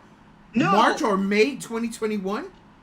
When theaters were Dune, the just first Dune Part 1 came out November 2019. No, it didn't. Yeah, it came out the same year as King of the Monsters. No, it did not, bro. No, it didn't. What are you smoking, bro? Yeah, hold on. No, it didn't. You gotta get off the crack. You gotta stop sniffing. Take the mushroom out your mouth. Put the rum and coke down. You need water and food. How do you spell Dune? D-U-N-E, bro. I must be yeah, never mind. It was 2021. Yeah, of course it was because I thought it came out King of the Monsters. Listen, I'm tired of Dune. Stop making Dune movies. Nah, they're making another one. That Yeah, shit's probably. successful. No, it's Okay. official. It's 3. There's 3. It's a trilogy. That was officially made. I swear to God, that kid. What the fuck was I doing in 2019? I swear to God, Dune was out. I'm gonna blame my friend. It's his fault. Every time we go to Barnes and Noble, he hands me a Dune book and I throw it. Every time. This man's 50. He keeps handing me a Dune book, and he knows I hate it. Hey, the fact that you at 30 have a 50-year-old friend means I'd get out that relationship right now. Oh no, we used to run a toy store fucking 5 years ago. Oh, all right, never mind. Yeah, him and me, we've been tight for a long time now. Yeah, I got a figure or two from that store, so I can't. Yeah, I know. Listen, you're pushing it too. Don't you? I am not even there yet. Shut the fuck up. I'm not even 45. I know, you're 51? 51? Shut up. I'm just fucking with you. This is the best thing in the world, right? Like, fuck, Rob, I'm sorry, but we've been podcasting for some time here, okay? Which means we've been drinking for some time here, right? I'm just saying. But we all going to get... Podcasts are when we fuck around, dude. It Hold always up. is. JR, you know what? What? We're about 50 seconds away from being 4 hours in. All right. Well, the people on watching right now, you can't see my nipples, but they're hard. Remember to like and subscribe here on the G Show. Comment your thoughts. Dude, it's just me and you. Dude, it's all just that good stuff. Dude, hey, What's the record, dude, it's by just the me way? and you, bro. It's just us two. It's just us two. What's your record, by the way, for the longest? Ray and me, we've gone 6 hours, if I remember correctly, and I trimmed it down to 5 in editing. Yeah, there's been some fucking We've gone hard. times. Oh, listen, hey, you want to join us for WrestleMania on Saturday? That's going 8 hours. That's an 8-hour fucking podcast. That's 2 nights worth, and each one's 3 to 4, so 8 hours within 2 days. Yeah, WrestleMania is ridiculous. Oh, wait, so ladies and gentlemen, I just want to say we are now in hour 4. We have made it 4 hours in. We got Shinrob. We got fucking G73, a.k.a. Mexi, a.k.a. my brother Chase. We've got Alex, who just woke up from his slumber. And, of course, JR, the host of the show. No, you're the host. It's your show. I just like to do stupid shit. Damn it. Rob, whatever you're doing with those lights, I'm just going to say that shit is dope. Right? Look, so here's another thought for a potential sequel. We follow up with your idea, Ray, where humanity is just done with Godzilla, we need to exterminate him. And they gave Kong the Beast Glove. What if they have a whole suit of armor for him? No, the Beast It Glove would be was... dumb. It would be so dumb. No, yeah, the Beast Glove was dumb the way they presented it. See, it works. It does work. But the way they presented it was, again, for kids 10 to 15. But that's what I'm saying. It's like, If we're all right, going yeah, that buy it. route, if we're going that route, Kong's suit of armor, it's like Kong's the only one that can stand up to Godzilla, but Godzilla's beat him before. I can't now. They go the Predator route and give Brolden Holduck or whatever his name is a Predator suit at the end and put it on Kong. Swear to God. I mean, fuck. It's not. That's my new suit. But we're at that point where it's like Kong gets an Iron Man suit and fights Godzilla because Godzilla's like, yo, I'm done with humanity. Like, y'all are dicks. I'm a dick because I killed 2 Titans for fucking no reason, but y'all are dicks. And destroyed an entire fucking country. Well, if you think about it like that, right? That's pretty much what the Gamera trilogy did in the Heisei saga, right? At the very end, Gamera was like, I'm tired, and y'all keep fucking up. Like, why a Gauss awakening? It wasn't because they were drilling somewhere. It was because of fucking global warming. They didn't say it, but come on, let's be for real here. That's what it was. Gamera was like, yo, y'all gonna fucking do this to yourself? Fuck it. I'm stepping on this person. I'm gonna blow this person up when I land in Shinjuku. Right? Like, that's what it was. And I fucking loved it for that. I loved it. Like, Gamera 3 still is the standard. It's the fucking standard. Godzilla -1 is the standard now. But for the love of God, since 1990, what? 6? Gamera 3 was the standard.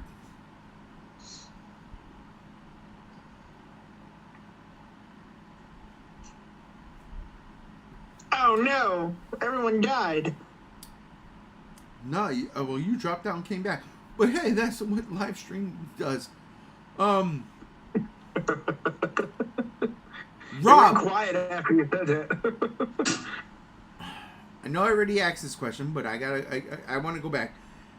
Outside of Godzilla's design, is there anything else you slept on where you were like, huh?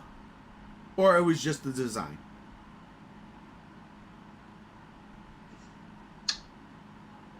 I thought about the whole human side story a bit because, you know, they were pretty, how do you put it? Niche. It's not that they were niche. It's just like they were here, they were gone. They were here, they were gone. There was a lot of them being there, them not being there. But in a way, I think it ended up being a good thing for the movie because the human cast wasn't insufferable. Bernie had a couple police stops in there, just a couple, not a lot. But I don't know, I kind of thought about all that today, and I'm actually a little impressed because we got this story about finding your family, finding yourself, and I don't know what fucking hit me. I don't know what fucking coconut hit me on the goddamn head this morning, but I don't know. I kind of like that. Listen, family. That's why I made that meme. Family. That's it. Vin Diesel's gonna be in the next one. He's gonna ride Doug. He's gonna show up in a Dodge Charger. Just be like, Kong, I'm gonna help you find another family. There's no gravity Fast and the Furious in the Hollow Earth. We've already done that with the Fast and the Furious. That was 9. Oh no. 2 years later, here we are in the Monsterverse, zero gravity. I'm just saying, these are kind of turning into the Fast and the Furious just a little bit. Kong, for 3 movies, Kong's wanted a family. For 3, here we are. He's got a family. I They're can't about wait family. for the next government-funded Kong tracking team to be sporting sports cars in the Hollow Earth with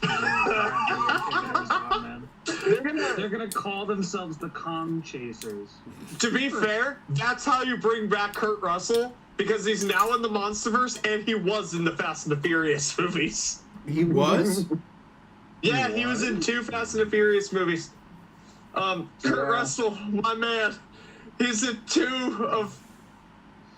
Now they're done this series. Or was it Alec Baldwin? No, it was Kurt Russell. No, Alec Baldwin was in Mission Impossible. Okay. Yeah, I specifically remember because Kurt Russell opens a cooler and it's all Corona and he pulls one out for him and Vin Diesel. He's like, I know how much you like these. So stupid. Is they're gonna take Kong's axe and put a giant magnet in it, so when Kong throws the axe, he can reclaim it back like Kratos with a magnetized glove. I was thinking they would just make it into a giant Corona for him. Kong like Corona. Kong's Corona axe. Just terrible. Rob, let me ask you this question. We went over this in depth, in detail, the last hour before you jumped on.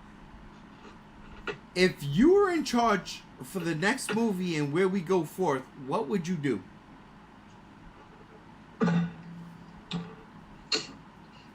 Hedorah. Really? That's a different I would do thing. Hedorah. So, you know, we all kind of just like assumed, aliens. This movie's ending with aliens. We're jumping the shark. We're jumping the dune worm. Aliens. Didn't happen. It's like, all right, so what could possibly conundrum up from the Hollow Earth? Because this was essentially taking Godzilla from topside to Hollow Earth. Next movie, reverse it. Get Kong and the homies out of Hollow Earth, topside, Hedorah. Hedorah.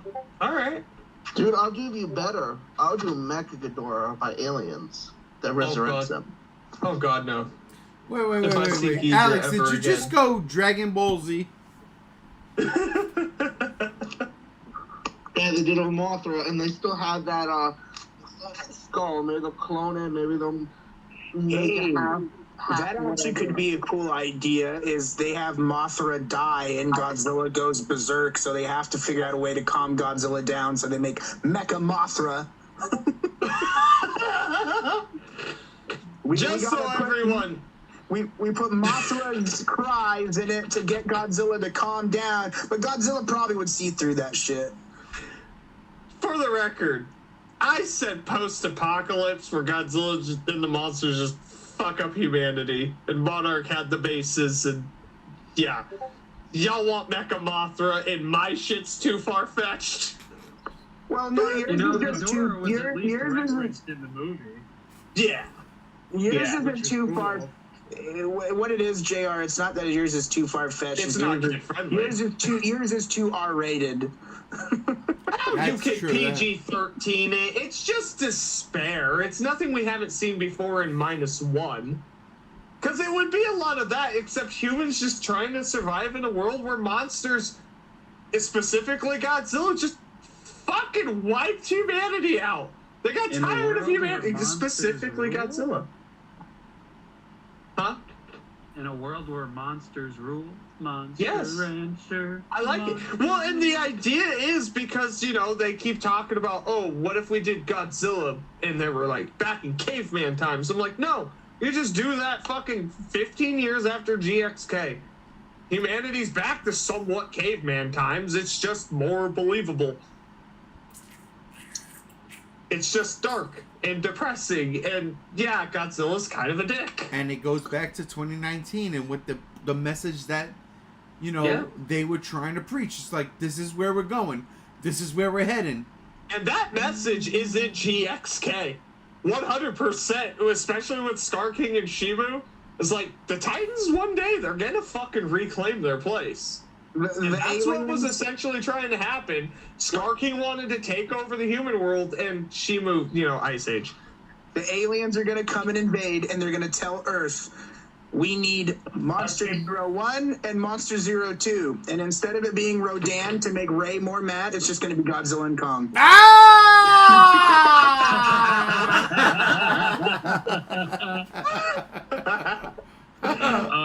Why? Why, Brother Chase? Why?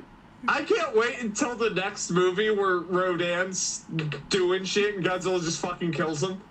Yeah, you know, because that's what he does now. No, he just kills the monsters. No, what's gonna happen is in the next movie, Godzilla's gonna roar, and it's gonna be Rodan's original roar, and I'm gonna go, I'm out, I'm done, and I'm gonna walk outside, and I'm gonna start my car, I'm gonna put it in reverse, and I'm gonna put my head on the fucking bottom, and I'm gonna get run over, and fuck it, just take it. So what he's saying, ladies and gentlemen, is it's the reverse dub of Ghidra the Three-Headed Monster, because Rodan had Godzilla's roar. And Godzilla had Godzilla's roar. So he wants the reverse, where it's just everyone's Rodan's roar. That's not a bad idea. It's stupid. I don't know. Titan Tech, we see the figures and stuff. They've dabbled in it in this movie. They really have. Let's be honest. They dabbled with it with Kong's arm, and it worked. It did. Minus stupid frostbite crap. It was just an excuse. Other than that, it works. Except I have to wonder, how do they recharge the glove for the electricity power? How does that work? It could be done by friction. Oh, hold up. Something you just touched upon. That glove, when it went on, and look, fuck, it's even there on the fucking thumbnail. You can see the electricity coursing through the glove. Yeah. And yet, not once was it ever utilized against the threats. Oh my fucking god!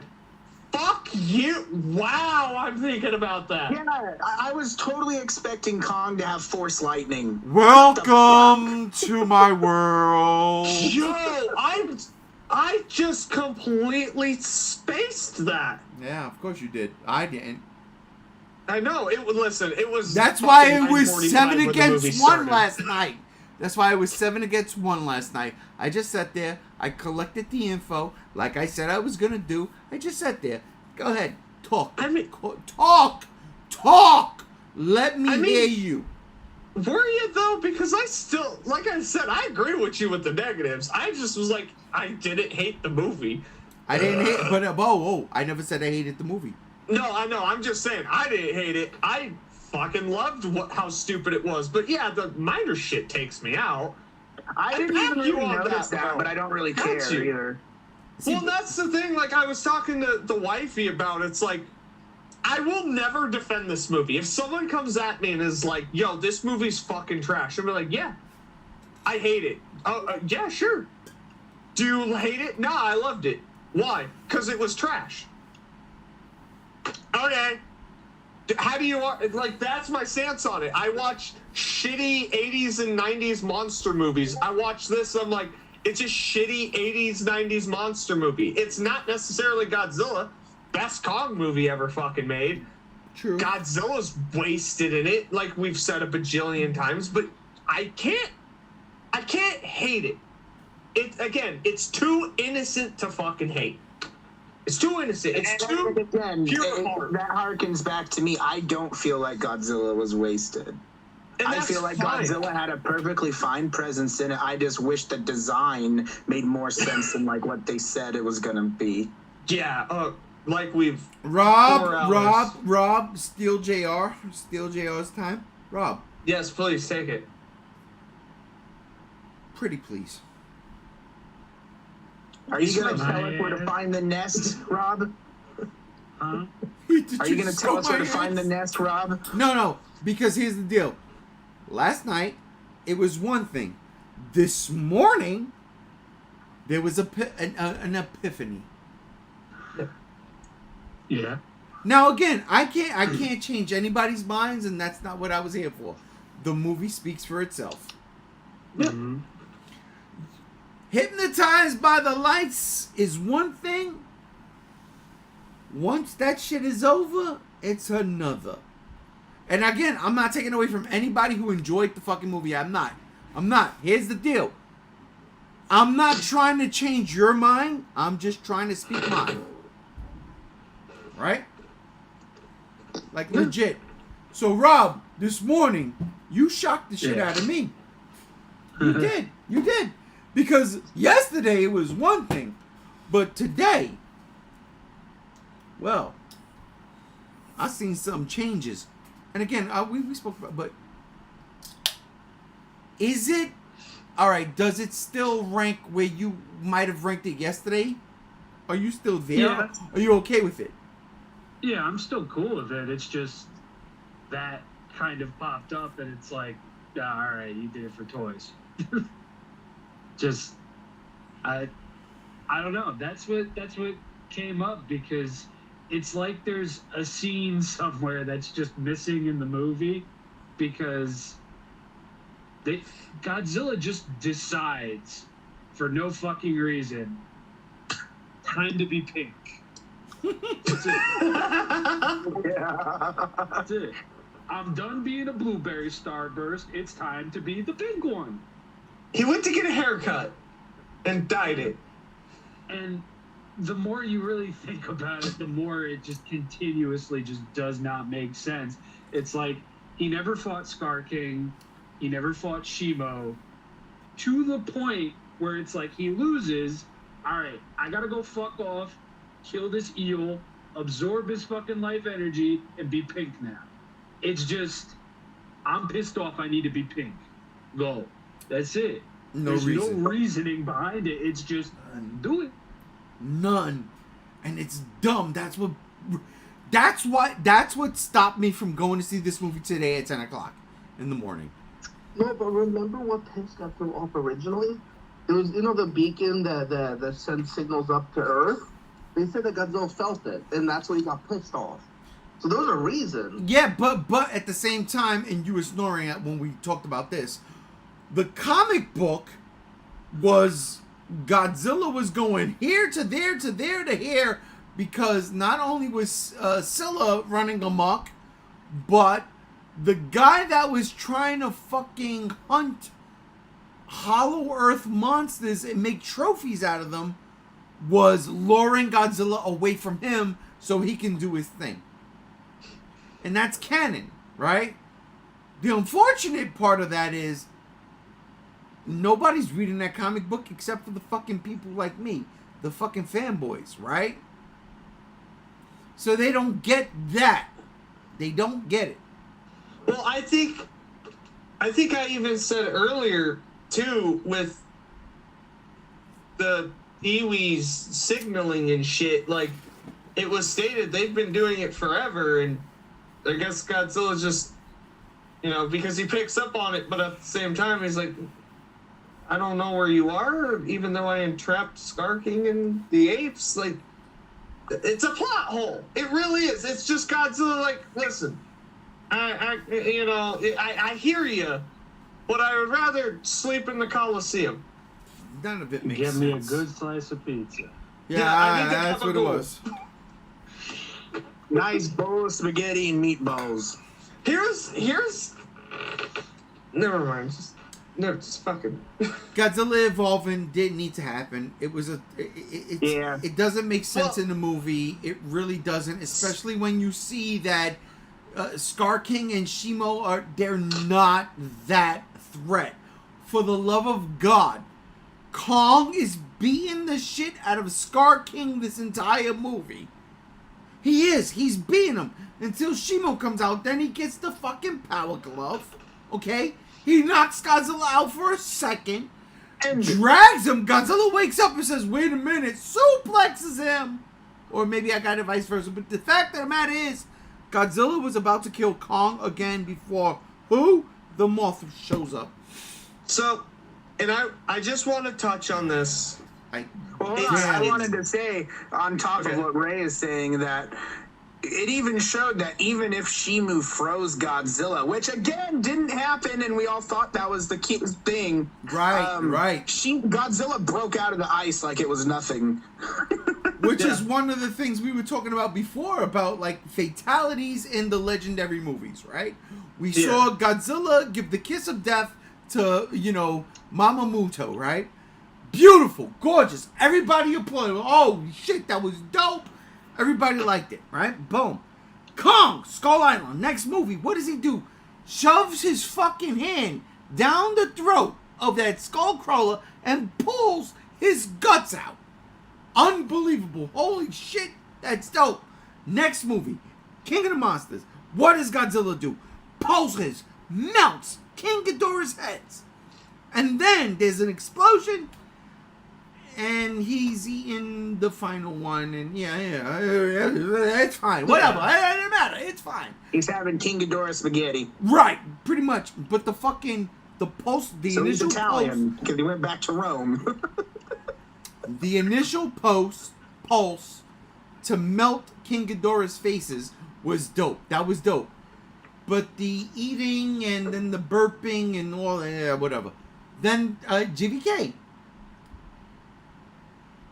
Mechagodzilla just literally slices a fucking a skull crawler down the middle. Beautiful. And then he's about to kiss a death Godzilla. Kong comes out of nowhere, starts hitting him, bing, bing, bing. What does Godzilla do? He supercharges the axe.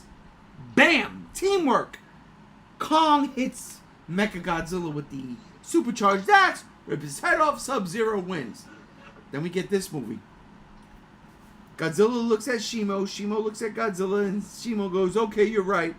Freezes this monkey. The monkey is still looking at Kong. His eyes are darting. And again, in the original trailer, the first one, it seemed like there was some kind of power behind this thing. And there wasn't. So, So this Kong just point- basically just drops him and crushes him, and it's like Sub-Zero's fatality for Super Nintendo Mortal Kombat 2. Nah, I'm not with it. Yeah. I'm not with it. So to this point, and just for a second, indulge me. Indulge. I know they make this shit up as they go along. They do. They rewrite stuff, blah, blah, blah. It's established Godzilla has so far 3 rivals. Scar King, Tiamat, and King Ghidorah. Hold Right. up, real quick. Okay. Did we establish before I was in? No. Yeah. No. No, we didn't, right? No, we didn't. Go ahead. Oh shit, ladies and gentlemen, we are 4 hours into this fucking podcast. Are you kidding me or what? 4 hours in. We're right now 4 hours and 23 minutes in. Oh shit, here we go. This is what I'm talking about though. Yeah. Go ahead, JR. I'm sorry. 4 hours So- and 23 minutes. I know they make this shit up as they go along, but here's the problem with the continuity things. You're telling me Scar King Shimu is a bigger threat than King Ghidorah, so Godzilla has to go supercharge and turn pink, regardless if Tiamat was fucking in there or not. Why didn't you do that with King Ghidorah? Well, here's the thing. Hold on. Here's the thing. They never said that Godzilla trapped Shimu. If I not recall correctly. No. I'm not even just talking about that, but Godzilla can sense Shimu, obviously. Yeah, but here's the thing, though. They said that he fought all the apes by himself. It wasn't like he just fought Scar King. It was Okay. the whole army. Regardless, In this fight. in King of the Monsters, Godzilla wasn't supercharged pink. He didn't have to. He just went after Ghidorah, who is, dare I say it, more fucking powerful than the 2 big bads in this new movie. But remember, this though is he was supercharged by the nuke. He was glowing the whole time. He kept getting hotter and Before hotter. that, Godzilla went after him and was winning in the water before he was supercharged. This is what I'm talking about. Ghidorah was much weaker in the water, as they said. But still showed up in Antarctica and there was a fucking tussle. Ghidorah's the one who fucked off like a pussy. This is what I mean. You can't sit here and say, oh, Godzilla needs to be supercharged for these 2 obviously weaker than King Ghidorah villains. When it came to King Ghidorah, he didn't have to be supercharged. He did. He was bringing it. That also definitely does also add the question to King of the Monsters, because if Godzilla knew about King Ghidorah there and he felt threatened, you think he would have gone somewhere to become supercharged. Exactly. But that's inherently the fucking problem, because it's supposed to share the same continuity, yet, and again, I know they make this shit up. They do. Unless it's a thing where it's like Godzilla's just learning as he goes, which I guess, but they don't make it known. He knew with Tim, he knew I needed to supercharge and kill that fucker. Here's the But difference. that's- There was a warning in this movie, right, for a while. But in Ghidorah, he just appeared, and Godzilla was like, oh shit, maybe I have to deal with it like right now. I don't have But time. Godzilla was still there. Godzilla warned the humans. Godzilla knew Ghidorah was awakening, and Godzilla could have went and fucking evolved, take care of it in fucking 2 seconds. That's the problem with involving Godzilla for 2 lesser fucking villains. Welcome to my world. That's the problem. That's why I say King of the Monsters is still better. It is. That's why I ended the podcast yesterday singing King of the Monsters. Because it makes it logically for this movie compared to the others just doesn't follow it. And yes, I know Wingard's just, you wanted to change the design, great, but you made an excuse why, and the excuse didn't stick because people like me, the assholes of the world, who sit there and actually watch these movies for the continuity, get confused because you're disregarding continuity. Ghidorah, 100%, no one can go against this, is a more powerful villain than Scar King and Shimu. We can all agree on this.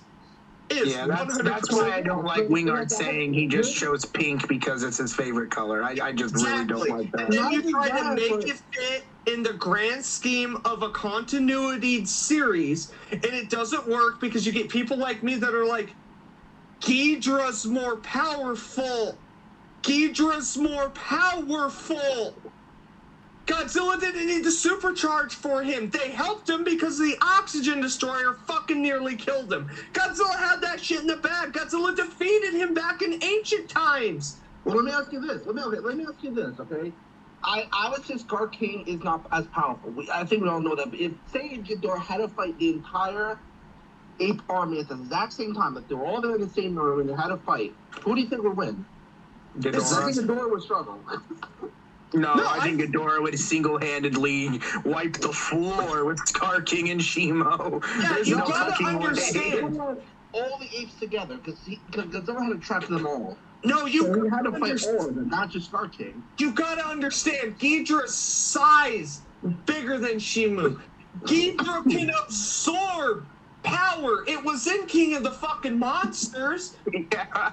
Remember that part in King of the Monsters where King Ghidorah goes microwave and shoots all those electro bolts out of every appendage of his body? That's all King Ghidorah would have to do in that room full of all those apes, and then they would just all be fried. And it's not even just that. King Ghidorah's very presence on the Earth has an abnormal effect on the atmosphere, which creates these typhoons. You can't tell me what the fuck's Shimu gonna do? Freeze it all?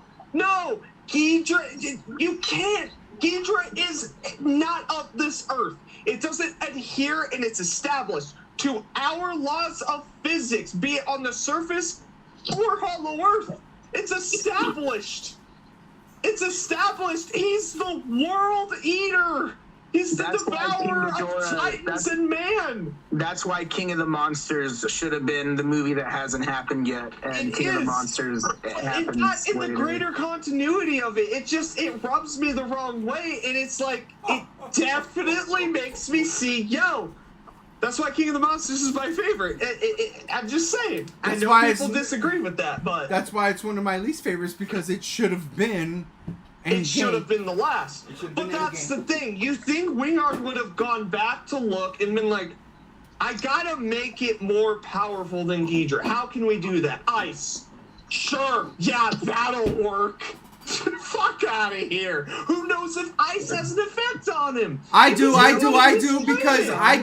because King Ghidorah is in ice when we see him in the legendary universe. Ghidorah's in ice because Godzilla fucking took him down to the bottom of the sea. That's what they want us to believe. But then we get Shimo, whatever the fuck the thing is name, and it's the fucking reason for the Ice Age. There's so many variables. But I just think Ghidorah is a more significant villain than Scar King and Shimu, more powerful villain, and Godzilla didn't need to supercharge the fight. Let me ask you this then, JR. Okay. If they say hypothetically that they said in the hieroglyphics that Shimo was the one that froze Ghidorah, would you have bought it? That would be stupid. Because it takes away Godzilla's kingship and rivalry with King Ghidorah. It completely disregards it, which, by the way, was actually supposed to be in the original fucking script. And that pissed me off. Which script? The original script for this movie that was leaked stated Shimu's the one who froze Ghidorah. And I said, if that's in this fucking movie, it takes King of the Monsters, the title, away from Godzilla, and it downplays the rivalry. Oh, and that would also take away Queen of the Monsters from Mothra. Yep. It would 100%, it would just fucking ruin what was established. They didn't do it, which was smart. It would be dumb. It's just dumb. Godzilla has to retain the title. And I don't think Godzilla supercharging to fight a monkey and freezing lizard is, necessary when Ghidorah's arguably more powerful. Mechagodzilla. And that's the thing. Mechagodzilla, and it's not necessarily an excuse because it's in the movie, had the power of King Ghidorah, even though it was Kevin, but had the necessary tools to take down Godzilla and human hand-to-hand combat. The hatred, too. The hatred, specifically 100% designed to kill Godzilla. Still didn't need the fucking supercharge. There's also the other Which thing is why too it's is like such a they great definitely movie. set this movie up from the teaser trailer that Scar King was definitely trying to hunt Kong and Godzilla, and that didn't happen. Well, And no, it no, no. showed It up. wasn't even that. It was like the fact that in the first initial trailer, they showed Scar King's eyes, and it made it seem like there was way more to this thing than we thought. Yeah. And now I will post the fucking thing again. The picture. Rob, I want your take on this. Am I insane for saying this? Like, I'm just saying. No, I don't think you're insane.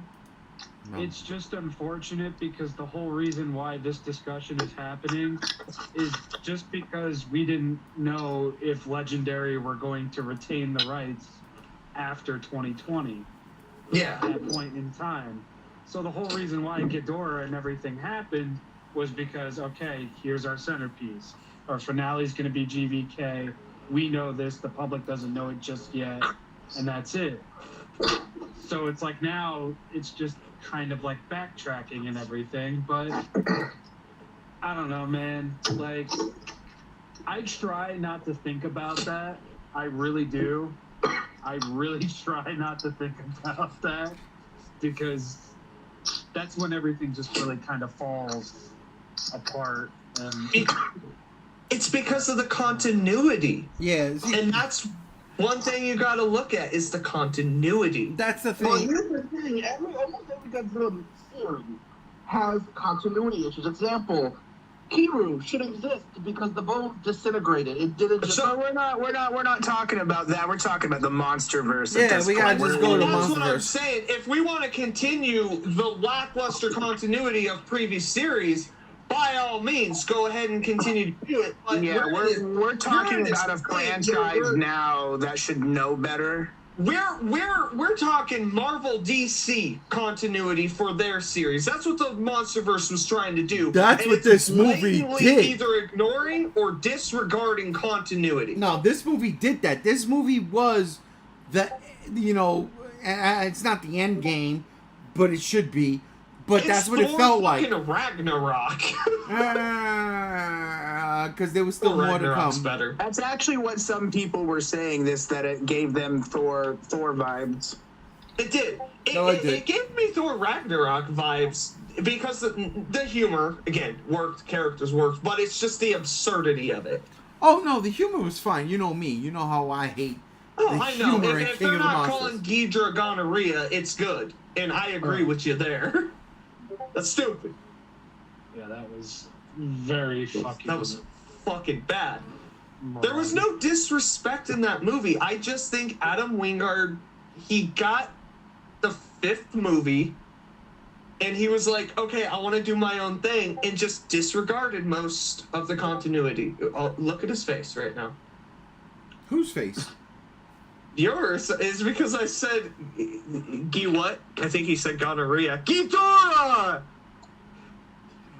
It's so bad. About to rip a tooth out like Kong, bro. You have no idea. It's so bad. It's so bad.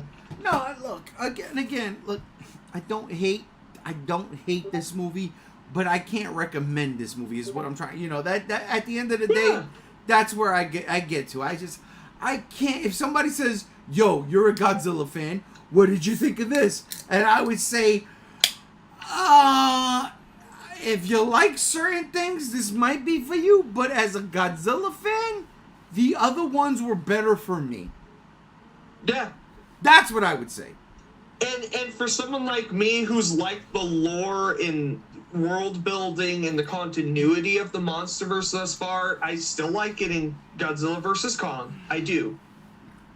This movie does disregard quite a bit of it. Just blatantly like, Too much. I don't give a shit.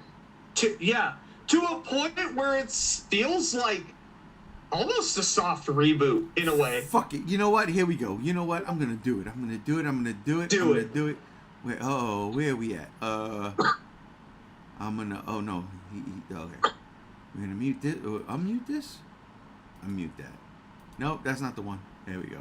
No. Oh, that's not the one. That's not the one. That's Sailor G. Here we go. Yeah. Yeah. Yeah. And, Oh yeah. Yeah. I want some Kool-Aid now. the victory. Ah, Here we go. there we go. Sailor Here we G. go. Here we go. There we go. Let's talk about it. Let's talk about it. Let's go. Here we go. And look, I'm messing everything up. And in real time, I'm like, oh, Sailor G. Here we go. Oh, fucking hell, bro. Seriously? What? Oh, you're just on. Oh, yeah. So you're not looking at the live stream. The live stream I've got, there's a picture of Godzilla and Kong jumping, with Shimu and Scar King jumping. It should be reversed. Actually, it should be flipped. And then Mothra in the middle of the pyramids. Yeah. No, I see it. Like I said, 30-second delays typically normal with streaming, so. It felt like a minute, honestly. I was counting. Oh, it's okay. It's bandwidth shit. I deal with it all the time. But here we are. And this, ladies and gentlemen, this is your spoiler. Because, I mean, we've been here for 4 hours and 38 minutes. And we've already spoke Mothra. Look, where do we go from here? In all honesty.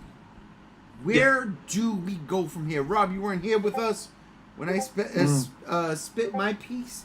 We've had a bunch of these things. Chase has just sent that, Chase is here. $67 million with Friday. That's not bad. But again, Godzilla 24. You can try to turn and twist this however you want. The fact of the matter is, in 2014, 10 years ago, Godzilla wasn't in the zeitgeist the way it is now. It just wasn't. So we can't jerk off to the fact that this movie's making more money than 2014. It's not better than it. It's not. Yeah. It's just Godzilla is more popular now. That's all that is. But why do you say that like it's a negative thing, though? Your tone of voice makes it seem very negative the way you present it. Because it's not a better movie. Yeah, this is the problem with Godzilla becoming this mainstream. And that's kind of what's happened with Marvel, for instance, is they need to appeal to everyone, and the fans don't want it. It's not that they don't want people to engage, it's just, it's not appealing to them anymore. Like, for instance, the Marvels was supposed to appeal to a broad audience, and the audience didn't like it. Marvel fans panned it, general audiences panned it. This is one of those situations where the hardcore fans, a lot of them are going to be like, this ain't for me. This isn't where we wanted it to go. Is this where I wanted it to go? Absolutely the fuck not. No. Did I enjoy it? Yes, I keep saying I enjoyed it. I did. I liked this movie 3 out of 5, even with all my bitching. This just isn't it. It's not it, and it's not headed in a direction where the fans want it. And I'm almost damn curious if -1 was almost made in a response to that at this point. Right. No, it wasn't. No, it wasn't. I know it wasn't. Shin but it makes me Godzilla was think. made in a response to 2014. You see how close they were together. Yeah. Yeah, should, yeah. You know, -1's only 4 months apart, but I'm kidding. But you also got to understand, too, where you guys stand on your gripes with it. At the moment, it's not the consensus. That's You not guys the may point. have issues with the movie, but that's not the majority of even like Godzilla fans. That's not the majority of what's going on right now. That's not the point. Like the Monsterverse. That's With not its the issues. point. The point is, when 2014 came out, which was at that point in time, up until right now, the highest grossing Godzilla movie on the opening weekend, right? Yeah. The demand wasn't there. Nobody gave a fuck about Godzilla outside of the fans and cinephiles.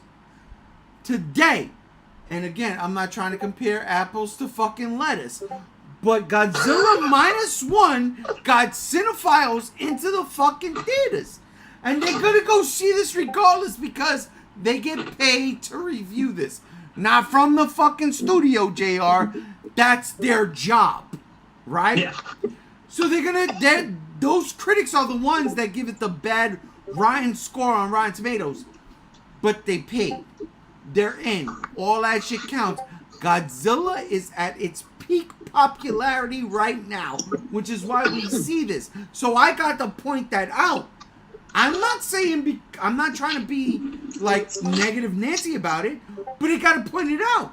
Godzilla is at its peak fucking popularity right now in the States than it's ever been. Now he's gonna have fun with it then. I get that, but all I'm trying to say is, listen, you want to go crazy? Because I'll pull up your audio. I'll pull up your audio from this morning when the way you described this movie made more money than 2014 because you were being condescending then. I didn't say nothing. Didn't say nothing. I'm just saying you were being condescending then. That's not the case here. No, I said that it didn't make more money. No. It's but you're talking about tone. Actually, no, you're talking about tone. Night, in its preview night, which was last night, Thursday, it did make more money than 2014. To my world. It did, and that's fine. No doubt about it. Of course it's going to. Of course it's going to. Okay, but let it. That's what we want as I'm not saying that. Make money. I'm not saying that. I'm just saying for it to make more than 2014 doesn't necessarily take that much. 2014, 10 years ago. Okay, we're talking 10 years ago. We're talking Godzilla was gone for 10 years. First movie, 10 years. That movie appealed to us fans who have waited. This is a floodgate opening movie. This is the gates have opened. We don't give a shit who you are. You could be a longtime fan. You could be a Kong fan. You could like fairy girls and Mothra girl art with breasts. It's for you.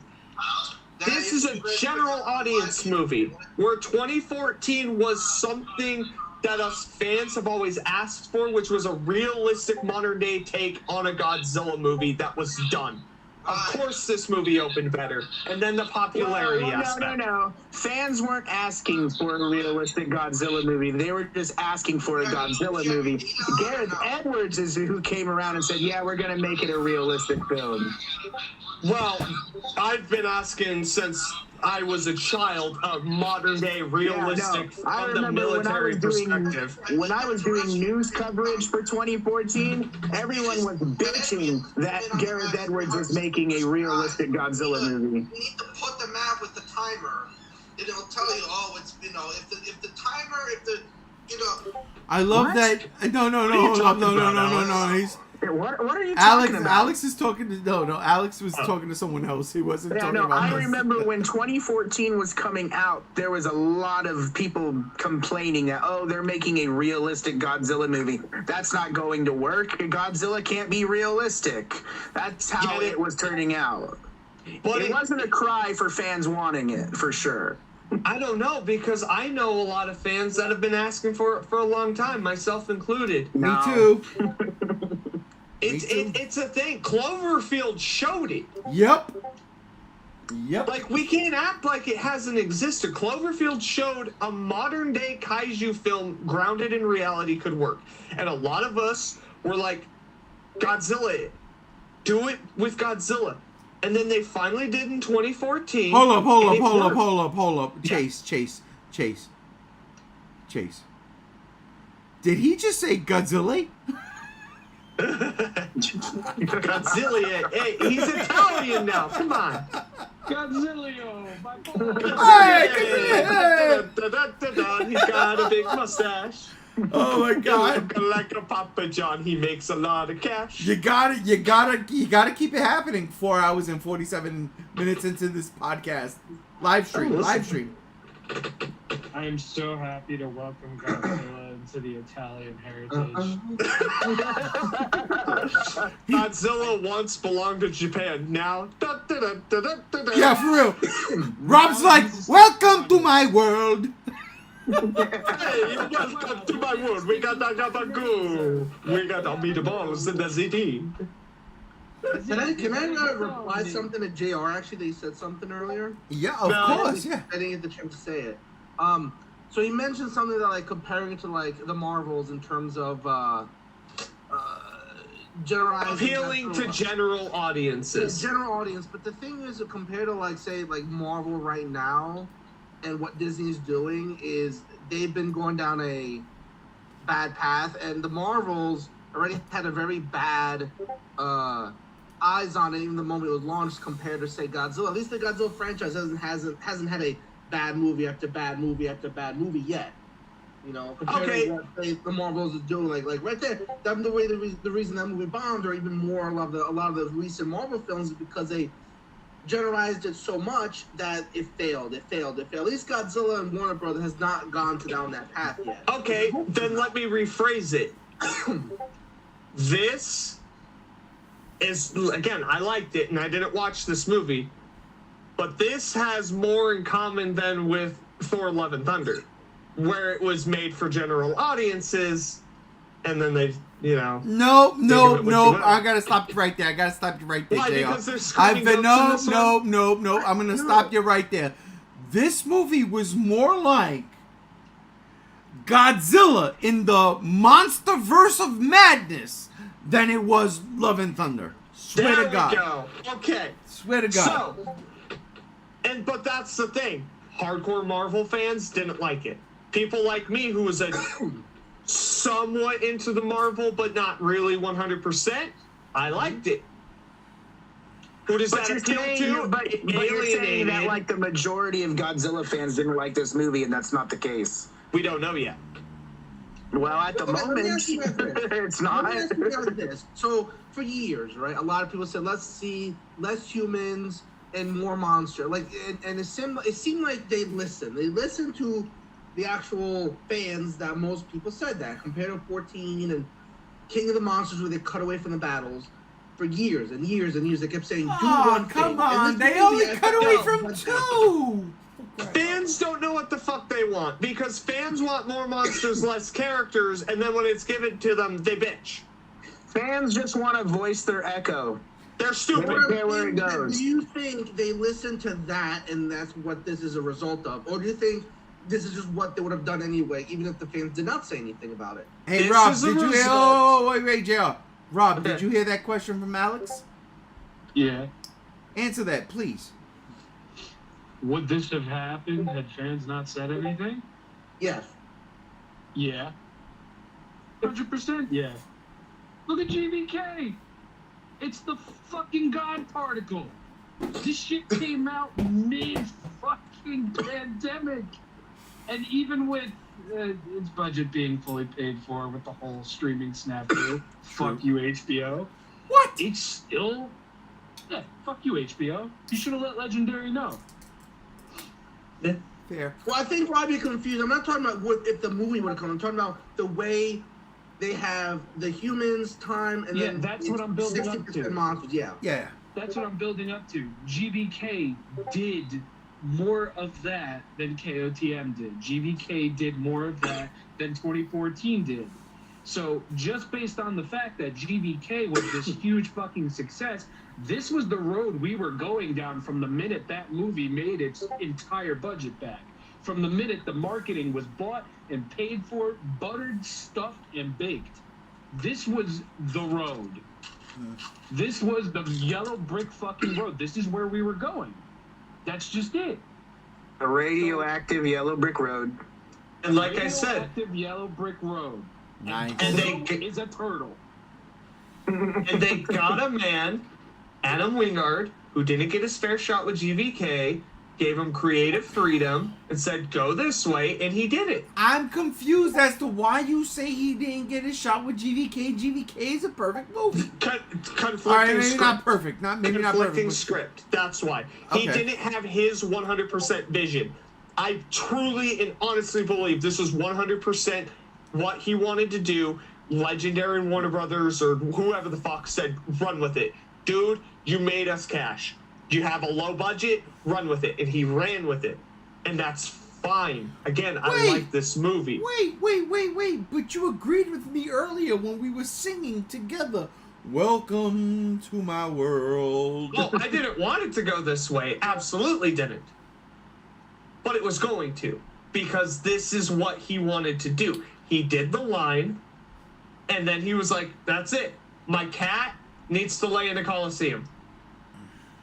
And I need zero gravity. God. But that's all I'm saying.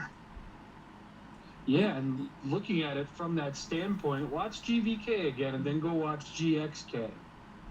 You can see the inklings of what Adam wanted to do all over it. Yeah, he was just held back by the Doherty script and the ideas that were present there. It's all there. It's all here. It's spread open. Take a sniff. Okay. Why you have to fucking say it like that, man? Yeah. For real. I again, as the only one here who is a GVK fucking gatekeeper, I kind of see what you're saying, because I see where the evolution goes from here, and it is this movie. But at the same time, there's so much nonsense in this movie that wasn't in GVK, because maybe he was reined in. I don't know. But that's what makes GVK so special to my heart. Whereas when I watch this, I go, yeah, I'll buy it twice, because he was constrained by the script and the story that was already approved that he had to make. Because we got to remember, Doherty was basically poised to be the headmaster of the fucking MonsterVerse. Yeah, true. KOTM's hype was astronomical. People were predicting that it was gonna beat out fucking Aladdin, and that didn't fucking happen. Like, there were projections coming out saying that Aladdin was going to fall to fucking Godzilla's feet. I believed it because I was an idiot, and I believed the hype. But you gotta look at it this way. KOTM, what happened with it, happened with it. Doherty gets kicked out. They're already working on GVK. Adam Wingard was already set to be the director. He had to follow what was going through there. Even with all the delays and the reshoots and all this other shit, it's like, no wonder people thought the movie was gonna... Yeah, if Adam Wingard got his way with Godzilla versus Kong, it would have been it would have been a very big different movie. And that's why you see, like, for instance, he couldn't do much to the script, but visuals he did. For instance, the camera angles that he did with, like, the camera mounted while they're, like, getting knocked down and you see their face reacting as they're falling, that was all through the movie because he wanted to put his flair on it, where it's completely absent in this movie because he doesn't need to now. He did it, and that's that. And basically what happened in New Empire with Scar King and Shimu was supposed to be Godzilla versus Kong, but with a different kaiju. 2 different kaijus. And that's just basically what happened with New Empire. It was just a lot of what Wingard wanted to do with GVK was basically what he put in this film. Yeah. I'm still... The only thing is that Hollow Earth battle with Mechagodzilla would have been cool to see. Wait, what? Explain that. What? So, originally, Godzilla vs. Kong was supposed to end with Godzilla and Kong fighting Mechagodzilla in the Hollow Earth. And then when basically the way it ends is after they fight and kill Mechagodzilla, it collapses this tunnel system in the Hollow Earth, and the Hollow Earth part of it collapses upon Godzilla and Kong, presuming them both dead, and that's how it ends. See? That's why. What, bro? That's what I said an hour ago. GVK was the end of the MonsterVerse. That was it. There was no reason. If that was to happen, there's no reason for this Now, movie. mind you, that was also rewritten. That got taken out, and then another script was brought forward and stuff. But that was a possibility at one time, to the point where they had Hollow Earth Mechagodzilla and stuff. And then, like, if you remember back in the production images of Godzilla versus Kong, Skarsgård's punching this guy on a cliffside by a beach, and they're supposed to have collapsed in the Hollow Earth, like crashed, and then they find out, oh, Apex is evil, and they have to survive against them. And it was going to be like the Lost World, but with kaiju, and yeah, it was going to be a whole different movie, and they scrapped that whole hour and a half out of it. It seems like everything after King of the Monsters was just trying to scramble to figure out what to do next. Like, and the formula seemed so simple back then, like lizard, monkey, fight. I disagree real quick. Okay. I don't think they needed to scramble after King of the Monsters, because exactly the last thing you said, lizard monkey fight. They knew that that's what it was going to all. But the ultimately story around it, what to do with it, like Hollow Earth, Skull Island. Well, we ended up in Hong Kong. But but it made sense what they did. It made sense. Oh no! And I'm not downplaying it. Another thing I wanted to point out is that when the early script of that leaked, they were referring to the second monster as Destroyer, and you actually see Destroyer name dropped on a Monarch screen in New Empire when I saw that last night. The name's on the screen as a monster, and that like makes me wonder, you know, what is Wingard gonna do later on? Which, well, I mean, I don't have issues with it, but I am curious to see what's going to happen. Here's the deal. Godzilla, in all of his fucking incarnations and his thousands of years, 70 going on, has so many fucking opponents. Whereas Kong, his only opponent has been Godzilla. Yeah. So we gotta make up shit. We gotta make up shit. I mean, he fought Gorosaurus and Mechanicon once. Yeah, but that's true, not really much. That's true. But that is not like in the zeitgeist of no, God, Kong. no. Godzilla, King Kong Escapes is obscure. Very. Not a lot of people know of that fucking movie, except us. It's so weird. Yeah, it's oh, wait a minute, ladies and gentlemen. We have hit 5 hours. Remember to like and subscribe. 5 hours. Rob has joined us finally. We've only been doing this for 5 hours, but he's joined us for the last hour he's been here. Brother Chase, he's now in here for 2 hours. JR, 5 hours in, brother. Hey, we've done it longer, trust me. Alex, you slept for 3 hours. You son of a fucking guy. You start. Listen. Godzilla taking a nap made me feel very tired, you know? I gotta see how he felt. Maybe I'll wake up pink as well. I don't know. Look, if you wake up pink, you need to go to the doctor. Because it itches. That's exactly what I was going for. Someone farted in your face while you were sleeping. You gotta go to the ER. That was a good one, Chase. That was a good one. In all honesty, it's hard to say where to go from here. It really is, because if Wingard's gonna do Destroya, no, I don't know. No, I don't want it. No. When I say Destroyer was on the screen, it wasn't Destroya. Destroyer was described as Shimu. Destroyer was described as a giant monster bigger than Godzilla and Kong that was a quadruped. That's what I was saying before. And like when you were talking about JR, if you would have saved Shimu for the last movie, I was like, yes, that's the Destroyer. That's what and it don't have to be Destroyer, but it's the Destroyer. It's a play on words, and you know we will get a kick out of it because we're fans. And then the fucking next generation will be like, oh my god, this is the greatest thing ever because Godzilla and Kong gotta fight the fucking final boss. Yeah, that's why you made this one the Kong movie. I've said it probably 4 times now. Kong defeats Scar King and his army, but Scar King was holding back Shimu. The end credit sequence is behind the lava. It goes down this dark tunnel. You see the blue eyes, and right then it cuts to Godzilla in the ocean. You see his eye open. Don't have Godzilla in this. That's the end credit. It sets up for the next one where Kong and Godzilla team up to fight the big boss who's bringing the next Ice Age because she's evil, not because she's manipulated. The first Titan, the original Titan. Rob, I'm going to ask you a question, but I'm not going to ask you to answer it yet. I want you to stew on it and think. Okay.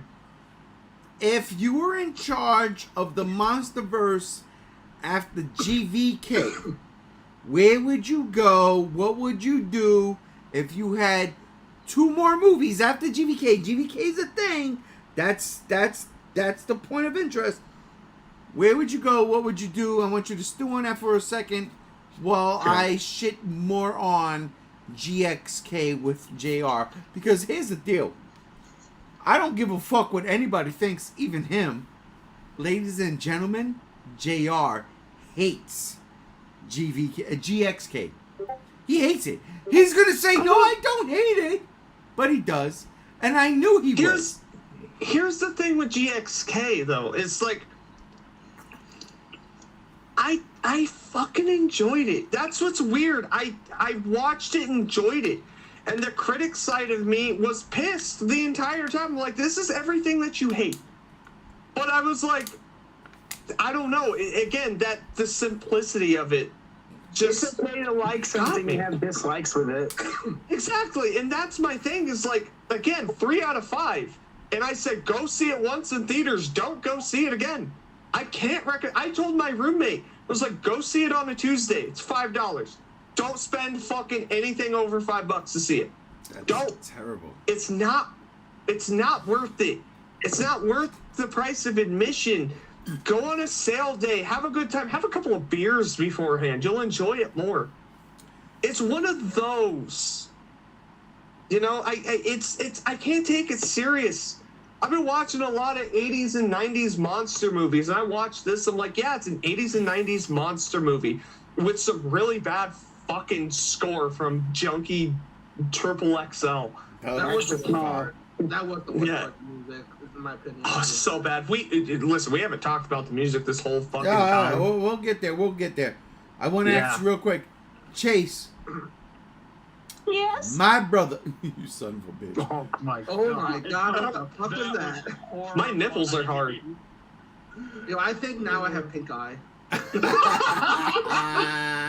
No, if I farted, you would have known. Chase, you know, I love you. We've done the podcast yesterday. We've slept on it. You've spoken already. Some of your, grievances you had. Is there anything else you might have said, you know what? Maybe this wasn't good? Nothing to make me say that. I still genuinely like the movie. I still genuinely really enjoy it. I still have fun with it. And I still can't wait to see it again. I just still feel like the more that I think about it now, I just feel like more of this was a marketing movie. Like it in a way, like it wasn't just because of Scar King and Shimu supposing to be these big bads, they weren't at all. They were like the biggest cannon fodder, literally. Like I said, Godzilla could have just wiped the floor with both of them alone. And they were just underutilized. And I feel like the way this movie was presented, it just did not turn out that way, which ultimately brought me around to the idea of like what I brought up earlier was I don't like being lied to by companies just to get me into a seat, because that's going to bite you in the ass And that's something that Legendary and Warner Brothers will have to take into account if they do get to make a next one. Is that it's not going to fly if Wingard comes out and says there's going to be 8 minutes of Doug and a pivotal role and Godzilla and Kong, especially with Godzilla having a purpose of why he's looking the way he does. Like that was all a lie, and I feel a little bit insulted by that. But I still had fun with the film just because it was just wacky and fun. It was what I wanted. Monsters. When Godzilla goes ham in that movie, when he's fully charged and he's ready to go, it was fun watching a bull in a china shop. It was fun watching that. I had loads of fun with it, and I still go by that. It's just, other than Scar King and Shimu being really underutilized, and I still feel like Shimu should have died at the end. But that also would have taken Shimu to have a more intimidating presence than what she actually had. I still don't really have any other issues with it. I mean, I actually feel like I like it more that I think about it, because I actually really feel like I like Dan Stevens' character a lot. I like Trapper. He was kind of cool. But yeah, and then I really like the stuff with Gia and everything. I don't have any more. I don't find myself finding the dislikes about it more. I just feel like there are points that were brought up that should have been executed either to the extent they were hyped up to be, or actually full-fledged a little bit more better. But I still am leaving off the fact of I really like this movie. Is it my favorite of the MonsterVerse? The more I think about that, no, it's not. The more I think about that, like, because I go back with Godzilla versus Kong and stuff, and like there are things about Godzilla versus Kong I like that they did a lot better. But I still go off of I still had fun with the movie. I still liked the movie, and I definitely am excited to see it again. And like I am enough to where I'm excited to see if Wingard does get another shot. Where is he going to take it? And is it going to be the same amount of fun that I had? Because I loved the anti-gravital fight. I thought that was so amusing. I loved the fight in Egypt. I loved all of the stuff. I loved laughing at Kong dragging Godzilla into the Hollow Earth. That's my favorite part of the movie. And I had fun exploring Hollow Earth with Kong. I really enjoyed those things. My biggest gripes is just Scar King should have had more of a dictator presence like he was described, and Shimu should not have been mind controlled to be just a sissy. And I just feel like those are my things that I wish were, like, if you wanted to do big bads, Scar King should have done more kicking apes in the lava like he did to Zuko's mom or dad. And Shimu should have been just this vengeful, I hate everything, destroy Earth type of monster. And that's not what Shimu was. Not the way it was described. And that's what I have issues with, is because, like, at the end, Shimu submits to Godzilla, which is rightfully fine because Godzilla's the king of the monsters, but I still feel like Shimu should have been a puddle of ice at the end of that movie. But other than that, I still like the movie. I still have fun with it. I wish the final battle was longer. Like, it could have been a lot better. But I don't have issue to where it's like I dislike this movie more than I did at all. That's funny. We were talking about the final battle, how long it should have been, if it would have been longer, what we could have done. I still disagree with you. I don't think Shimu needed to die. But at the same time, I don't think Shimu needed to become Kong's bitch. And in that regard, yeah, and in that regard, then fucking kill Shimu. You know what I mean? Yeah. Because that was like, wow. Because all it says to me for the future MonsterVerse is, all right, well, what are you going to do with these monsters now? Nothing. What are you going to do with Shimu next? Like, God, because Kong lives with Shimu now. Is Shimu just going to be the retriever? Like, what's the point of Shimu now? Shimu, in all honesty, what I think and I don't mean that for you to give me an answer, JR. I mean that hypothetically. No, but we gotta give an answer. We gotta give an answer. You asked a question. No, I was just saying, I think Shimu will be the ultimate response if Godzilla ever fucks with Kong again. Well, I thought of an idea with Shimu. Well, Yeah. hold on. Shimu can't be the ultimate response because we saw what happened when Shimu froze Godzilla in ice. He broke through it like it was nothing. There's no Yeah. Shimu had no defense of Godzilla.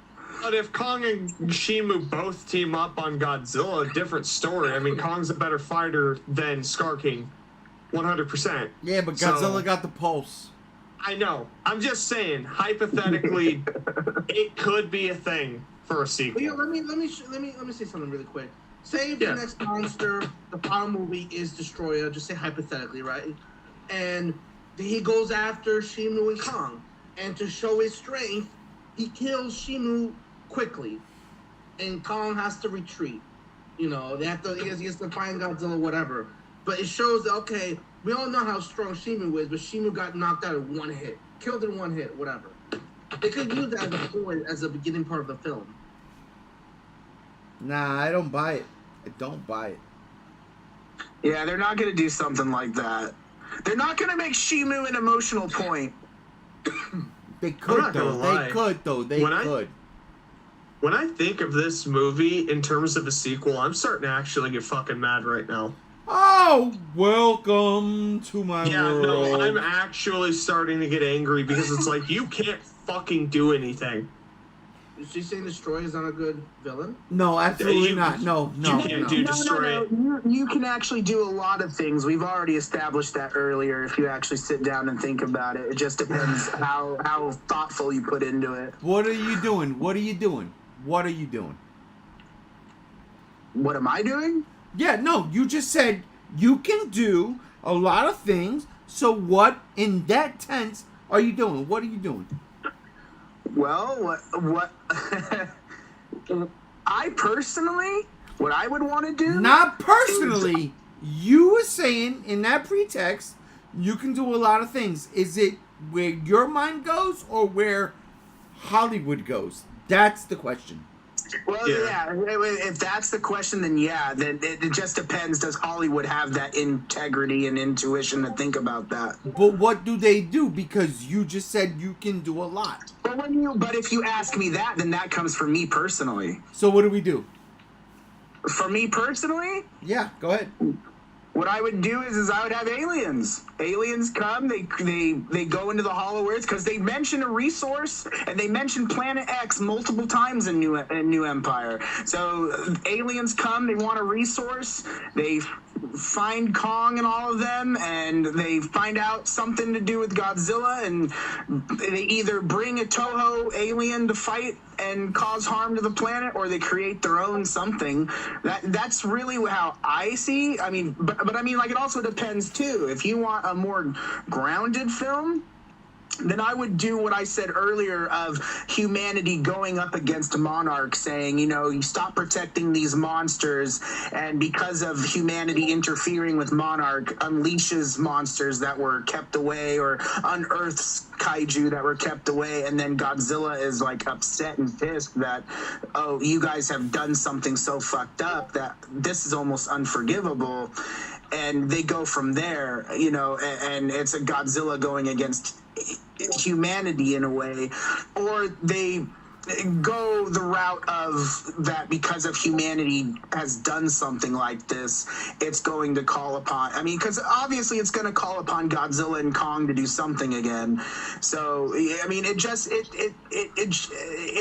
one of those things where it really just depends, you know, coming from that. So I mean, but I would like to personally see aliens. I still think there's a lot more to do with space.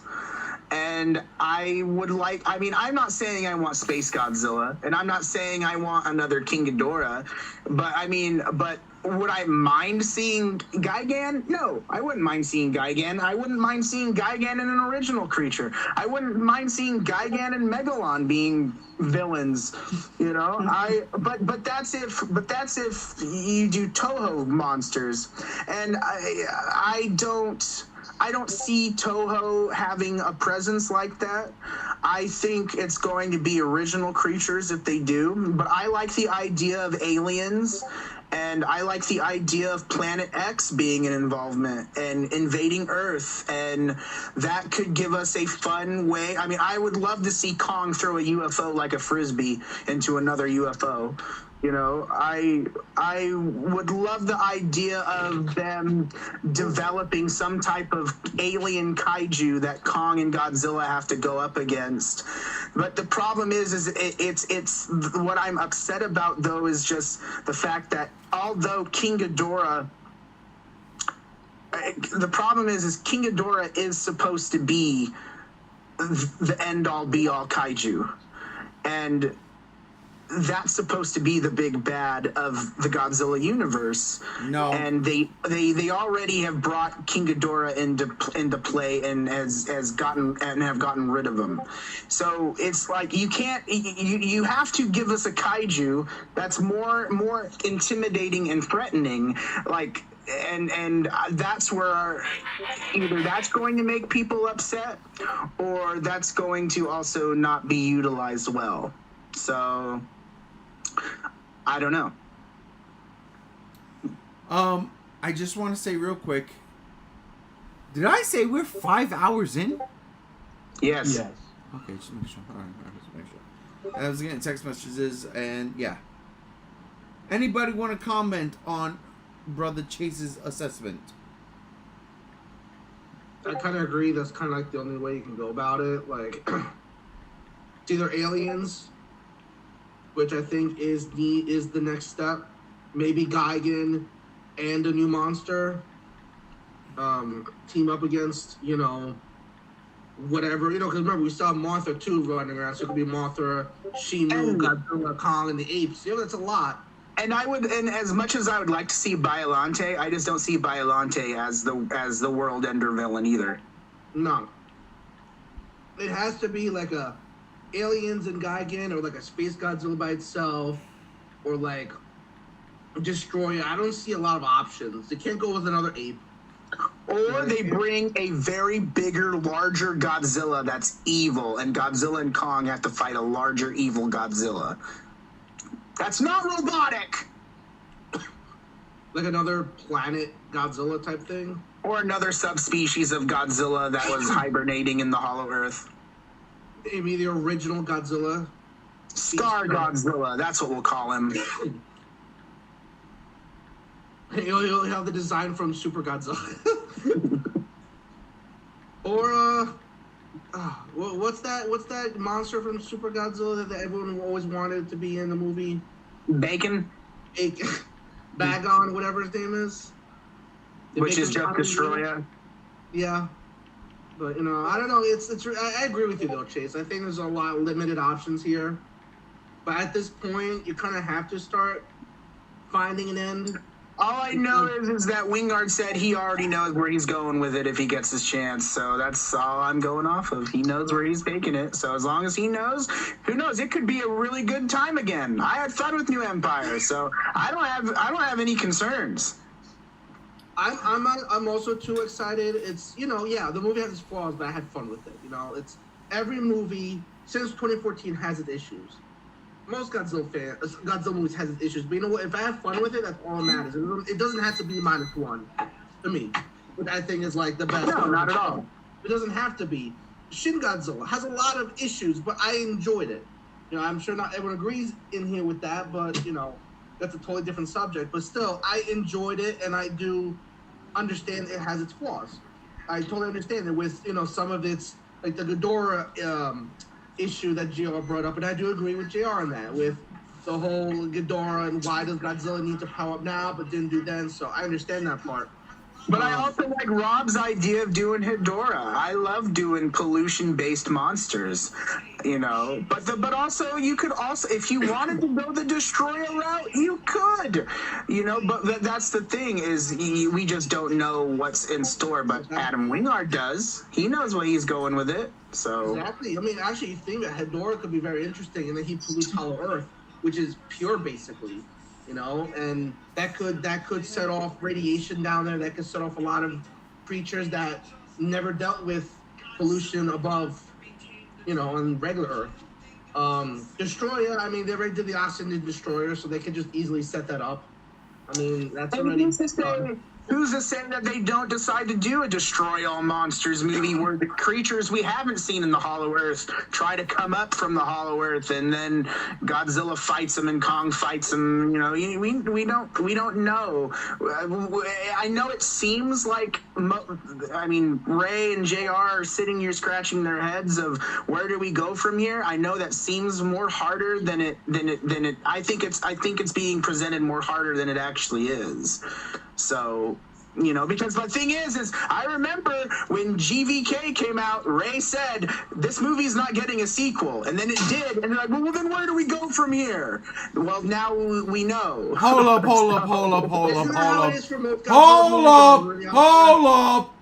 up. I did say that because it was the end. It really was. It was the canonical end of where they were going.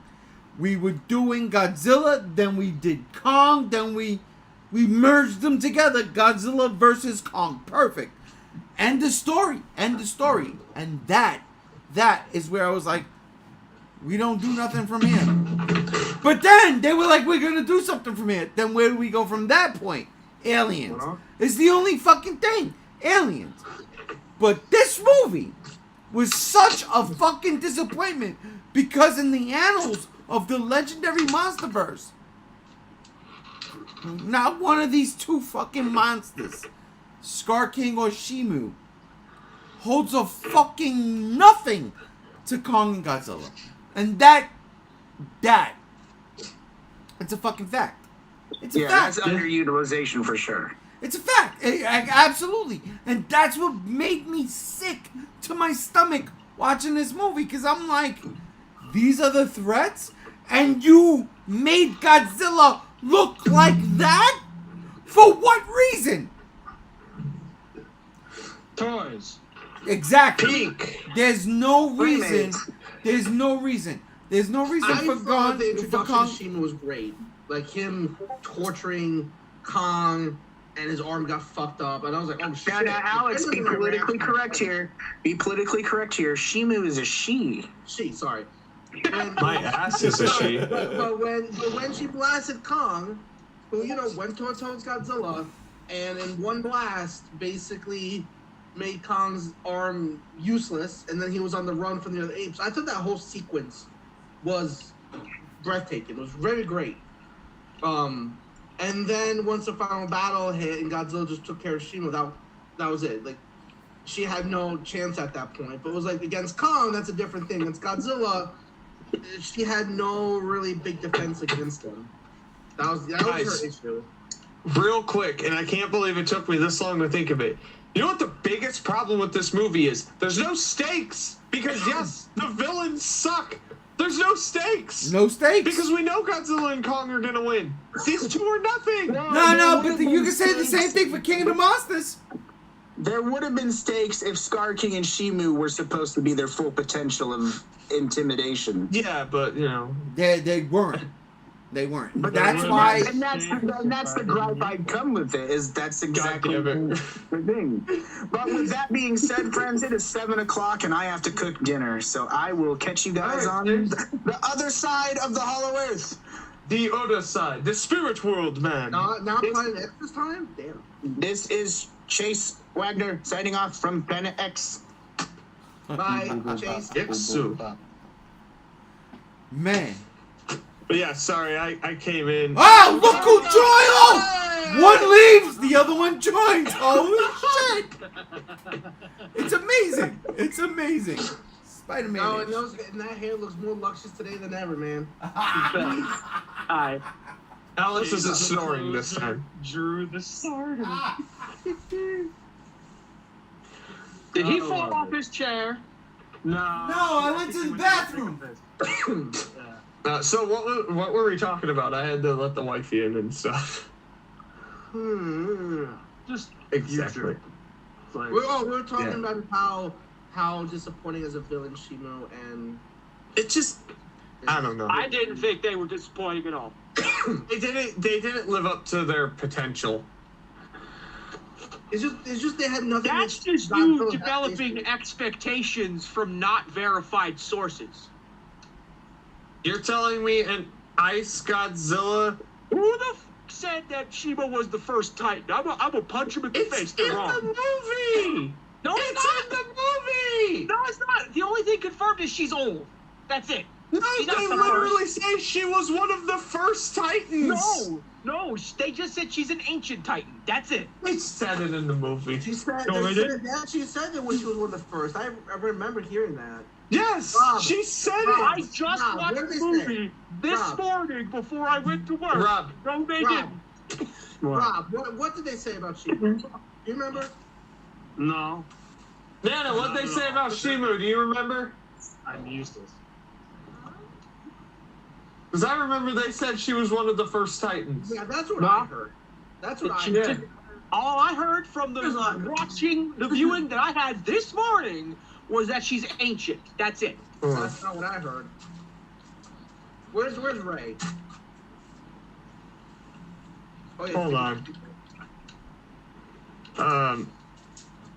Yes, it states right here. Just Googled it. Shimu is one of the first Titans. One of the first Titans. Google search. Like Google that's search reliable. because it just came out. Ooh, a Google search because that's reliable. Listen, your Yes! long hair. Listen, your long hair got in your ears during that time, maybe. But I remember them saying, but that's great as a third opinion. But I remember them saying not only she was an ancient, but one of the first Titans or the first Titan.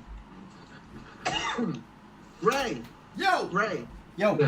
so we're being told here by MG. Rush's Locks here that she is not one of the original Titans. But me and What? Gia heard it clearly. Yeah, it said it. I just Google searched it too. It says it. Ooh, Google search. No, I watched the movie this morning. The only thing that they said is that she's ancient. That's it. That's what I got. I gotta be honest. That's what I got. I'm gonna have to watch this pile of shit again. The alright? ancient thing.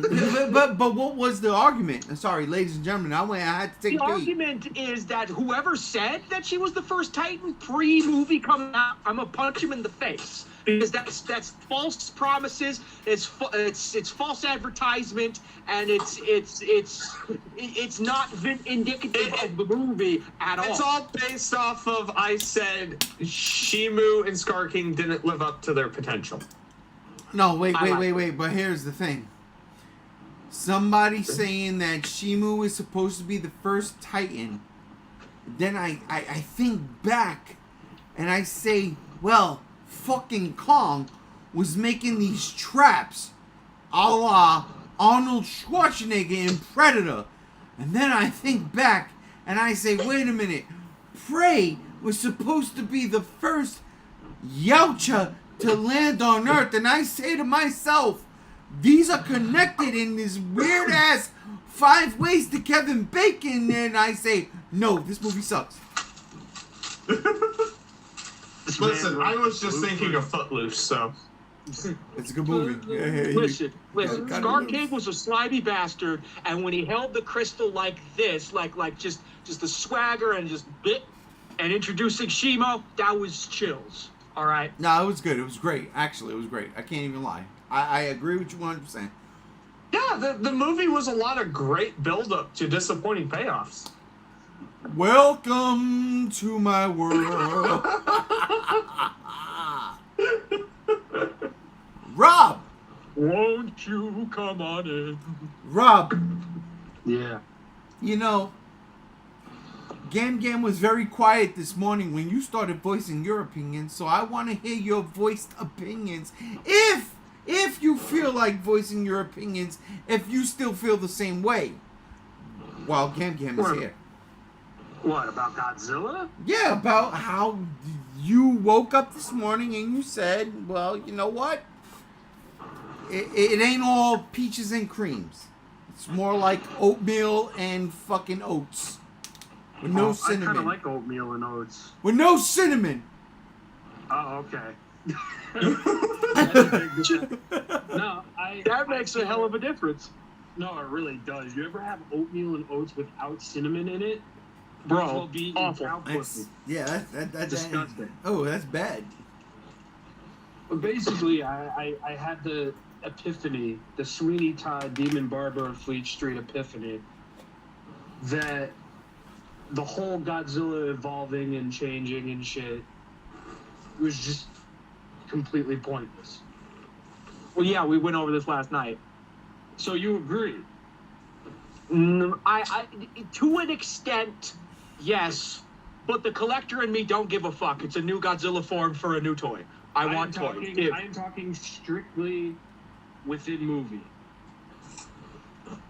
Inside the within the movie, okay. So I noticed this. I don't know if y'all noticed this, but did you notice the fucking Monarch computer simulation scan after Godzilla came out of the ice? It specifically said in that scan that his armored hide now has increased thermal resistance. He literally evolved so that Shima wouldn't freeze him to death.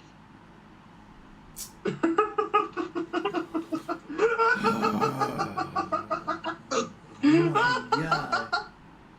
And also, his power specifically increased by 20%. Is that why he was sleeping in the Arctic? How did they get these stats? For real. They scanned him. Toho gave it to them. Yeah. This is They silly. scanned him like it was Subnautica. That's funny. That's actually a good one. That's a good one. No, it doesn't work. That's a good one. It doesn't work. Whatever. I thought it worked. I thought it was cool. Listen, I am riding off of the rule of cool with this movie. All right. Oh, if it's keep cool, going. I don't care if it don't make sense. It's cool. Listen, right now, and on come Wednesday because you're gonna see it again, and that's fine. But I'm telling you right now, I've been around y'all for so. I'm actually shocked JR came around as soon as he did. But I digress. Oh yeah. Speaking of Wednesday, I'm gonna predict this. Speaking of Wednesday, I'm gonna predict this right now. I don't think Cruz is going to like it.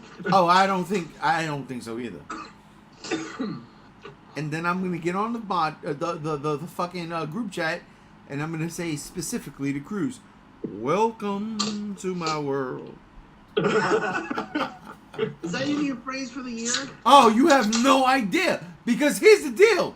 I was the only one, as you know, you listen to the podcast, I was the only one that had not liked the movie the way everybody else did. But then this morning, I'm sitting there and I, 4 hours of sleep, and I'm like, what the fuck is going on here? And I see JR, and I see Rob, and I see... And I won't say disdain. I will not say disdain. I don't think it was disdain. But I see a changing of the minds. I see the hypnotic messaging letting up. I see it. And I sit there and I say to myself, welcome to my world. That's it. Because, honest to God, I don't hate the movie. I was just disappointed. I was just disappointed. It wasn't that. You literally hit in the movie with "I'm not mad, I'm just disappointed." Bro, why did Godzilla need to morph into what he did to fight nothing? Because it's cool. No, that's bullshit. But again, and that's again what we talked about in hour 1 and 2. That's what makes a good children's movie. Maybe he realized in King of the Monsters when he got powered up. Maybe that's part of the reason why I love this movie. I went into this movie thinking it's going to be a kids movie, like the late Showa era movies, the Champions Festival, Godzilla from All Monsters Attack to Godzilla to Terror of Mechagodzilla, those types of fucking movies, and I came out thoroughly satisfied. Mechagodzilla's a kids movie. It was part of the Champions. It was part of the Champions in that Festival. film. It was part of the Champions Film Festival, which was aimed at kids. Yeah, that was also in I'm like just confused because 2012. Yeah. That was in the 2020s Japanese, or 2010s. the age of consent back in the 70s was like 13, all right? They didn't give a fuck in Japan. Yeah, I'm just saying. I'm just like. I'll say this though, Hedora is not a kids-friendly film. I'm just saying. But anyway. Because of all the acid use. This is another reason why I equate the movie to also show a Gamera, because it has a bunch of monster gore. You have Kong literally ripping a wart dog in half above his head. You have Kong throwing the severed head of that sea serpent to trip Zuko. You got Godzilla exploding Scylla into goo. You get all that, and it doesn't. There's more monster gore in this than Gamera versus Giron. You got all of that, and it still does not make a difference in the fucking overall. It doesn't tell a story. It's just, there's gore, there's gore. Godzilla killed this guy, Kong killed this guy. There's no story beats. Zero. Yeah, Zero. there's story beats if you watch the human scenes. No, you just explained monster gore, and now you want to go to human scenes. Stop! You see what you're doing? I'm clapping back at you're saying that there's no story. There is a story. Watch the human scenes. I'm talking about the monster shit, which you just referenced. You didn't reference no humans. Stuff is comparing it to show a Gamera's Bernie didn't run up on some dude and shoot him in the head. Rob and me are clapping cheeks.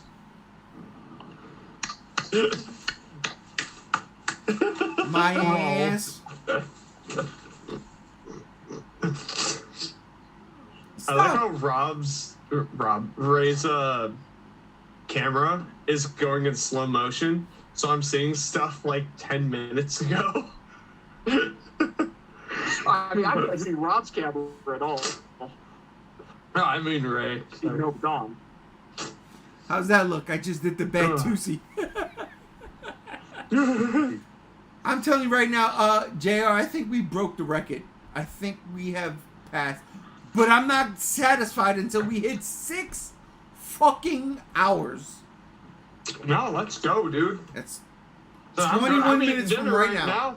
It's just a burrito. I'm good. I'm just listening to what you guys are talking about, honestly, and yeah, my opinion of the movie since last night has definitely dropped. I still give it a 3 out of 5. I don't believe that. But you don't believe the 3 out of 5? Nah, I believe that's going to drop. I don't believe it. I believe that's going to drop. I can't defend the movie. That's probably the biggest sin of the movie is I can't defend it. I can. And that's fine. I can't. If someone was to come at me, again, someone's like, yo, that movie was shit. Yeah, it was. Why do you like it? I like shit.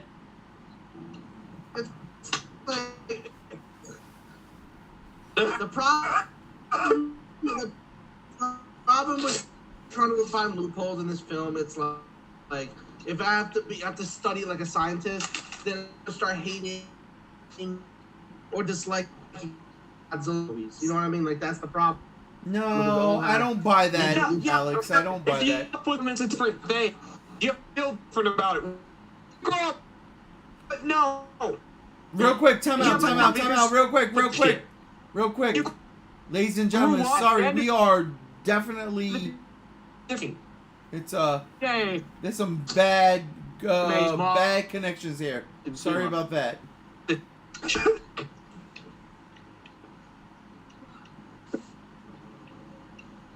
No, you're good on my end. You're good. Everyone's good on my end. Am I coming out wrong again? Might be Raisin. No, it might be on my end, but like Alex and JR, when y'all were talking over each other, there was such a stutter, like nobody was coming through. Oh, really? Unfortunate. Oh, it's unfortunate, but it's also, Penis. 5 hours and penis. I mean, you and I could repeat what we said, but basically what I said, right, is if I want to analyze the loopholes of this film like we've been, I mean, like really, really dig into it and just find all the bad things, then I'm going to be hating half the Godzilla films because they all got plot twists and problems and continuity issues and all that stuff. Yeah. I don't want to do that, especially like the series and stuff. or the key. Okay, well, Man, I'm fucking not gonna do that. 'Cause then, Showa and Heisei are loosely connected. That's always been a thing. No, it's not. No, what I'm saying, like, see the Heisei stuff in general, like, it's like the time shenanigans that they do in it, or like I say with Kiru, that bullshit never happened because the bones disintegrated in 54. Like, these little things add up. Just like The bones were disintegrated in 54? I thought he was dissolved 2 bones. No, so when they went to disappear. bones, They then it disappear. disintegrated. Yeah, no, in the actual 54 movie, he was disintegrated completely. It was a retcon in Kiryu that it was only the bones that survived. Right. Yeah, so what they did, they did a CGI scene of Kiru, and they showed 54 in pain. Not CGI. That was it. Yeah, it's not Believe it or CGI. not, It was a puppet that was like down to somebody's torso. Yeah. Yeah. I showed the puppet last week to these guys, but like they put CGI on top of it, so it looked like it turned a bone. But regardless, they retconned it, you know. And it's like I could go back to almost every film. You know, oh, this got retconned. That's a loophole. This doesn't make sense. Why they talk about violence against Godzilla if that should not have happened because Godzilla got erased? Like all these things would be like, okay, if I'm gonna start doing that, then I'm gonna be hitting all the films. So I'm just there to have fun. I'm not gonna study it. Okay. I By get you. that same logic, why not question stuff? No. Time out. No. I do, but it doesn't mean I can't enjoy it. That's what I'm saying. You can't question. You can't question the logic that's been out before we were born. Well, and that's what I said when I cut out. I'm like, what are we doing here? But at the same time, it's like I said, we grew up with the films. They were out before we were born. Who are we to question what happened before we were born? We weren't born. We didn't exist. That's not our time. And again, This is and our at that time. time, nobody had any cause to question. The problem is today, the way society is, it's all about, well, why did you do this? Or why did you do that? Okay. And But at the same time, today's society has also been craving pure escapism. And what is this movie but pure escapism? No. That's not fair because it's a part of a franchise. And when the franchise started, that wasn't where it was set up to be. But it's not a Gareth Edwards movie. No, it was the It show doesn't scene. matter. It's a part of the fucking franchise. This particular franchise. And that's the thing. If you want to compare it to the Showa, okay, so we're going to compare it to Showa, which means that this new series is unoriginal because it's just copying what came before it. No. I'm not saying no. That's not what I'm saying. What I'm saying is that a decade after 54, they changed direction, just like how they're doing it now. A decade later, they're changing direction. I'm not saying that they're copying Showa, but I'm saying the feel of, say, 2014 is the same as 54. Is okay. They had a direction. It's going to be taken seriously, and we're a decade later. We're far from that, which is the same that Showa did, 70 years ago. So hold on. Good That is Lord. perfectly fair to say that now at this point, now that we've gone full Showa, it's not original anymore. It's just copying what came out before. This However, isn't even I just- like what came out before, so I don't care. But again, and I keep saying it, this ain't Showa. It's not Showa. This is a Kong it is. movie. No, This is a it's King- not Showa. This is a It's King not. fucking Kong movie. This isn't Showa Godzilla. And that's not impossible. a knock. Oh, and it's not a knock about that it's not Showa. That's why I look at it. No, it's one of the best King Kong movies ever made. It's a But great to be a King Kong Showa movie. era Godzilla film, it's got to be about Godzilla. This is not about Godzilla. What I'm This is about saying is King that- Kong. Except no, because Godzilla vs. Megalon was a Jet Jaguar movie. It's not. Stop. You keep saying that. It's not. No, Okay. Jet Now, Jaguar that wasn't should've established. been King He Kong. wasn't established. You got to stop that. Jet Jaguar was not established in that movie in terms of where Godzilla was. It's called Godzilla It vs. was always Megalon, going to and be there's a robot. Godzilla vs. Megalon was always going to be a Godzilla movie. Right. Always Yeah. was. What about the sea Stop that. monster? The sea monster is perfect. Okay, so we talk about the sea monster because they couldn't get the rights to Godzilla for the movie. Fine. Couldn't get so we're rights to talking Kong, one movie Kong, out of 15. Kong. Get it right. They couldn't get the rights to Kong. Kong, sorry. So you're talking one movie out of 15. We're gonna make one. Yeah, one exception, That right? defines the Showa era, the one movie. This is the reason why I go back to Megalon, because in Megalon, Godzilla was an afterthought. Jet Jaguar came to him at the last minute asking him for help, just But like it was Kong did. always supposed to be a did Godzilla movie. Godzilla did a ridiculous move, the sliding drop kick, just like in this movie where he suplexed Kong. All right, that's Okay. ridiculous. Nobody hates that. Nobody hates that. Everybody loves that. Both. I mean, that being said, I love both the one particularly. movie's the rule of the Showa? Yes. Yeah. No. No! Yeah, no, you want to know why it is? Because Godzilla vs. Megalon is the most widely known Godzilla movie in America. It is the movie that everybody knew. No. It was so infamous. No, that it got no, put on Mystery no, Science no, Theater no, 3000. You're way off with No, that you're one. way off. I'm sorry, bro. Maybe it's because you got to get on a bus in a minute, but no, you're off. You're out. You're out. No, 3 strikes. that's- I was gonna say, No. for me, I'm all gonna I'm go saying- out and I'm gonna talk to everybody in town. And I'm gonna tell them. I'm gonna ask them what was the Godzilla movie that they remember the most. And they're gonna I'm say gonna King of the goddamn to Monsters. you, it's not gonna be any movie from Heisei. No, Well, it's I not. guarantee you it's going to be Godzilla versus fucking Mecha Godzilla, because each one of them is going to be like, oh, I remember Mecha Godzilla. It's not gonna be fucking GVK. Jet, Jaguar, and Megalon. It's gonna be Here's the GVK. thing. What I was trying to say earlier was not trying to compare the show in terms of the copy. What I'm saying is that the theme of seriousness to what it is now is completely different a decade. That's all I'm saying. I'm not saying that they're copying the Showa films.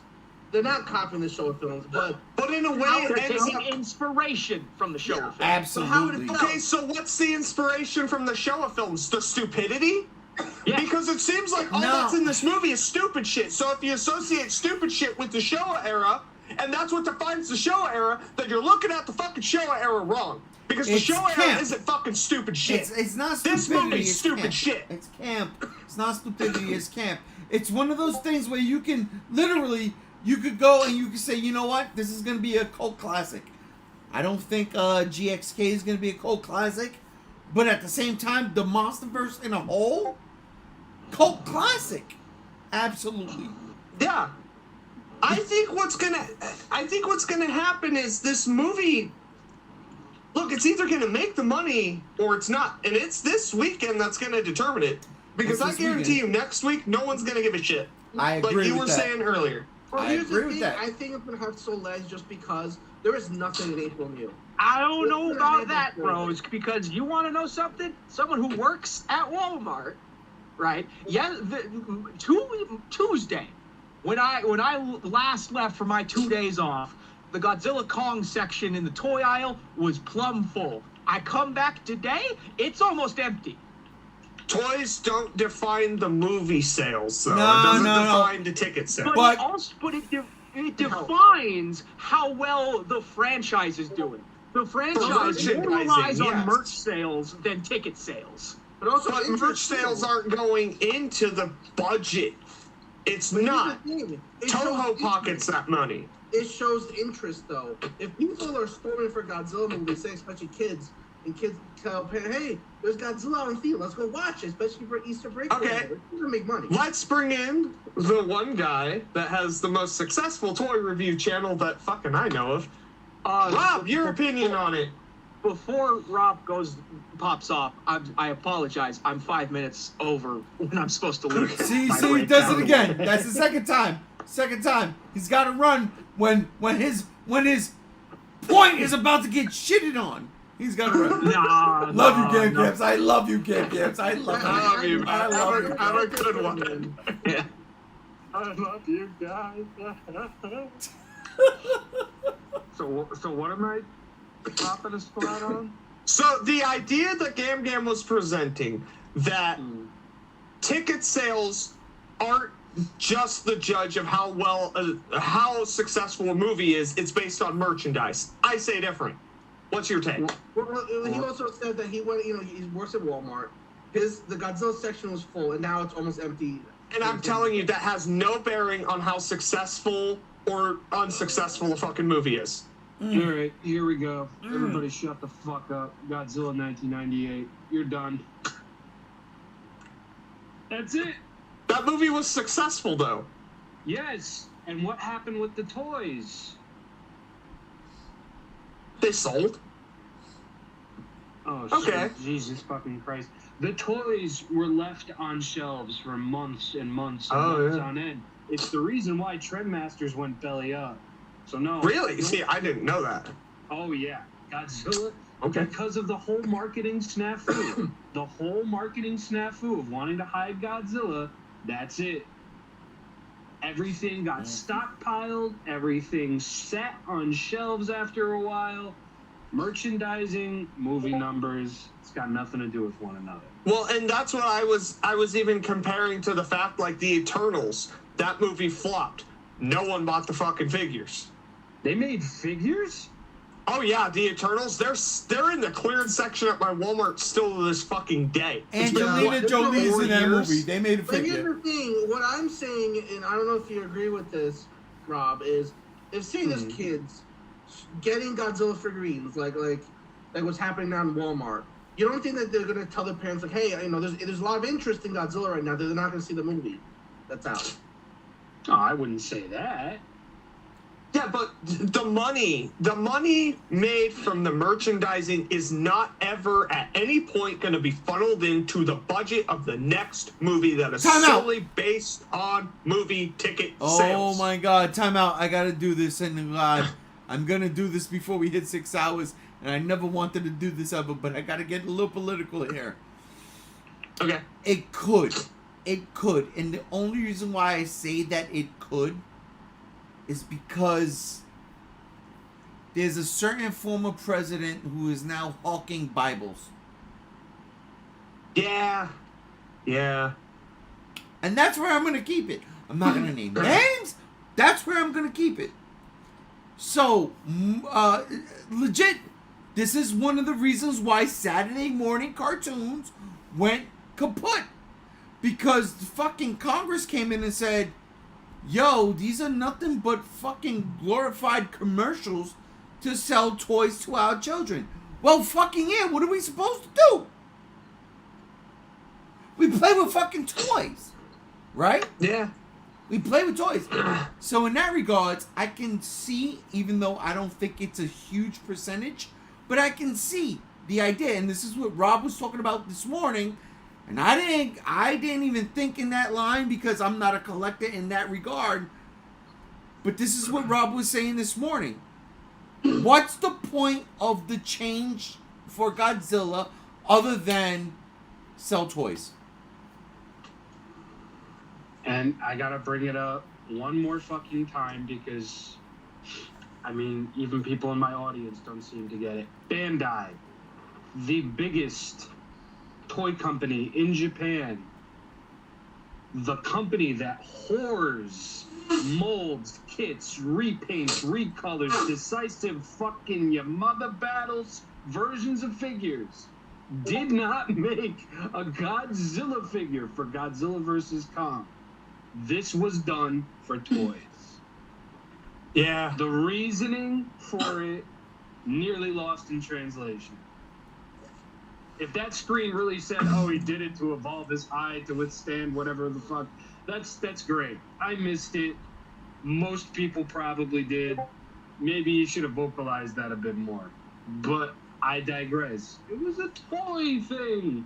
I knew it was coming a mile the fuck away. That's the issue with Godzilla not changing, like not having a different design per movie.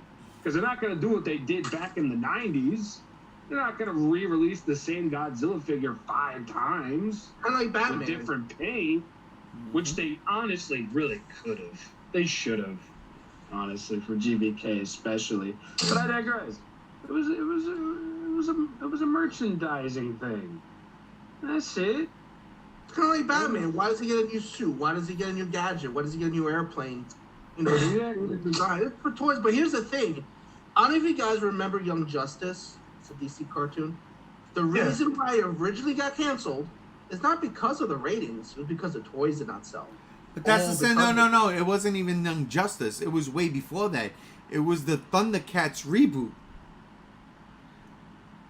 That shit came out, and it was like, oh shit. The toys came out, did not sell. The fucking the ratings were more than sound because they didn't sell toys. No season 2. Same thing with that was fucking the thing. He-Man. And I remember because when people try to get Young Justice back, which they did later, but one of the reasons why the directors and the writers and everyone kept saying, "Why did it fail? Why did it fail?" They just kept saying, "No one bought the toys. They helped them stay afloat." So I do think, now I'm not going to say it's like 50% of the budget, but I do think that little part does help.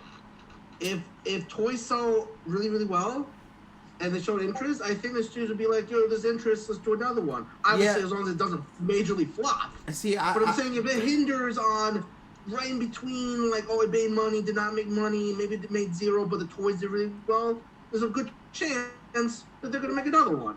See, I don't believe that. Yeah, but if people are just buying toys and don't see the movie. Is that, say you're on the teeter. Say you're like, it made $400 million and it needed 420 or to break even. It's really close, but the toys did really, really well. That little piece is going to help it go over.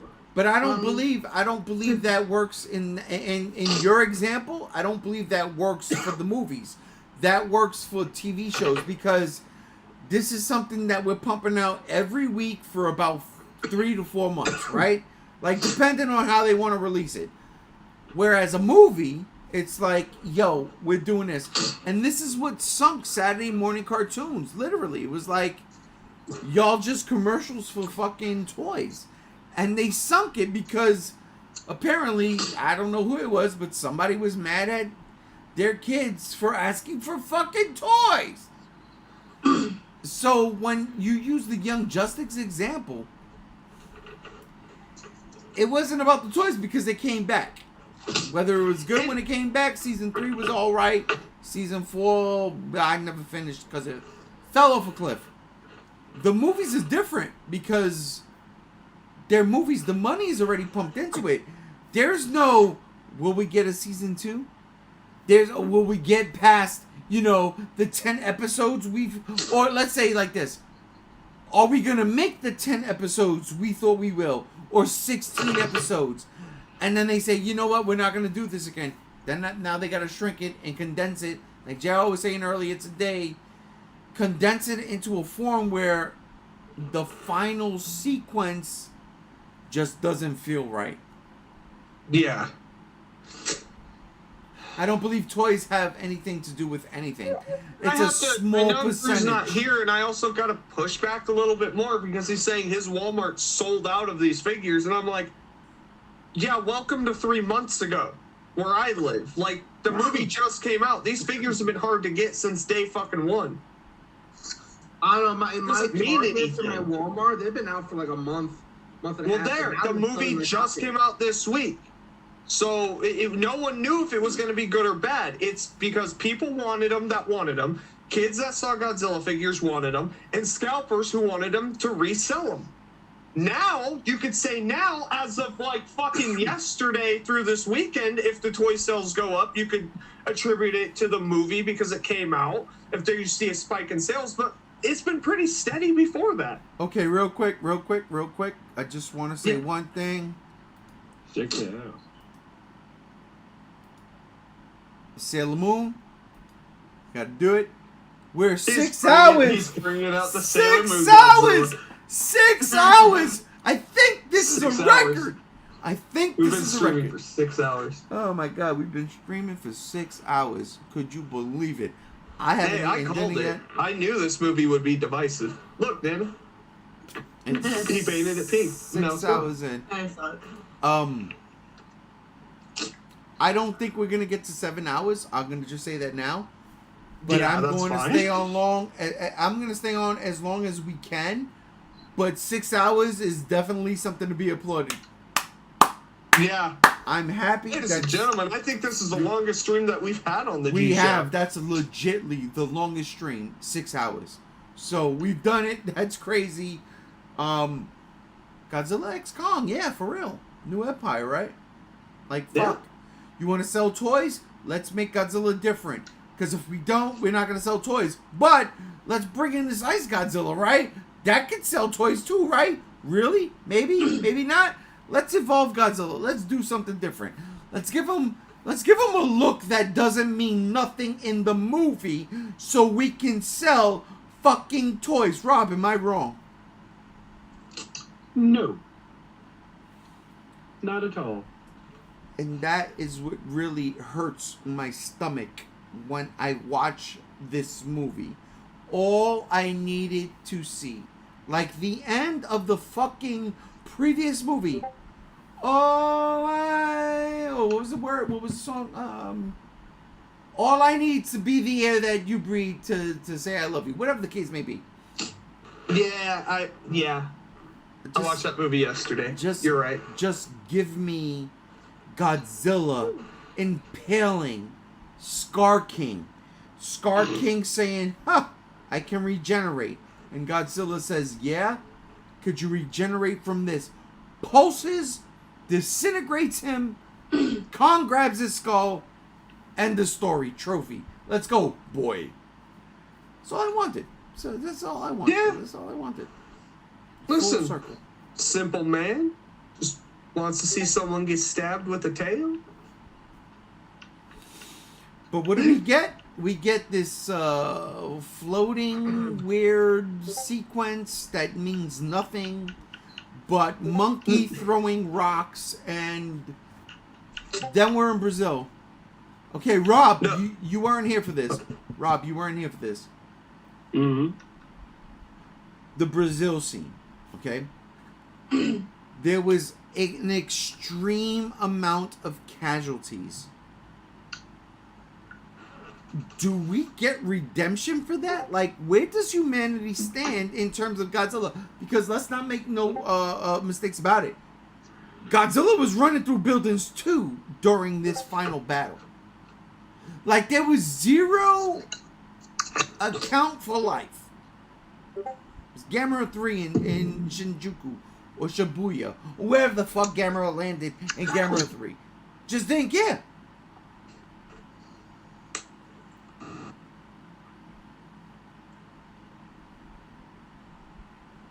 Okay, I'll start again.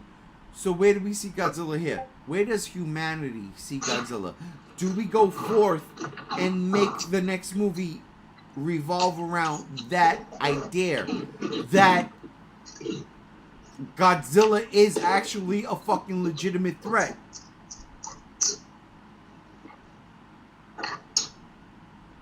Are you asking Rob? Who are you asking? I'm asking Rob.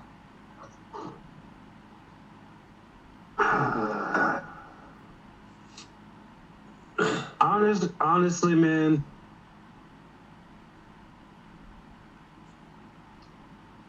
don't put this kind of stress on me.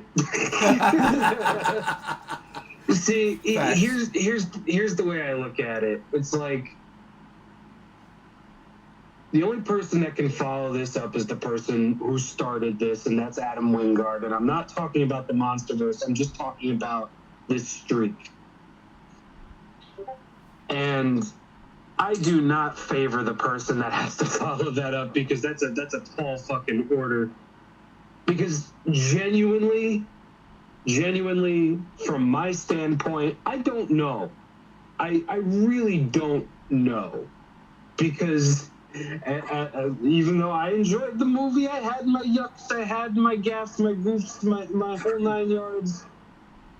I genuinely wouldn't know how to follow this up in a way that doesn't feel like a tonal whiplash to the face. I really don't. It's just like, oh, are we going to treat Godzilla as a threat? It's like, well, he did kind of help a little bit, and he's just chilling in Italy. He's getting the prima pepperoni pizzas. He's good. He's bulking up. It's bulking season. That's the whole 9 yards. I genuinely wouldn't know. It's just like, yeah, you could do aliens, you could do bioengineered kaiju, because at this point, anything would fit. Anything would fit. Anything. I really believe that. Because there is no ceiling now. Right. There is none. There's no ceiling. Godzilla was doing ballet in zero gravity. They were hopping from rock to rock like it was fucking a Frogger, Donkey Kong, Crash Bandicoot, Jelly Jumping with Croc, whatever you want to call it. It's just And like Kong was riding Godzilla like the rodeo. That too. There's Godzilla doing ballet in the air. I shut it off. There it was. You know what? Like, a once wise man once said, if you can't beat the meme, embrace it. Yeah, you know. And now we're back from Planet X. Welcome back, Brother Chase. Welcome to the 6th hour. I'm not gonna be here long. I'm just here till my dinner's done. Hey, listen, don't worry. I don't think we're gonna be here that long. We made 6 hours. We're in. But no, you know, Rob, I asked that question because, you know, I wanted to hear what you said. My thing, you weren't here before. My thing is, there's got to be some kind of retribution for Godzilla, right? Because in this movie in particular, I mean, hell, it even started in GxK, right? He busts out in Florida. He knows there's something wrong. They send jets at him. He's toying with them. He's throwing them out. He's blowing them up. He's killing people. He does his damn thing. But in this one, it's a little bit extra, right? Like, Godzilla's really going for broke. But then Brazil happens. And it's like, there's no alarms that have been established in Monarch lore, right? Legendary lore. No alarms go off. So everybody's gotten caught with their pants, you know, down. Godzilla contributes completely to a mass destruction of Brazil, which means many, many, many, many people are dead. It's insane. There's gotta be some comeuppance. That's where I go. And see, that's more of the idea I have of Monarch has to answer for Godzilla, and humanity's gonna turn on Monarch. Who is breathing like that? You guys hear someone breathing like that? I thought that Sounds was like you. they're like just sucking on their mic. Darth Vader. But that's why I think that Monarch will have to pay for the repercussions of Godzilla, because they're the parents supervising their kid, and humanity's like, you're not teaching your kid to stay in line, and then that's what's going to cause a war with Titans and humans, which is what they've also have like played with in past movies too. Yeah, they played with it in King of the Monsters, so we're just gonna retread shit. It is destroy all monsters, but the humans are the monsters. Oh, stop it. That would be stupid. Good work. I'm watching it. Day one. All right, here we go. Round robin right now while we because I'm about to end this. Yeah, because I gotta figure something out. Of Millie Bobby Browns. I'm so happy she wasn't in this movie. You have no idea. Yes. I miss Mark though. I miss him. I liked how he was always wanting to find his wife and daughter and whatever that Twitter page is. So. I did not, and if you peeped it, so this MonsterVerse thing always had, well, there's a sacrifice, right? In a movie, and then somebody survives and they go on. The sacrifice in 2014 was Bryan Cranston, right? Killed me, but alright, I get it, whatever. This sacrifice in Kong Skull Island, John Goodman, right? Okay, whatever. This sacrifice in King of the Monsters, well, there was two. Serizawa's assistant, and then Serizawa himself, right? GxK, there was no sacrifice. It was zero sacrifice. Zero. And then GxK, still no sacrifice, legit. So we could say that guy that got eaten by that plant, he's a sacrifice. Right. He got eaten by Violante. Yo, real quick, what was up? This guy was like chill, and then out of the blue, he's an asshole and gets eaten. I was like, what the fuck? I like that guy. He was like chill, and then just became asshole. He wasn't really chill. Food. He wasn't chill. Yeah. He was He was like, uptight military guy, but then he snapped and became asshole. I was like, what? he was trying to Have you keep them never had a alive. beer with an Australian before, bro? Come on. Yeah, He was I don't like the Scottish. Australians. They But scare that guy me. was Scottish. That makes my point even further. Haven't had a whiskey with a Scot? Exactly. Well, listen. Shooting fireballs from the kilt, bro. We're going to wrap this up. We're going to wrap this up right now.